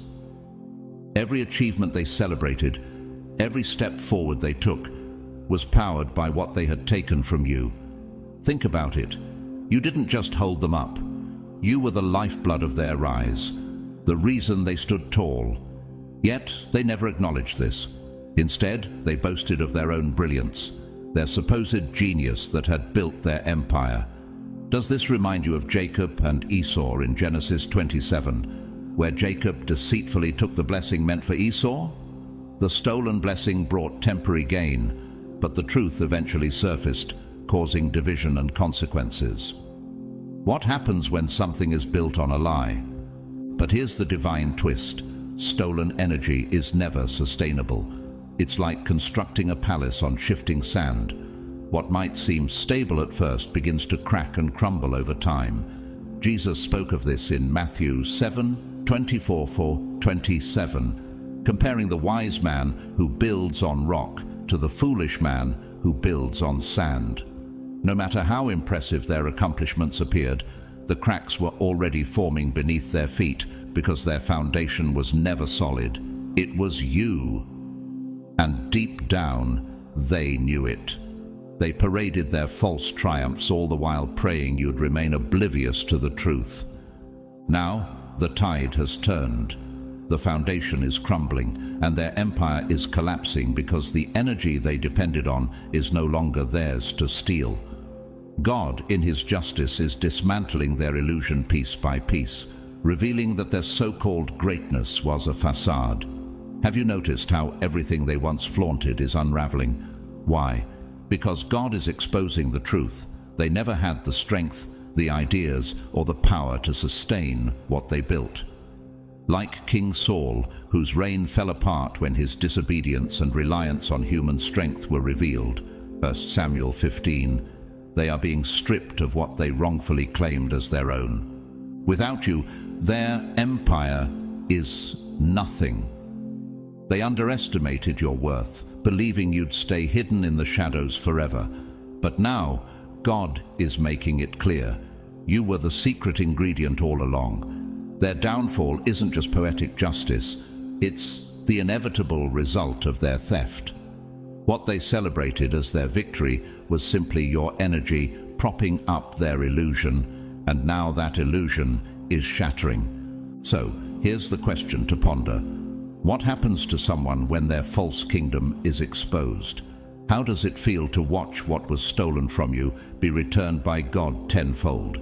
Remember this: when God restores you, He doesn't just give back what was taken, He multiplies it. The question is, are you ready for what's next? Energy is the most profound and immutable currency in God's creation, a truth they failed to grasp. It cannot be created or destroyed, only transferred. And that's precisely what they've been doing, siphoning your energy without consent, attempting to rewrite the laws of the universe to serve their greed. They believed they could take endlessly, exploit you without consequence, as though God or the natural order didn't keep a meticulous record. But Scripture reminds us in Galatians 6:7, "Do not be deceived, God cannot be mocked. A man reaps what he sows." The balance of energy is no exception to this divine law. What they didn't understand is that energy is far more than raw power. It's about alignment with truth and righteousness. Every empire built on stolen energy is, by design, a ticking time bomb. Think about the Tower of Babel in Genesis 11. Though it reached impressive heights, its foundation was rebellion and pride. The imbalance of their motives led to its inevitable collapse. In the same way, they built their lives on the essence they stole from you, but they unknowingly embedded destruction into the very framework of their success. This collapse isn't arbitrary. It's divine justice in action. Energy, like God's justice, demands equilibrium. The universe, created and ordered by God, operates on principles that cannot be defied. Every action has an equal and opposite reaction, a truth echoed in the Bible's promise of accountability. Can you see how their misuse of your energy was like pouring the wrong fuel into a machine not designed to run on it? It worked for a time, but now it's breaking down beyond repair. Consider this. What happens when the strength they borrowed from you, the creativity they drained, and the light they dimmed are all restored to their rightful owner? The very essence of your soul that they exploited is now unraveling the false reality they constructed. They didn't just take from you, they wove your light and vitality into every thread of their existence. And now, as their empire collapses, it's because the scales of justice are crashing down. As Proverbs 22:8 says, "Whoever sows injustice reaps calamity, and the rod they wield in fury will be broken." Their downfall isn't merely a coincidence, it's a cosmic correction. The energy they tried to steal was never theirs to keep. It's returning to you because God is faithful in restoring what has been unjustly taken. Job's story in the Bible is a testament to this. After enduring the theft of his health, family, and wealth, God restored him, doubling his blessings, Job 42:10. Isn't it comforting to know that the same God who vindicated Job is working on your behalf? The unraveling of their world is proof that God's laws cannot be manipulated or avoided. So, here's something to ponder. What does it feel like to witness the restoration of what was stolen from you?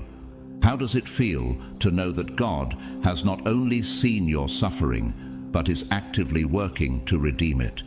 As their false empire crumbles, are you prepared to embrace the power and light that was always yours? This isn't just about their collapse, it's about your rise. Karma is not merely a mystical idea or a comforting notion. It is a divine reset. It is a force of accountability, unyielding and absolute, woven into the fabric of creation by the one who governs all. Just as Galatians 6:7 states, "Do not be deceived. God cannot be mocked. A man reaps what he sows." Karma reflects this principle in action, ensuring that no deed, good or bad, goes unanswered. They may have believed their lies, manipulations, and theft of your energy would remain hidden. Perhaps, for a time, it even seemed they were correct. But karma, like God's justice, operates on its own perfect timeline, patient and precise. What they failed to understand is that karma isn't haphazard, it's strategic. It waits, gathering strength, and when it strikes, it does so with an exactness that leaves no room for misunderstanding.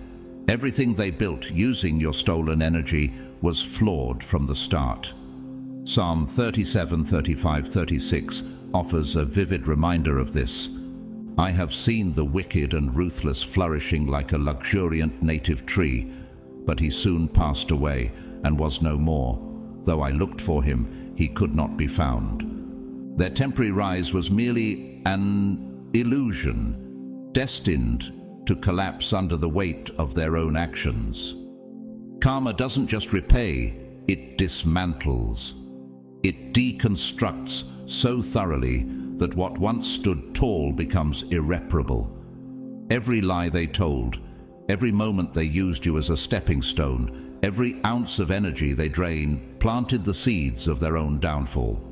It's not just cause and effect, it's a reckoning. By taking what wasn't theirs, they set a clock ticking, a countdown to the unraveling of everything they built. Can you see how their apparent success was never truly solid?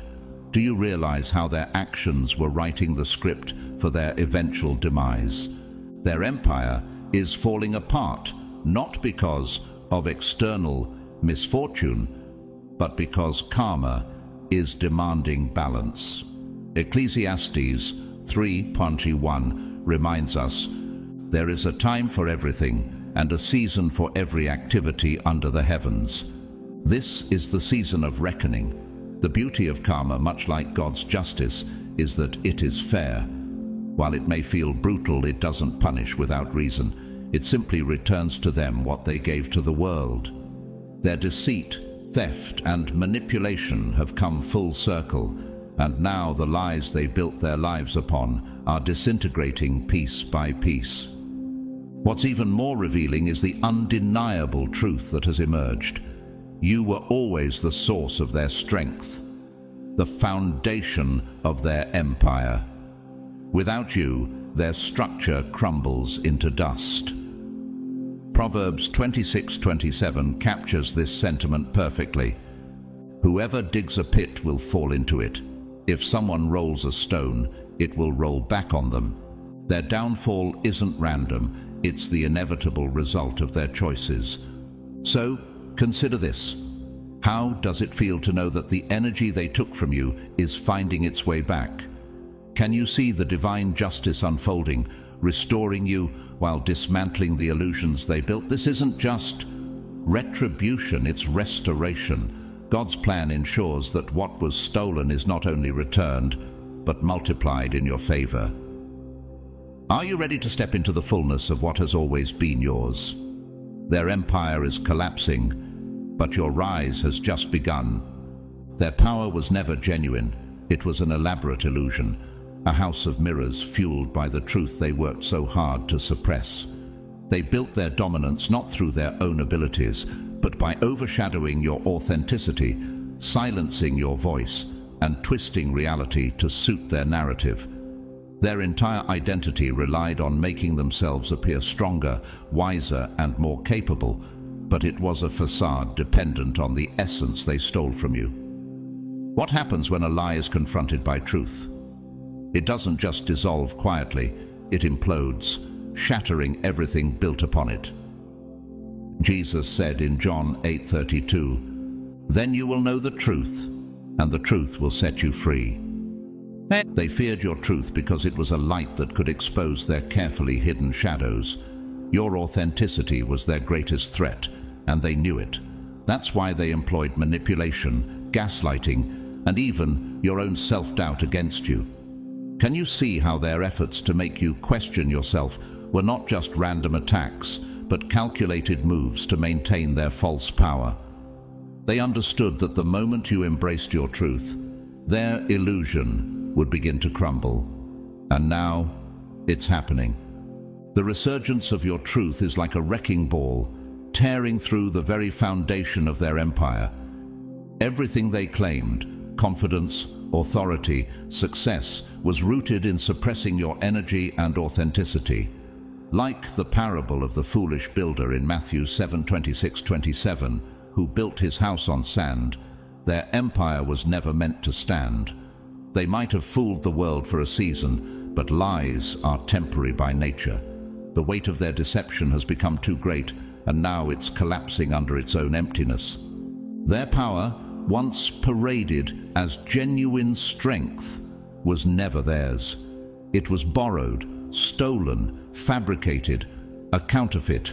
As you reclaim your authenticity, the illusion that propped up their dominance is vanishing. Just as light dispels darkness, your truth is dismantling their carefully constructed lies. Proverbs 12:19 reminds us, "Truthful lips endure forever, but a lying tongue lasts only a moment." They built their empire on a fleeting moment of falsehood, while your truth is eternal. Now, the hollow core of their existence is being exposed for all to see. Their empire, which once seemed unshakable, is revealed as nothing more than a fragile structure held together by your suppressed energy. Without you, there's nothing to sustain their illusion. Can you feel the shift? With every step you take toward embracing your authenticity, their grip weakens, their power dissipates, and their facade crumbles. What remains of them now?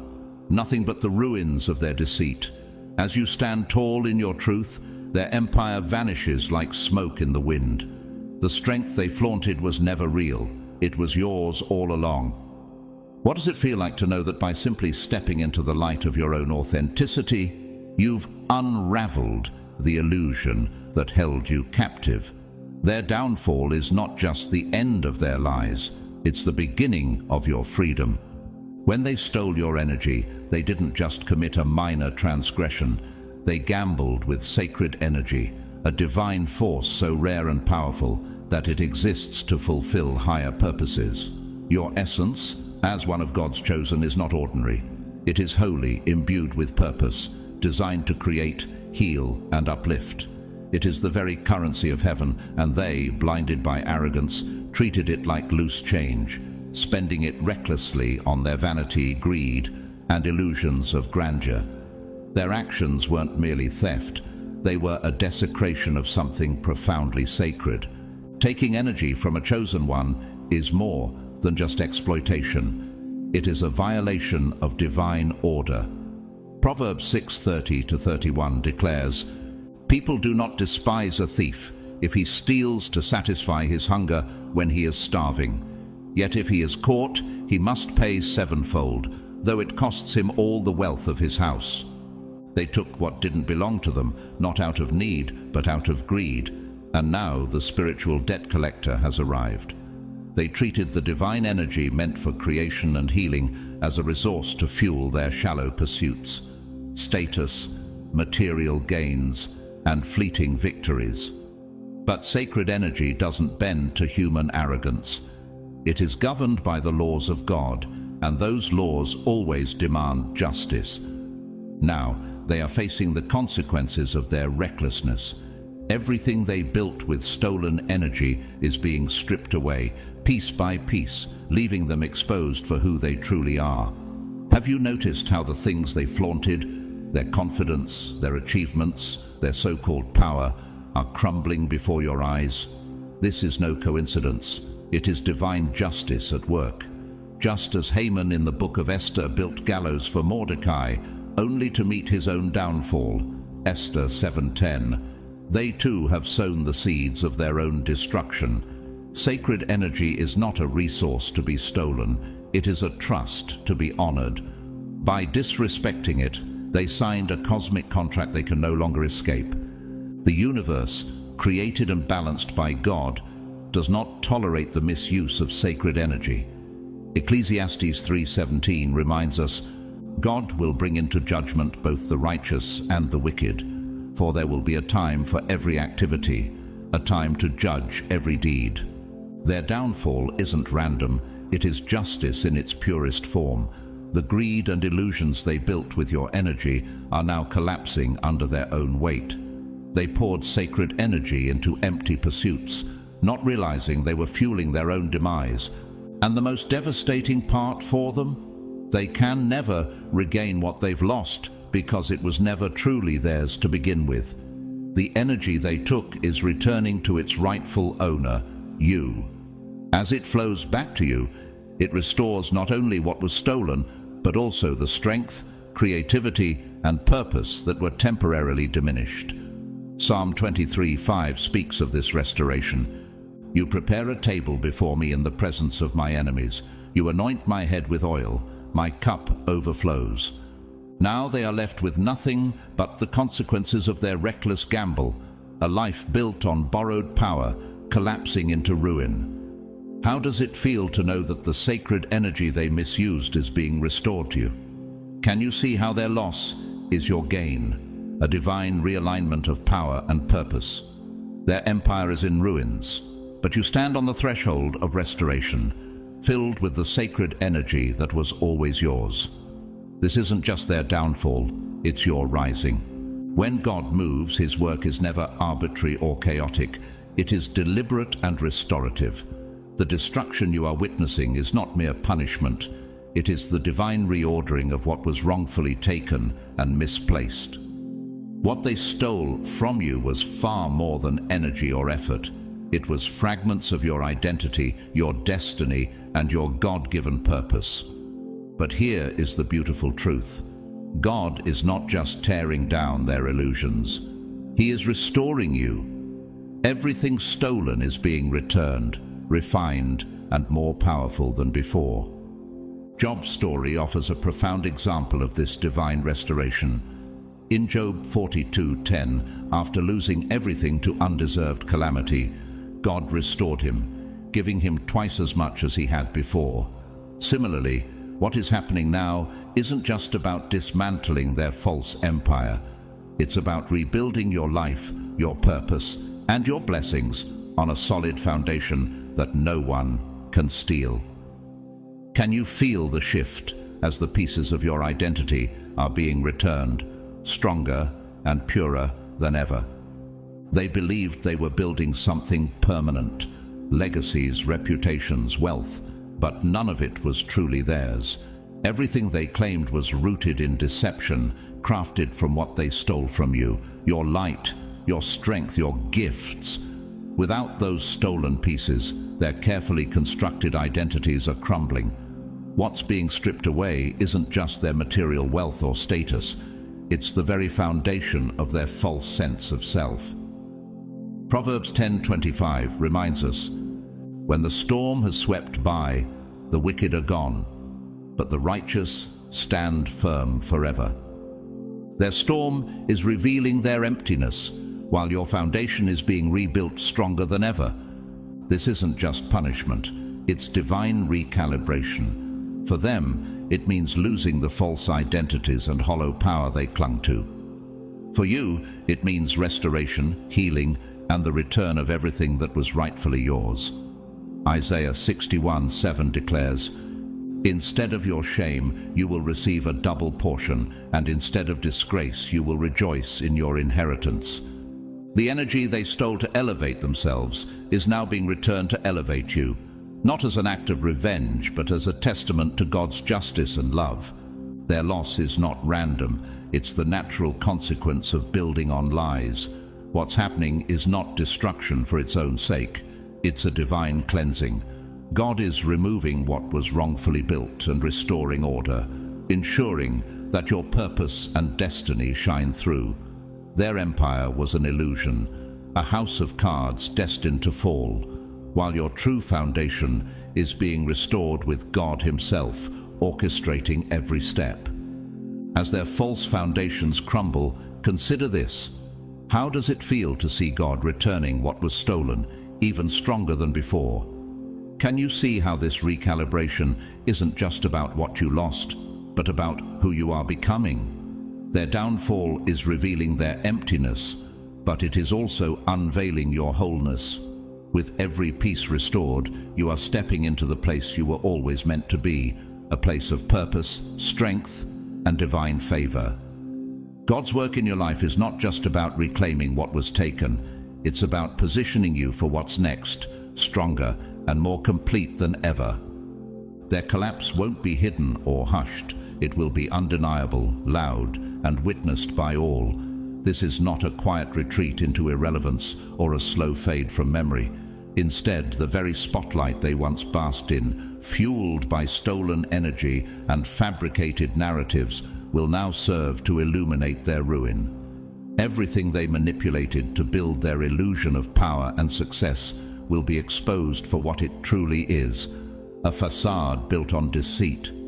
For years they wore masks of authority and control, parading their false achievements proudly for the admiration of others. But as Luke 12:2 says, there is nothing concealed that will not be disclosed, or hidden that will not be made known. The truth, relentless and uncompromising, is surfacing, and it refuses to be ignored. Imagine the irony. The same stage they once used to showcase their so-called greatness is now the platform of their exposure. What they hid in the shadows, the lies, manipulations, and betrayals, will be brought into the light for all to see. Their collapse isn't happening to humiliate them. It's a divine revelation. God's justice, much like His truth, doesn't act quietly when it is long overdue. Just as Haman's downfall in the book of Esther was witnessed by all, their fall will be a public spectacle. Esther 7:10 recounts how the gallows Haman built for Mordecai became the instrument of his own demise. Similarly, their empire constructed on the stolen energy of others will collapse dramatically, making it clear to everyone that it was never sustainable. Have you noticed how quickly false narratives unravel when the truth emerges?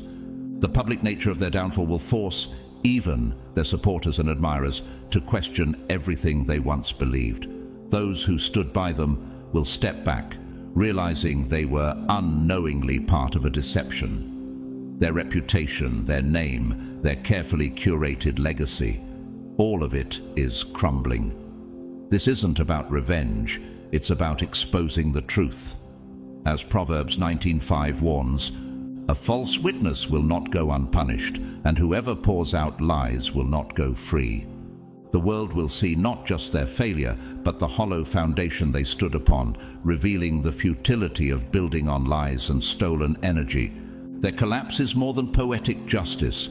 It's a divine message. It reminds the world of a fundamental truth. Lies can only endure for so long before the weight of reality crushes them. When the truth finally emerges, it shines brighter than any illusion ever could. Can you see how their fall is not just a reckoning but a restoration of balance? Their spectacle of ruin is a testament to the enduring power of authenticity over deception. And as their empire crumbles, the truth they tried so hard to suppress is being vindicated. The energy they misused is returning to its rightful owner, and their collapse serves as a warning to all. What is built on falsehood is destined to fall. In this moment, you are not just a witness to their downfall, you are a testament to the enduring strength of truth. Their fall marks not only an end for them, but a new beginning for you, one rooted in the unshakable foundation of authenticity and divine justice.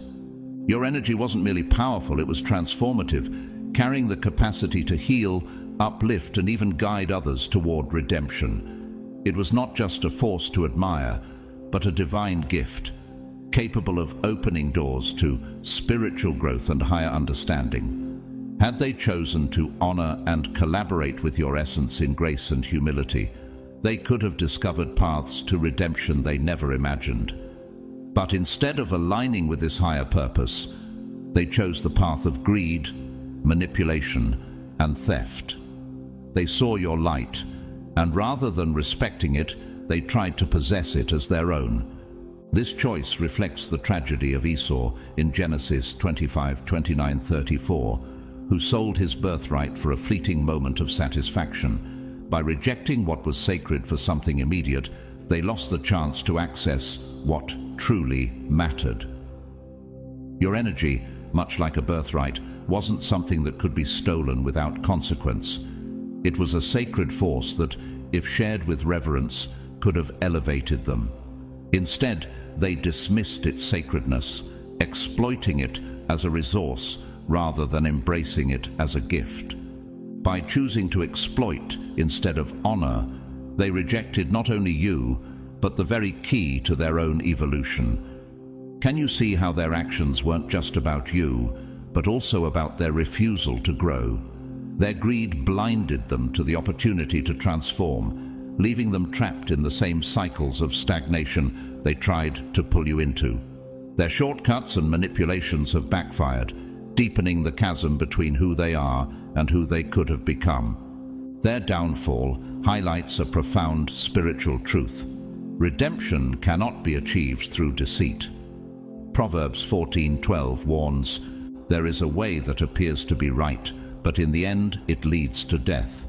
Every step they took to control and manipulate only distanced them further from their potential. They missed the chance to ascend, choosing instead to cling to illusions of power. Now they face the consequences. Not just the loss of your energy, but the loss of their opportunity for spiritual growth. The tragedy is that their theft wasn't just an act of taking, it was an act of rejecting their own chance to become more. Your energy wasn't just something they stole, it was something that could have guided them to a higher calling. They failed to see that the very grace they exploited was also their invitation to change. And now, as the scales of justice tip, they are left with the emptiness of their own making.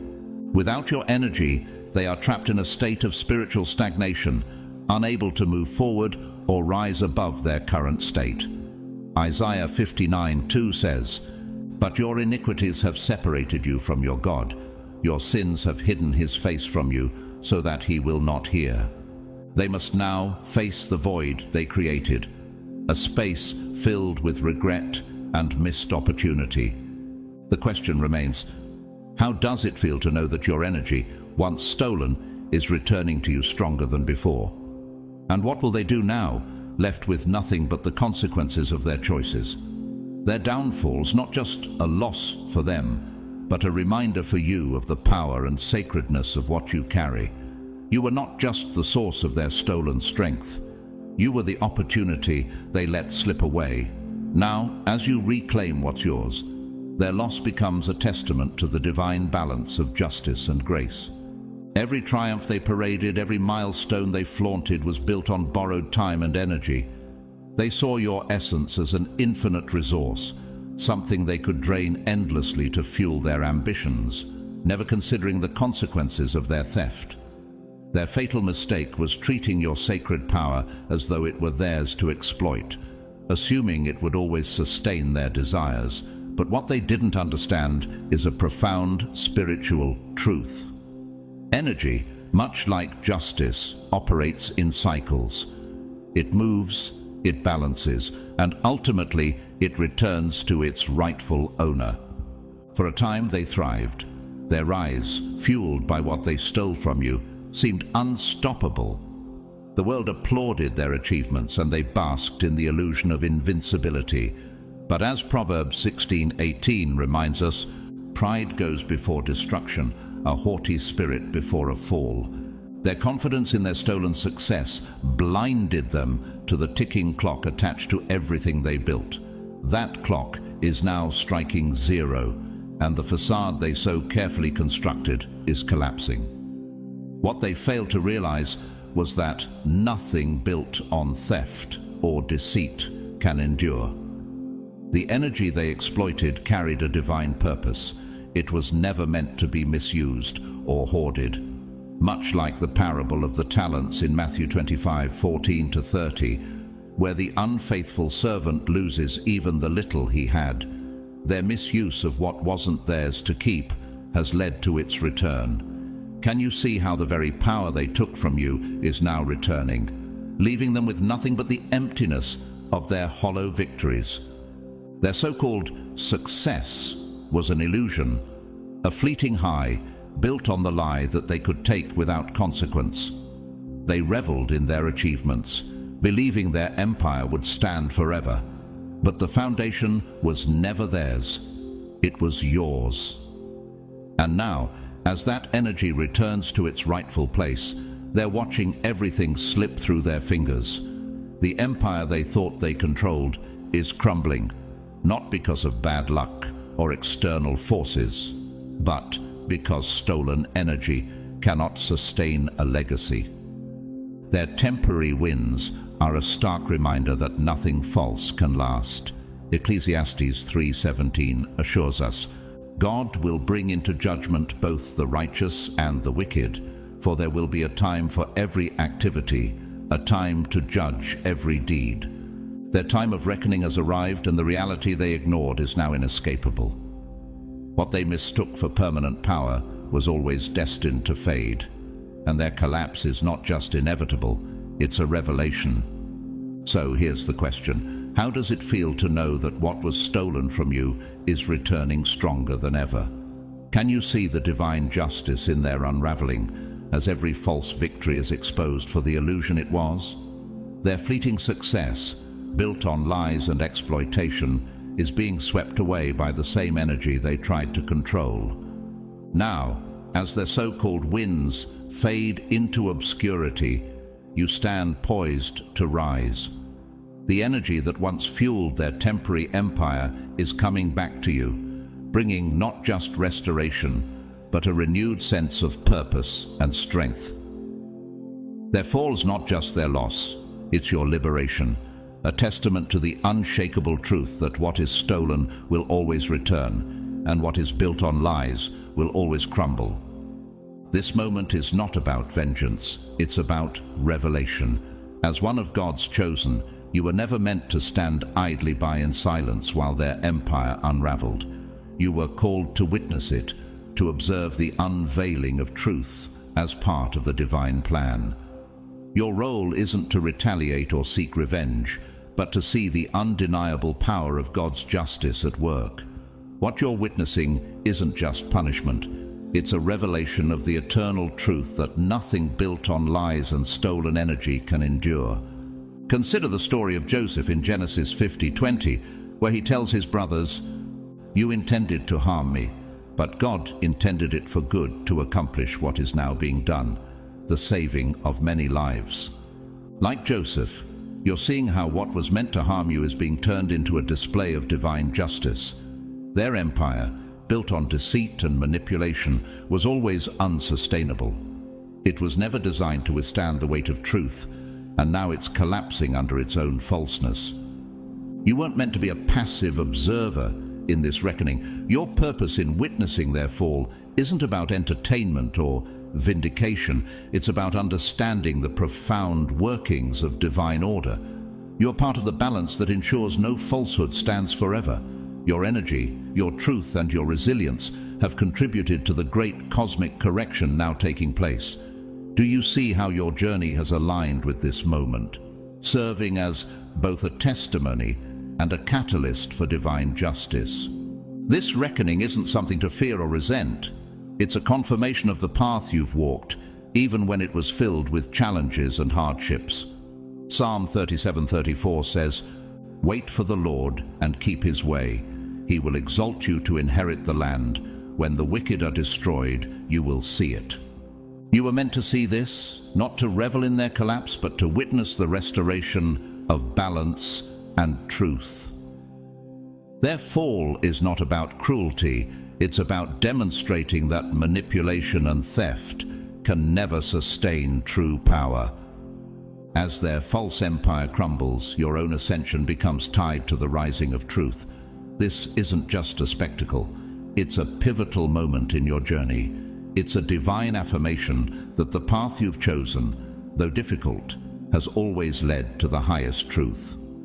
Their fall is proof that the universe, governed by God's laws, restores balance in the end. You were chosen to witness this moment, not as a punishment for them, but as confirmation of your own purpose. So, as you stand in this moment of revelation, consider this. How does it feel to see the justice you longed for unfold in such a clear and undeniable way? Can you recognize how your own trials have prepared you to understand and appreciate this truth? Their fall isn't just about their end, it's about your beginning. A reminder that walking in alignment with divine law leads not just to survival, but to ascension. This is your moment of confirmation, a testament to the unshakable power of truth and the divine plan that has guided you all along. The energy they stole from you isn't simply returning, it's coming back transformed, refined, and more powerful than ever. Like raw material shaped in the crucible of fire, every ounce of energy that passed through their manipulation and exploitation has been purified by the trials it endured.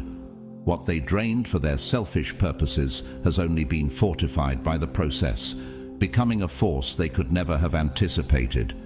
And now, this energy is returning to you, not as it was, but as an elevated, unstoppable version of itself. This mirrors the promise found in Isaiah 61:3, where God bestows a crown of beauty instead of ashes, the oil of joy instead of mourning, and a garment of praise instead of a spirit of despair.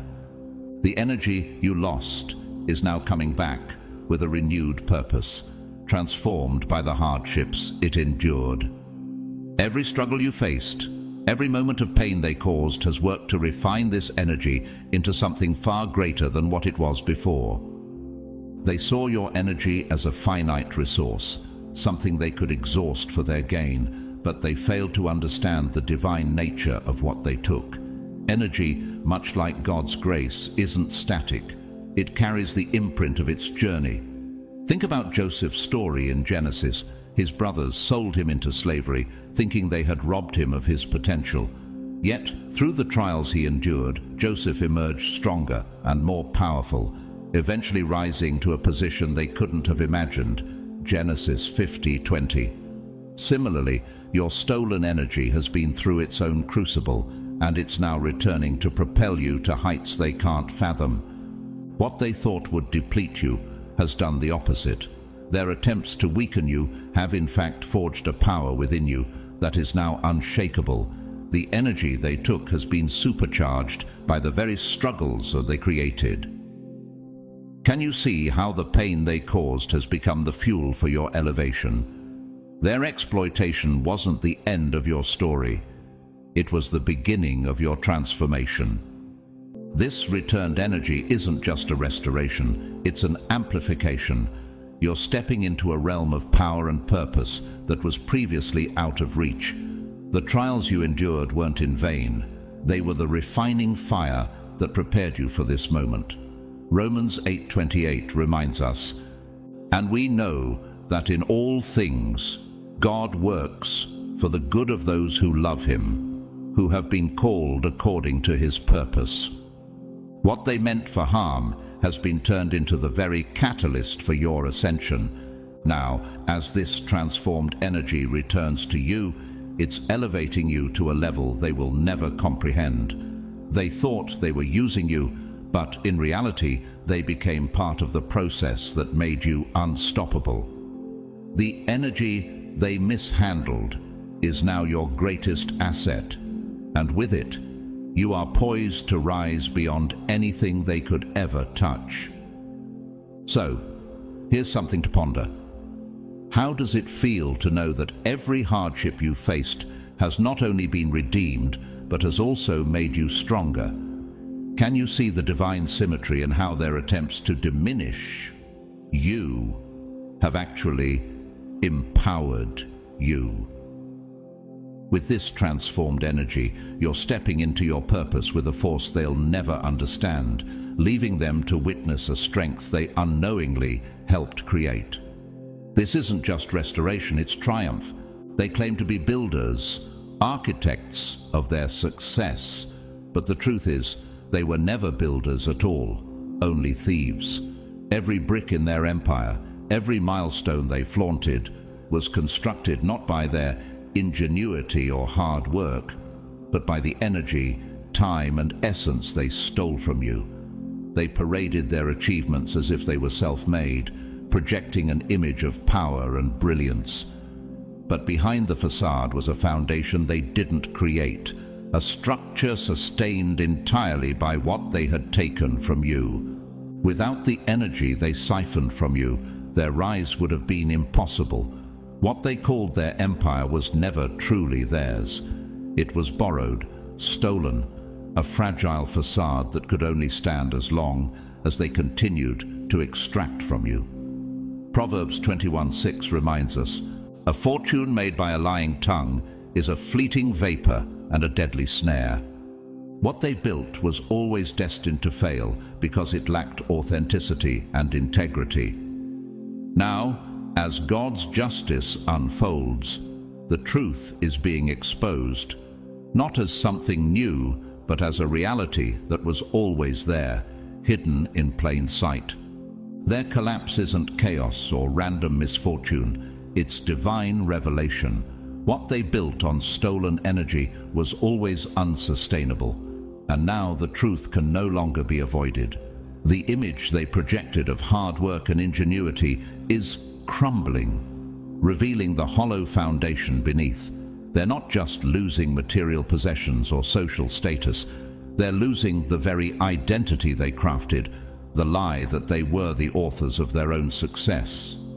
Their so-called empire was never built on solid ground, and now it's falling apart because it was never theirs to begin with. Consider the parable of the wise and foolish builders in Matthew 7:24-27. One built on rock, the other on sand. When the storms came, the house on sand collapsed because its foundation was weak. Similarly, their empire, built on manipulation and deceit, is now succumbing to the inevitable storm of truth. Their downfall isn't about vengeance, it's about revealing the fraud. What they thought was theirs was always destined to fall because it wasn't built on anything real. As their empire crumbles, it's not just a loss of possessions, it's the exposure of their emptiness. They thrived on stolen energy, fueled by manipulation and false narratives. They mistook your light for their own, believing they could take from you without consequence. But divine justice, much like energy itself, always restores balance. What was stolen from you is now returning, stronger, purer, and more powerful than ever. Isaiah 61:7 promises, "Instead of your shame, you will receive a double portion, and instead of disgrace, you will rejoice in your inheritance." The energy they used to sustain their false rise is now becoming the force of your ascension. This is not merely the end of their empire, it's the beginning of your rise. You're not witnessing this collapse out of malice, but as part of a divine plan to restore what was wrongfully taken. Their downfall serves as confirmation that God's order cannot be defied indefinitely. You were chosen to witness this reckoning, not as a passive observer, but as a participant in the unfolding of divine justice. Every moment of manipulation, every lie they told, is now unraveling, exposing the truth for all to see. Their so-called success was always an illusion, a temporary high built on borrowed energy. Now, as it all falls apart, you're stepping into a new chapter, one grounded in truth, authenticity, and divine restoration. Their empire was always hollow, and its collapse marks the beginning of your rise to heights they could never imagine. Romans 8:28 reminds us, "And we know that in all things God works for the good of those who love him, who have been called according to his purpose." As their world disintegrates, yours is being rebuilt, not on theft or falsehood, but on the unshakable foundation of your truth and God's grace. This isn't the end, it's the start of something unstoppable. The energy they sought to control is now the very force that will elevate you to unimaginable heights. They were never builders, they were thieves, and now their emptiness is laid bare for all to see. Their fall is your rise, and what was once stolen is now the cornerstone of your destiny. God's chosen ones, take heart and stand firm in the promises of the Lord. What was taken from you? What was unfairly built using your energy, your blessings, and your divine gifts is being brought to ruin by the mighty hand of God. The stolen energy they used to build their plans was never truly theirs to sustain. God's justice is now overturning every plot, dismantling every structure, and undoing every scheme created to harm you. He is restoring you not just to where you were, but to a place of greater strength, deeper peace, and an abundance that reflects His glory. This is your season of restoration, renewal, and victory. God is not just leveling the playing field, He is elevating you to the heights where you belong. Trust in Him, for the battle has always been His, and the triumph is yours. If this message has touched your heart or encouraged you in any way, consider supporting this ministry through Super Thanks. Your generosity helps us share more messages of hope and light with others around the world. Whether or not you feel led to donate, I want you to know how deeply I appreciate you. Your presence here is a blessing, and I'm so grateful for your support, prayers, and encouragement. Please don't forget to like this video, subscribe to the channel, and turn on the notification bell so you never miss a powerful word of encouragement. Share this message with someone who might be in need of God's truth and love today. And we'd love to hear from you. Drop a comment below and share how this message resonated with you. As you go about your day, may God's favor be upon you. May His peace fill your heart, and may His love guide your every step. Remember, you are chosen, you are loved, and you are protected. Stay strong, stay faithful, and continue to shine His light wherever you go. God bless you abundantly.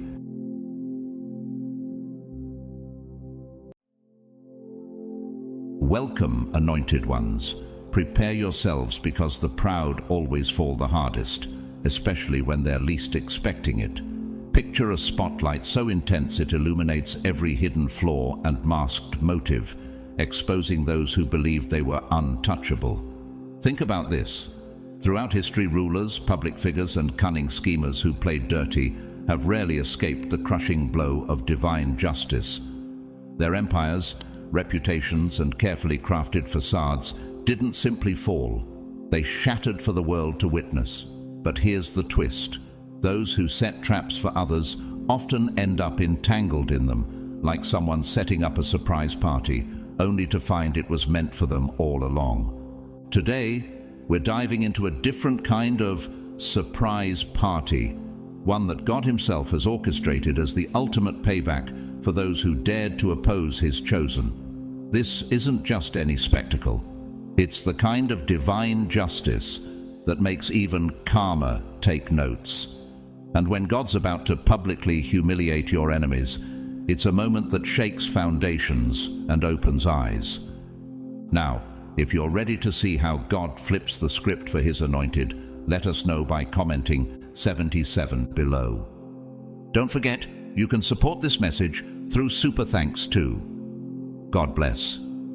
As we look closer, let's remember that God's justice doesn't just arrive quietly. It's purposeful and it's personal. For every proud enemy, every schemer who's taken aim at God's chosen ones, there comes a moment of reckoning. Just as light exposes the darkest shadows, God's hand unveils every deception. So what does this mean for you, His anointed? How exactly does He turn the tables? Let's delve into the heart of this divine process and uncover how God prepares a victory so undeniable that everyone will see His favor upon you. God's chosen ones. God is about to publicly humiliate your enemies.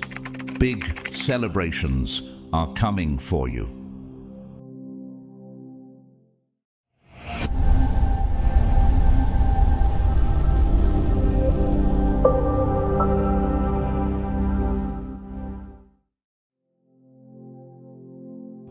One, the silent strike of divine timing.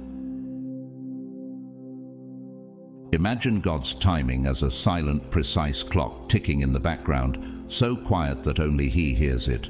Often your enemies mistake this silence for inaction, assuming their schemes have either escaped notice or even worse, been given tacit approval. But this stillness is no oversight. It's God meticulously setting the scene for a grand revelation beyond anything they could anticipate.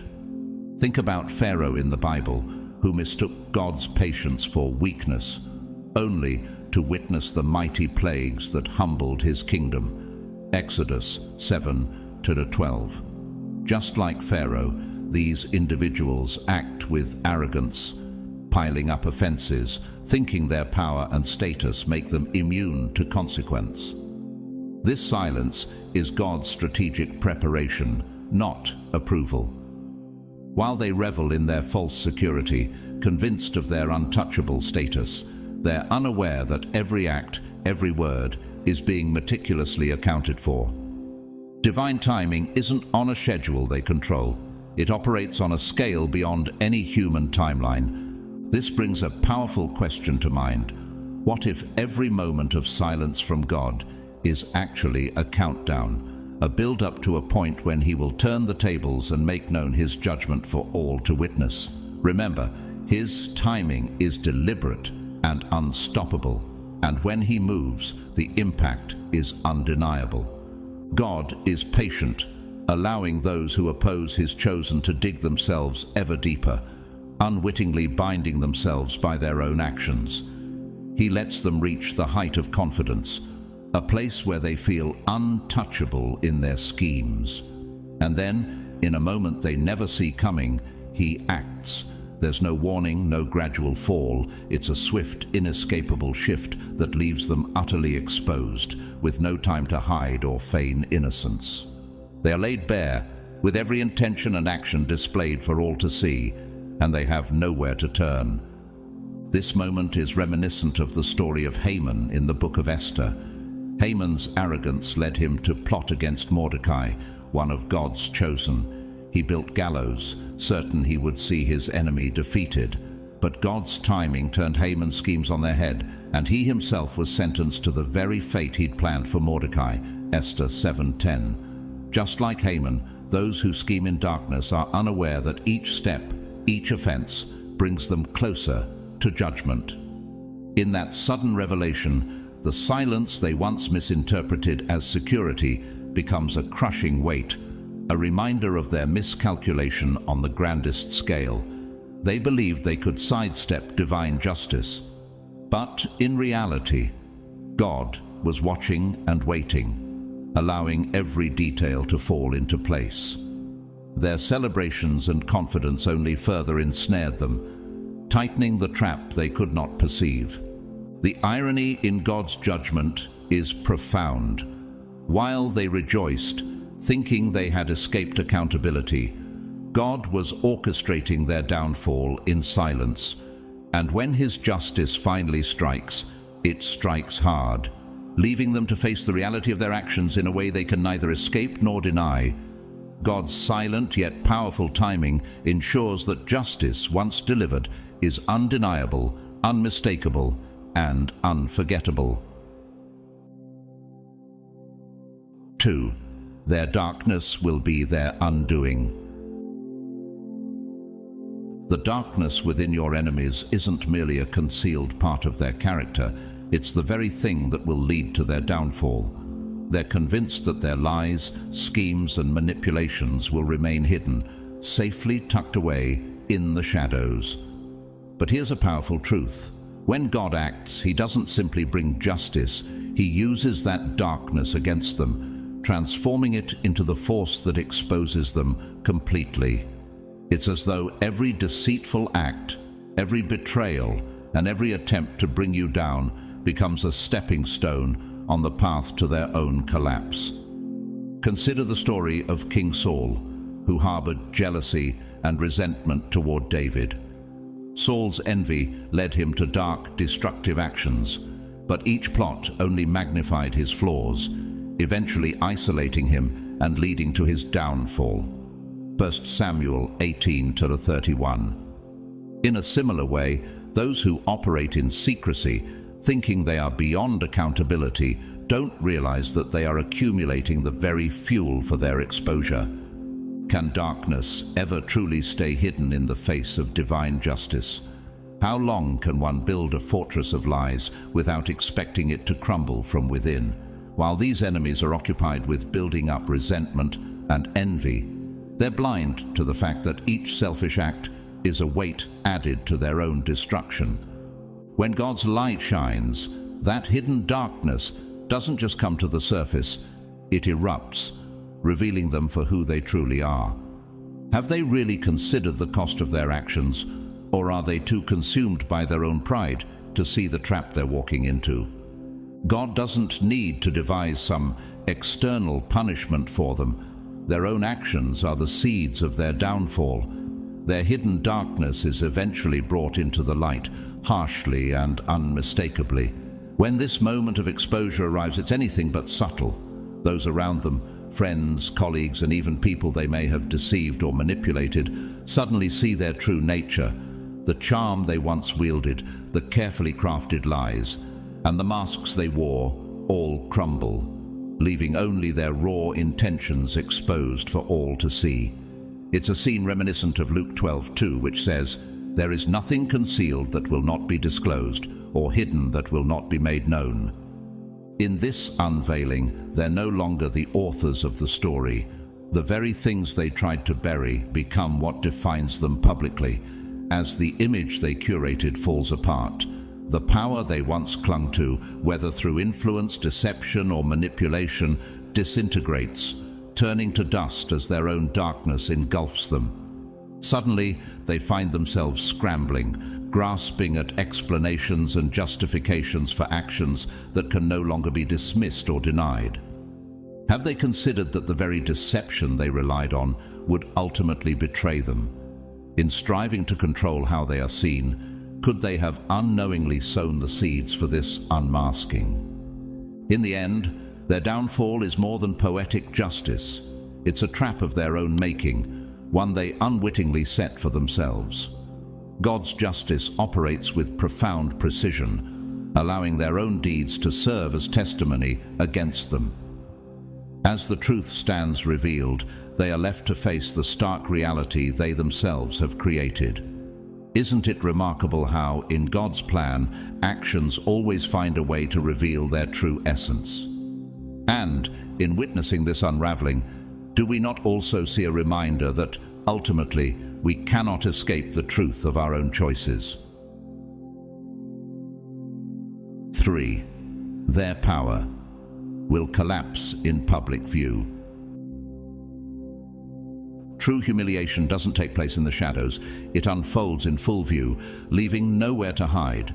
When God brings justice, it's not done in hushed whispers or behind closed doors. It's brought into the open, visible for all to witness. Those who have wronged you, who sought to control, discredit, or undermine you, often build entire lives around carefully constructed facades. They cultivate an image designed to present them as powerful, trustworthy, even admirable. But when God intervenes, that image doesn't merely crack, it shatters, leaving the truth fully exposed. For those who have used their reputation as a shield, this exposure is a severe and humbling revelation. They've invested so much effort into crafting an identity for others to respect, admire, or even fear, believing their deception would protect them indefinitely. Proverbs 16:18 warns, "Pride goes before destruction, a haughty spirit before a fall," highlighting that the very confidence they placed in their false image sets the stage for their undoing. When their actions are laid bare, that once formidable reputation is revealed as nothing more than a fragile illusion, now shattered under the weight of truth. Imagine the shock they must feel as the people they sought to impress or control now see their flaws, betrayals, and true motives with unmistakable clarity. In this moment, they are stripped of the safety net of public opinion and left without any story to hide behind. The power they once wielded, which seemed so steadfast, is suddenly as fragile as glass, brittle and broken. Could they have foreseen that their own efforts to build an indestructible reputation would ultimately lead to such vulnerability? How often do we see individuals fall because they place their trust in a carefully curated image rather than in genuine integrity? And what does this reveal about the nature of true power, which cannot be sustained by falsehood or manipulation? When all is said and done, those who exalt themselves are often brought low, as Jesus reminds us in Matthew 23:12. For those who exalt themselves will be humbled. In the end, what remains is a powerful reminder that no matter how strong a facade may appear, only truth can withstand the light. This kind of public reckoning is unique. It isn't solely about proving you right. It's about unveiling the truth for all to see, allowing friends, family, colleagues, and even strangers to witness the true character of those who sought to harm you. In this moment of exposure, God isn't merely holding them accountable. He's sending a powerful message. It's a declaration that no man, no lie, and no facade can withstand the light of truth indefinitely. As it is written in Luke 8:17, "For there is nothing hidden that will not be disclosed, and nothing concealed that will not be known or brought out into the open." This moment serves as a reminder to all who witness it that the truth always finds a way to the surface, no matter how deeply buried. For your adversaries, what they cherished most, their reputation, becomes the very thing that crumbles before their eyes. They spent so much effort cultivating an image, but in an instant, God reveals their true nature. Their public standing, once their greatest asset, transforms into their greatest vulnerability, as everything they fought to conceal unravels in full view. Imagine the depth of this realization for them, as the carefully constructed image they held so dear is laid bare, revealing not the persona they created, but the truth they tried so hard to hide. This revelation leaves one to wonder, do we place too much value on how others perceive us, rather than on who we truly are? Could their own obsession with appearances have blinded them to the very foundation of integrity that they now lack? And as this exposure unfolds, God's message rings clear. No illusion or lie can ultimately escape His justice. What does this teach us about the importance of truth over appearance? Perhaps it reminds us that while reputation may be built in the eyes of others, character is forged in the quiet spaces where only God is watching. 4. Your stillness was the trap.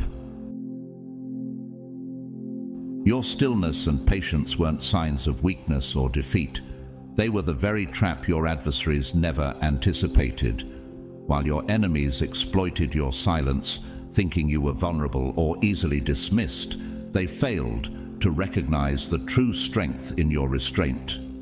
Each time they took advantage of your quiet, they mistook it for surrender, believing they could continue pressing, manipulating, or undermining you without any consequence. But in their miscalculation, they overlooked a vital truth. Your stillness was purposeful, a space that allowed them to reveal their true nature without any interference from you. Imagine the confidence they felt, growing bolder with each action, convinced that your patience equated to permission. It's a reminder of Proverbs 19:11, which says, "A person's wisdom yields patience. It is to one's glory to overlook an offense." Your silence wasn't weakness, it was wisdom, letting them show their intentions openly while you stood firm, watching and waiting. Their confidence blinded them to the reality that they were digging their own pit. Every time they pushed, every time they tested your boundaries, they only added more to the evidence of their intentions. Have you ever wondered how powerful silence can be? By not reacting, you allowed them to create the very situation that would reveal them fully. How often do we see those who mistake patience for permission, only to realize too late that they were setting themselves up? Your stillness served as a mirror, reflecting back their true intentions. In this deliberate restraint, you let them believe they had control, when in reality, they were blindly walking into their own downfall. Could it be that sometimes the greatest strength lies not in confrontation, but in the quiet confidence to let others reveal who they truly are? God often operates in this very manner, allowing your calm to become the force that ultimately reveals the intentions of those who oppose you. With every action they took, their motives grew more transparent. Instead of dismantling you, they unintentionally constructed a case against themselves, one that needed no defense from you. Your restraint became their undoing, a trap they walked into without the slightest awareness. And when the time finally comes for the truth to rise, it's so evident that no one can deny it.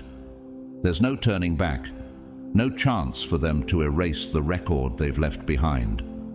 Your silence becomes the spotlight, casting its beam directly on their every action, leaving no space for them to manipulate or alter the narrative. This unfolding process echoes Proverbs 26:27, which says, "Whoever digs a pit will fall into it. If someone rolls a stone, it will roll back on them." Their own actions speak with a force that overshadows anything you could have said or done in response. They thought they held the upper hand, mistaking your patience for passivity. But in reality, their behavior laid bare their true intentions for all to see, proving more than any immediate reaction ever could. How often do we see those who take advantage of another's calm end up entrapped by their own impatience? In the end, your patience bore greater fruit than any quick response could have. You had nothing to prove because their own actions told the story. When God allows the truth to surface, it shines with unmistakable clarity. They thought they were advancing their own cause, blind to the fact that each step was only pulling them deeper into the trap set by your stillness. Could it be that sometimes the greatest victory lies in letting others reveal the very truth they sought to conceal? 5. He's turning their manipulation into a megaphone. When people turn against you, determined to cast you as the villain in their story, they often overlook a crucial truth. Reality remains unchangeable, no matter how fervently they try to reshape it. They may twist facts, spread lies, and attempt to frame you in a negative light, but despite their relentless narrative, truth has a way of surfacing. Lies demand constant upkeep, one forgotten detail, one misstep, and their carefully constructed story begins to unravel. From the beginning, God sees their deception, and at the appointed time, He allows their version of events to collapse under its own weight. You don't need to exhaust yourself defending or proving what's real, because truth stands firm, unwavering and unaltered by perspective. The false accusations and twisted tales they spun turn into a fragile house of cards, vulnerable to even the slightest nudge from reality. And as their story begins to crumble, the flaws become visible to others. People start to notice the inconsistencies, the gaps where their narrative doesn't quite align. The version of you that they tried so hard to project no longer matches what others see, and those who once accepted their words without question now begin to doubt everything. This moment reveals a powerful principle. Truth is resilient, needing no support to hold its ground. Jesus speaks of this strength in John 8:32, saying, "Then you will know the truth, and the truth will set you free." Watching the truth rise is like witnessing the unstoppable tide reclaiming the shore, steadily washing away the sandcastle of lies they built. Have they realized yet that their own manipulation is only amplifying the truth they sought to suppress? As each lie crumbles, could they ever have anticipated that what they tried to bury would become the very thing that exposes them? And that's the beauty of God's timing. Once the truth emerges, it shines in full view, leaving no room for denial. The reality they worked so hard to distort is laid bare, making it evident that, no matter how far they went to conceal it, truth always prevails. Could this be the ultimate reminder that, in God's hands, even manipulation can be transformed into a megaphone for what's real? 6. a celebration that transcends just rewards. God's celebration is unlike anything we could ever imagine. It's not simply about receiving back what was lost or proving a point. It's a deeply personal blessing, crafted so intricately that it feels as though it was designed specifically for you. When God rewards, He doesn't give in small measures. He offers blessings beyond anything we might have dared to hope for, answering needs and fulfilling dreams we may have long abandoned or even forgotten. This is a moment of profound fulfillment, where everything comes full circle, creating a sense of restoration so complete that it feels almost otherworldly. It's not about publicly triumphing over those who doubted you or securing a visible victory. Instead, these blessings reach far deeper. They heal wounds, renew your spirit, and empower you in ways that you hadn't realized were necessary. Each reward is a quiet but undeniable reminder that every struggle, every setback, and every patient moment served a purpose. In Jeremiah 29:11, God promises, "For I know the plans I have for you, plans to prosper you and not to harm you, plans to give you hope and a future." It's as if each blessing carries God's own imprint, touching your life in a way that makes you feel seen, known, and cherished. The beauty of these rewards lies in the details. They feel tailor-made, as though God Himself handpicked each one for you. There's a satisfaction in knowing that no one else could have orchestrated this so perfectly. The timing, the way these blessings manifest, and the deep peace they bring are undeniable confirmations of their divine source. Could it be that every delay, every season of waiting was setting the stage for this moment? What if each trial was a stepping stone toward a fulfillment that only God could design? This celebration is not mere compensation. It is a transformative affirmation of your worth. It restores what was lost in ways that surpass human expectations and refuels your spirit with a joy so deep it doesn't require an audience. You're left with a quiet, profound joy that feels more real than anything applause could bring, because you know it was orchestrated by a power greater than yourself. Have you ever experienced a moment so perfectly timed that it felt like a personal message from God, assuring you that every sacrifice was worth it? 7. Your story becomes their lesson. When God delivers justice, it doesn't simply mark a victory for you. It resonates as a profound lesson that extends beyond the immediate situation. Those who once watched silently or who quietly aligned with those who tried to undermine you now face undeniable evidence that there are consequences for every action, even for passive indifference. Suddenly, they are no longer mere bystanders. They are witnesses to a reality that challenges any assumption that looking the other way absolves them. Your story evolves into a living example, a powerful testament of what happens when someone chooses to manipulate, betray, or seek control over others. This is not about seeking revenge, it's about revelation. Through your journey, God demonstrates that divine justice is neither distant nor ambiguous. It is active, unmistakable, and exact. Your battles, the struggles you endured, and the patience you exhibited serve as a testimony that leaves no doubt about who truly holds authority. It is a reminder to all who witness it that, as Galatians 6:7 warns, a man reaps what he sows. Your experience reveals that God's justice is not merely an abstract concept. It is woven into the fabric of every consequence, reminding onlookers that every choice and every silent endorsement carries a weight. For those observing, your story shatters the illusion of neutrality. They begin to understand that every decision, even the choice to remain silent, has a cost.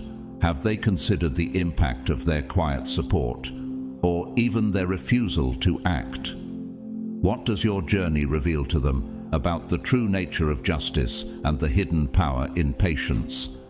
As they watch, perhaps they start to wonder about their own choices, realizing that divine justice is both present and active, shaping outcomes in ways they never anticipated. In the end, your story becomes a vivid, undeniable message, echoing to all who witness it. Could it be that God is using your journey not just to lift you up, but to teach others the true cost of every action and inaction? And as your story unfolds, it serves as a potent reminder that, ultimately, every choice is seen and every consequence measured by a justice that is far greater than any human power. This justice isn't limited to those who directly wronged you. It serves as a powerful wake-up call to anyone who ever believed they could engage in similar behavior or support others in doing so without consequence. In this way, your story transcends personal vindication. It establishes a new standard, a warning that echoes far beyond your immediate circle.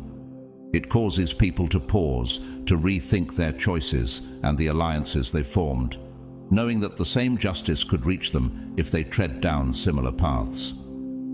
Your experience becomes more than just a private victory. It's a public revelation of divine retribution, one that leaves a lasting impression and reshapes how others view integrity and accountability. This transformation elevates your story, making it a marker of God's justice, a living testimony that injustice never truly goes unnoticed. As your life moves forward, you become more than someone who overcame adversity. You become an example of how truth and patience ultimately prevail. Your story sets the record straight, proving that God sees every wrongdoing and addresses every injustice in His perfect time. In Matthew 10:26, we are reminded, "There is nothing concealed that will not be disclosed, or hidden that will not be made known." Your journey shines as a testament to this promise, serving as a guiding light for those who might otherwise be swayed by deceit or manipulation.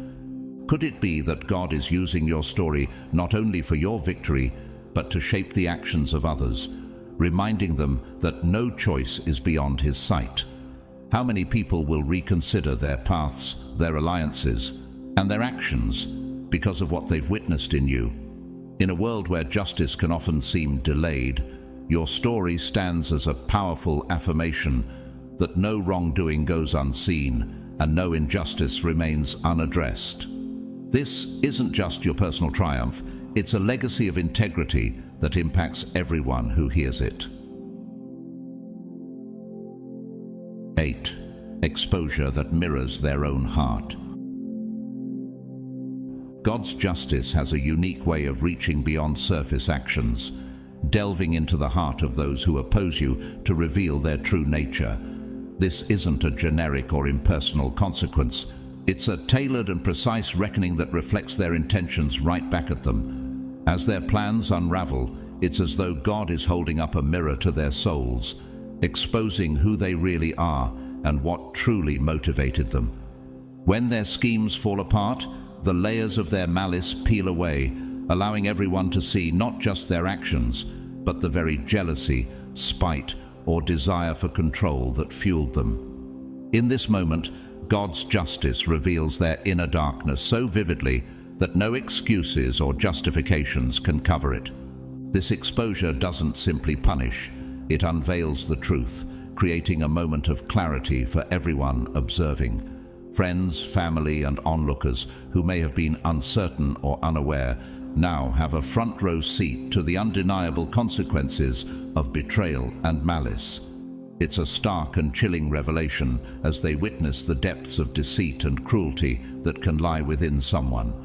Proverbs 4:23 advises, "Above all else, guard your heart, for everything you do flows from it." Here, their own actions serve as a live example of this truth. Each choice, each hidden intention now visible as a reflection of their heart. This kind of divine exposure is a powerful reminder to all that our actions ultimately reveal our true selves. God's justice becomes a tangible, unavoidable reality, something that can be seen, understood, and felt.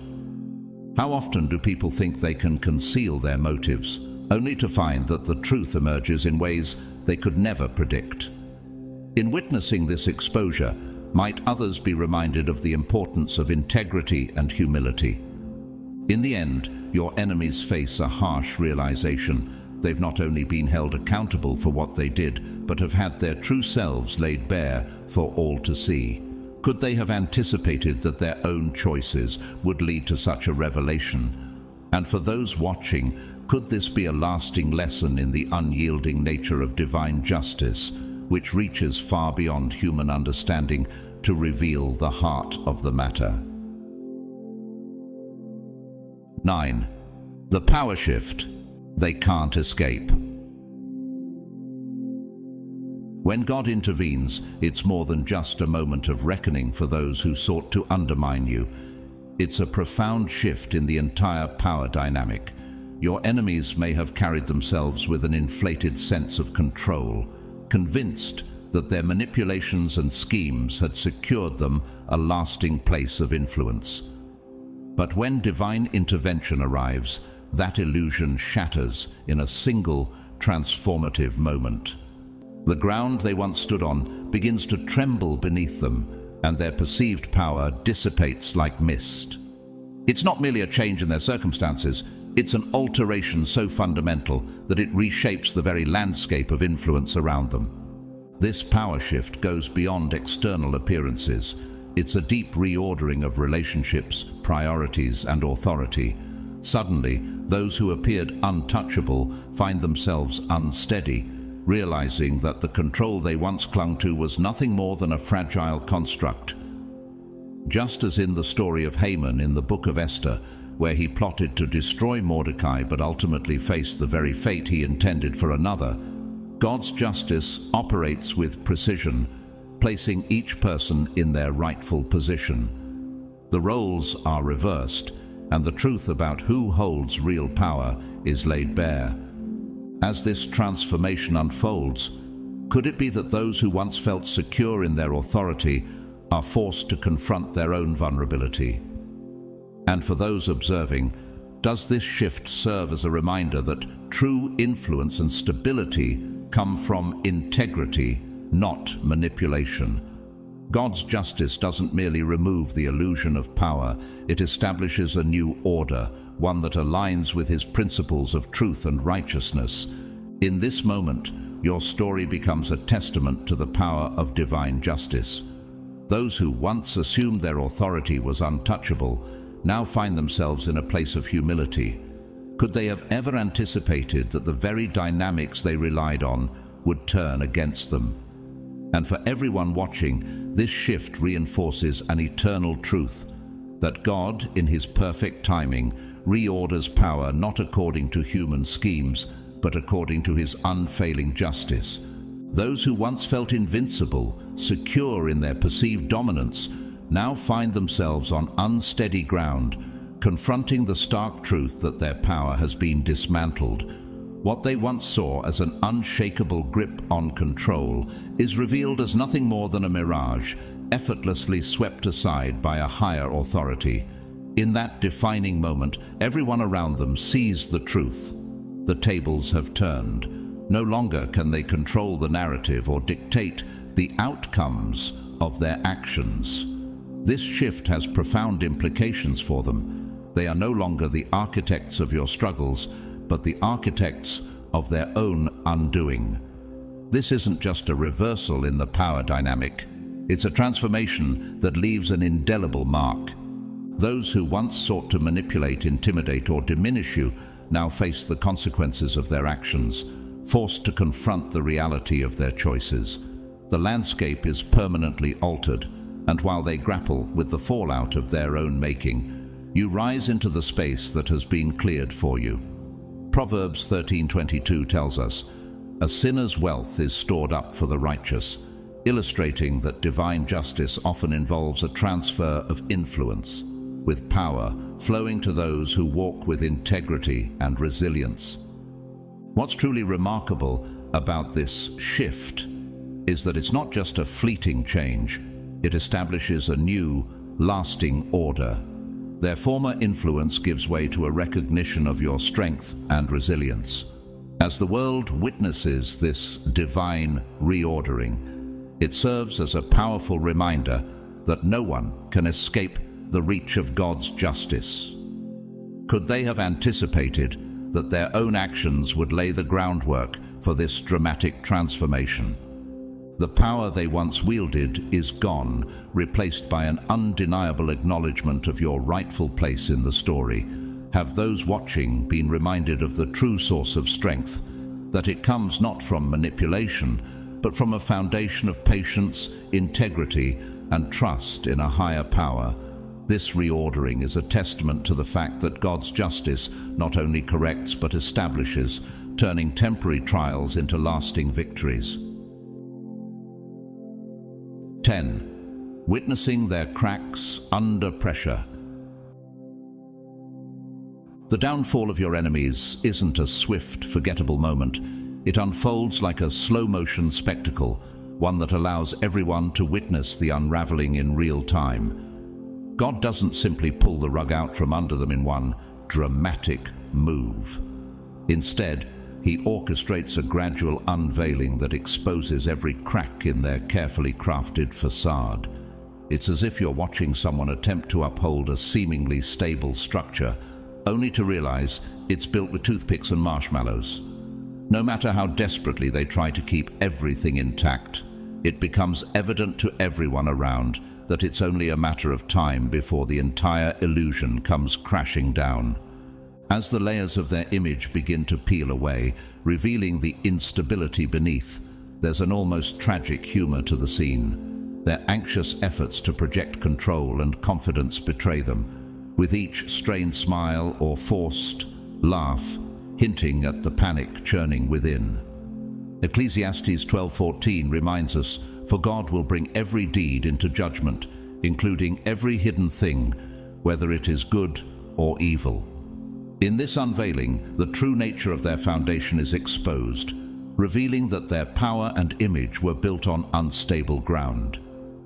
Watching this slow unraveling, have you ever noticed how appearances alone can deceive, giving false strength to those who lack real integrity? Could this be a powerful reminder to others about the futility of relying on pretense instead of genuine character? The cracks, once hidden, now become all too obvious, leaving those who once held power in a vulnerable position they never anticipated. In this moment, God's justice becomes a profound lesson to everyone observing. No amount of posturing or facade can withstand the weight of truth. How often do we see that those who appear strong and secure are merely holding up illusions, while true resilience comes from a solid, unseen foundation? As you watch them struggle to maintain control, you're reminded that while they may have once appeared untouchable, their downfall is inevitable. Proof that only authenticity and integrity can truly endure. It's a scene that could inspire a sitcom. Friends and foes alike gather to witness this slow disintegration, captivated by the unfolding spectacle. People lean in, almost as if with popcorn in hand, eagerly awaiting the next act in this dramatic unraveling. Each misstep, each desperate attempt to salvage their illusion adds another chapter to the narrative, exposing more of their true selves than they ever intended. Their allies, who once stood beside them with confidence, begin to step back, realizing they want no part in the impending collapse. When the charade finally crumbles, the humiliation isn't just fleeting. It stretches out, giving everyone ample time to see the full weight of their actions. By the time the facade has completely fallen, there's no mystery left. Everyone sees who they truly are behind the scenes. There's a strange, undeniable satisfaction in witnessing this process.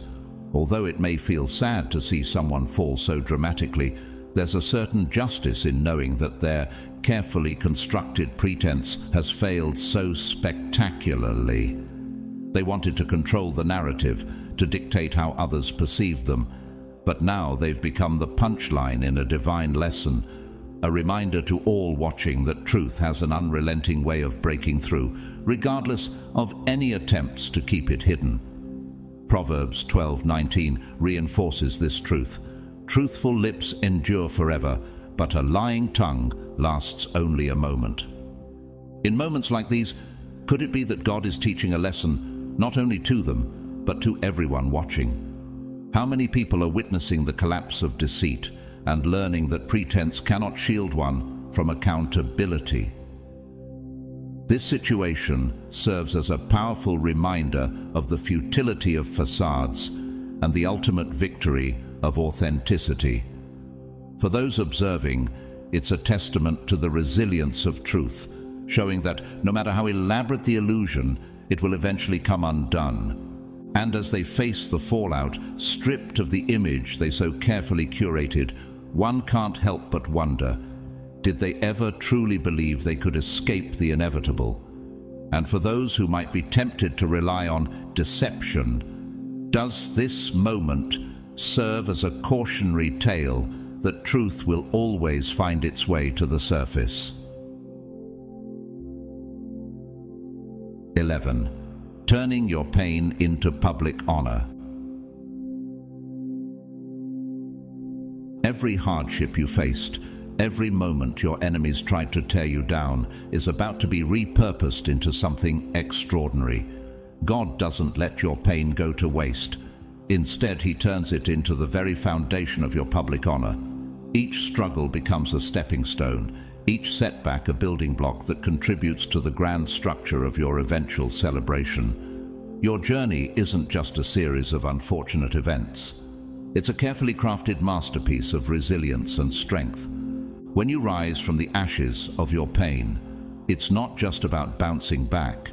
It's about transforming into something more powerful than you were before.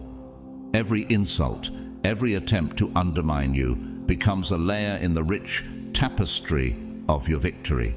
This isn't merely a comeback story, it's a profound metamorphosis.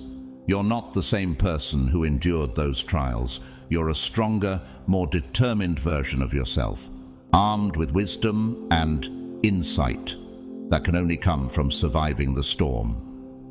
As you step into your well-deserved recognition, your enemies will witness the very fruits of their attempts to humiliate you. What they intended to use as weapons against you will instead be the tools of your triumph. They thought they could break you, but instead they inadvertently forged you into a symbol of strength and perseverance. Your journey becomes an inspiration, a testament to the fact that even the darkest moments can give birth to the brightest victories. This transformation isn't just for you, it resonates with everyone who has faced their own trial. Your story becomes a beacon of hope, showing that pain can lead to purpose and that every struggle can culminate in honor. So as the world watches you rise, they don't just see your victory, they see the incredible journey that brought you here, a journey that proves nothing can define you but your own resilience. In this moment, your pain turns into public honor, and every eye that once looked down on you will now be forced to acknowledge the power of your transformation. 12. He's making their envy visible to all. God doesn't just expose the actions of your enemies, He goes deeper, revealing the very motives that drove their hostility. When divine justice unfolds, it pulls back the curtain on their envy, making it painfully visible to everyone around. What was once a hidden resentment is now laid bare for all to see, stripping away any illusions they might have maintained. This isn't just about showing their wrongdoings. It's about illuminating the true source of their malice, the envy that festered in their hearts. As this envy comes into the light, it becomes glaringly obvious that the root of their animosity was never really about you. Instead, it reflects their own insecurities, shortcomings, and the darkness they refuse to acknowledge within themselves. God's justice reveals that their problem was never your success or your worth. It was their inability to confront their own feelings of inadequacy. This revelation shifts the narrative completely, turning the spotlight from you to them, where it rightly belongs. The humiliation they face is not just for their actions, but for the motivations behind them. Everyone witnesses how envy can warp a person's judgment and lead them down a path of bitterness and hostility.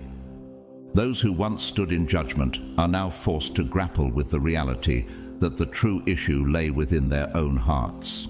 This public unveiling serves as a cautionary tale, reminding others of the dangers of letting envy dictate behavior.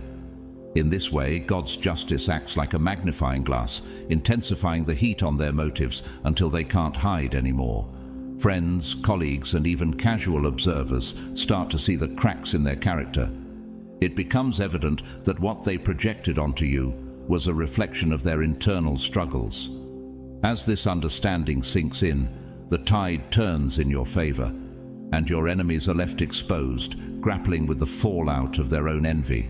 They wanted to drag you down, but instead, they've shown the world exactly who they are. A stark reminder that envy, in all its ugliness, ultimately reveals more about the envier than the envied. In the grand tapestry of life, God's divine justice is an intricate thread that weaves together the stories of triumph and transformation. As your enemies are exposed and their envy laid bare, you stand not just as a survivor, but as a testament to the power of resilience and faith. Every hardship you've endured becomes a badge of honor, and every moment of humiliation they tried to inflict upon you transforms into a catalyst for your ultimate victory.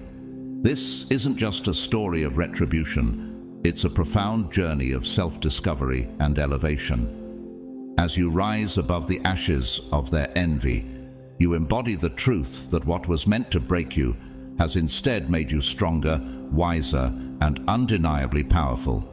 Your celebration isn't merely personal, it reverberates throughout your community, inspiring others to confront their own challenges and to rise above the darkness that may try to envelop them. In witnessing your transformation, they learn that their struggles can also lead to empowerment and public honor. So as you move forward, remember that God has not only crafted your victory, but has also illuminated the path for others to follow. Your enemies may have sought to tarnish your name, but what they didn't realize is that their actions would only serve to amplify your light. With every step you take into your new reality, let their envy be a reminder of your strength and a beacon for those still in the shadows. As you stand in this moment, fully grounded in your strength and purpose, remember that this journey has always been yours to define. You've risen above every limitation, every attempt to hold you back, walking a path guided by resilience and an unwavering spirit. Now, with the clarity of purpose and freedom earned through every step, you continue forward, shining a light for others on their own journeys. If this message has resonated with you, please consider supporting our work with a super thanks donation. Every contribution helps us continue to share empowering content, and we are grateful for your support. Whether you donate or simply join us by watching, liking, or sharing, your presence and encouragement means so much. Don't forget to like this video, comment below, and share it with those who might need a reminder of their inner strength. And if you haven't already, subscribe to join our community, where we walk this path together in faith and purpose. Comment your thoughts and experiences below. We'd love to hear from you. Thank you for being here, and may blessings follow you on your journey. May you continue to walk with strength, love, and light. God bless you.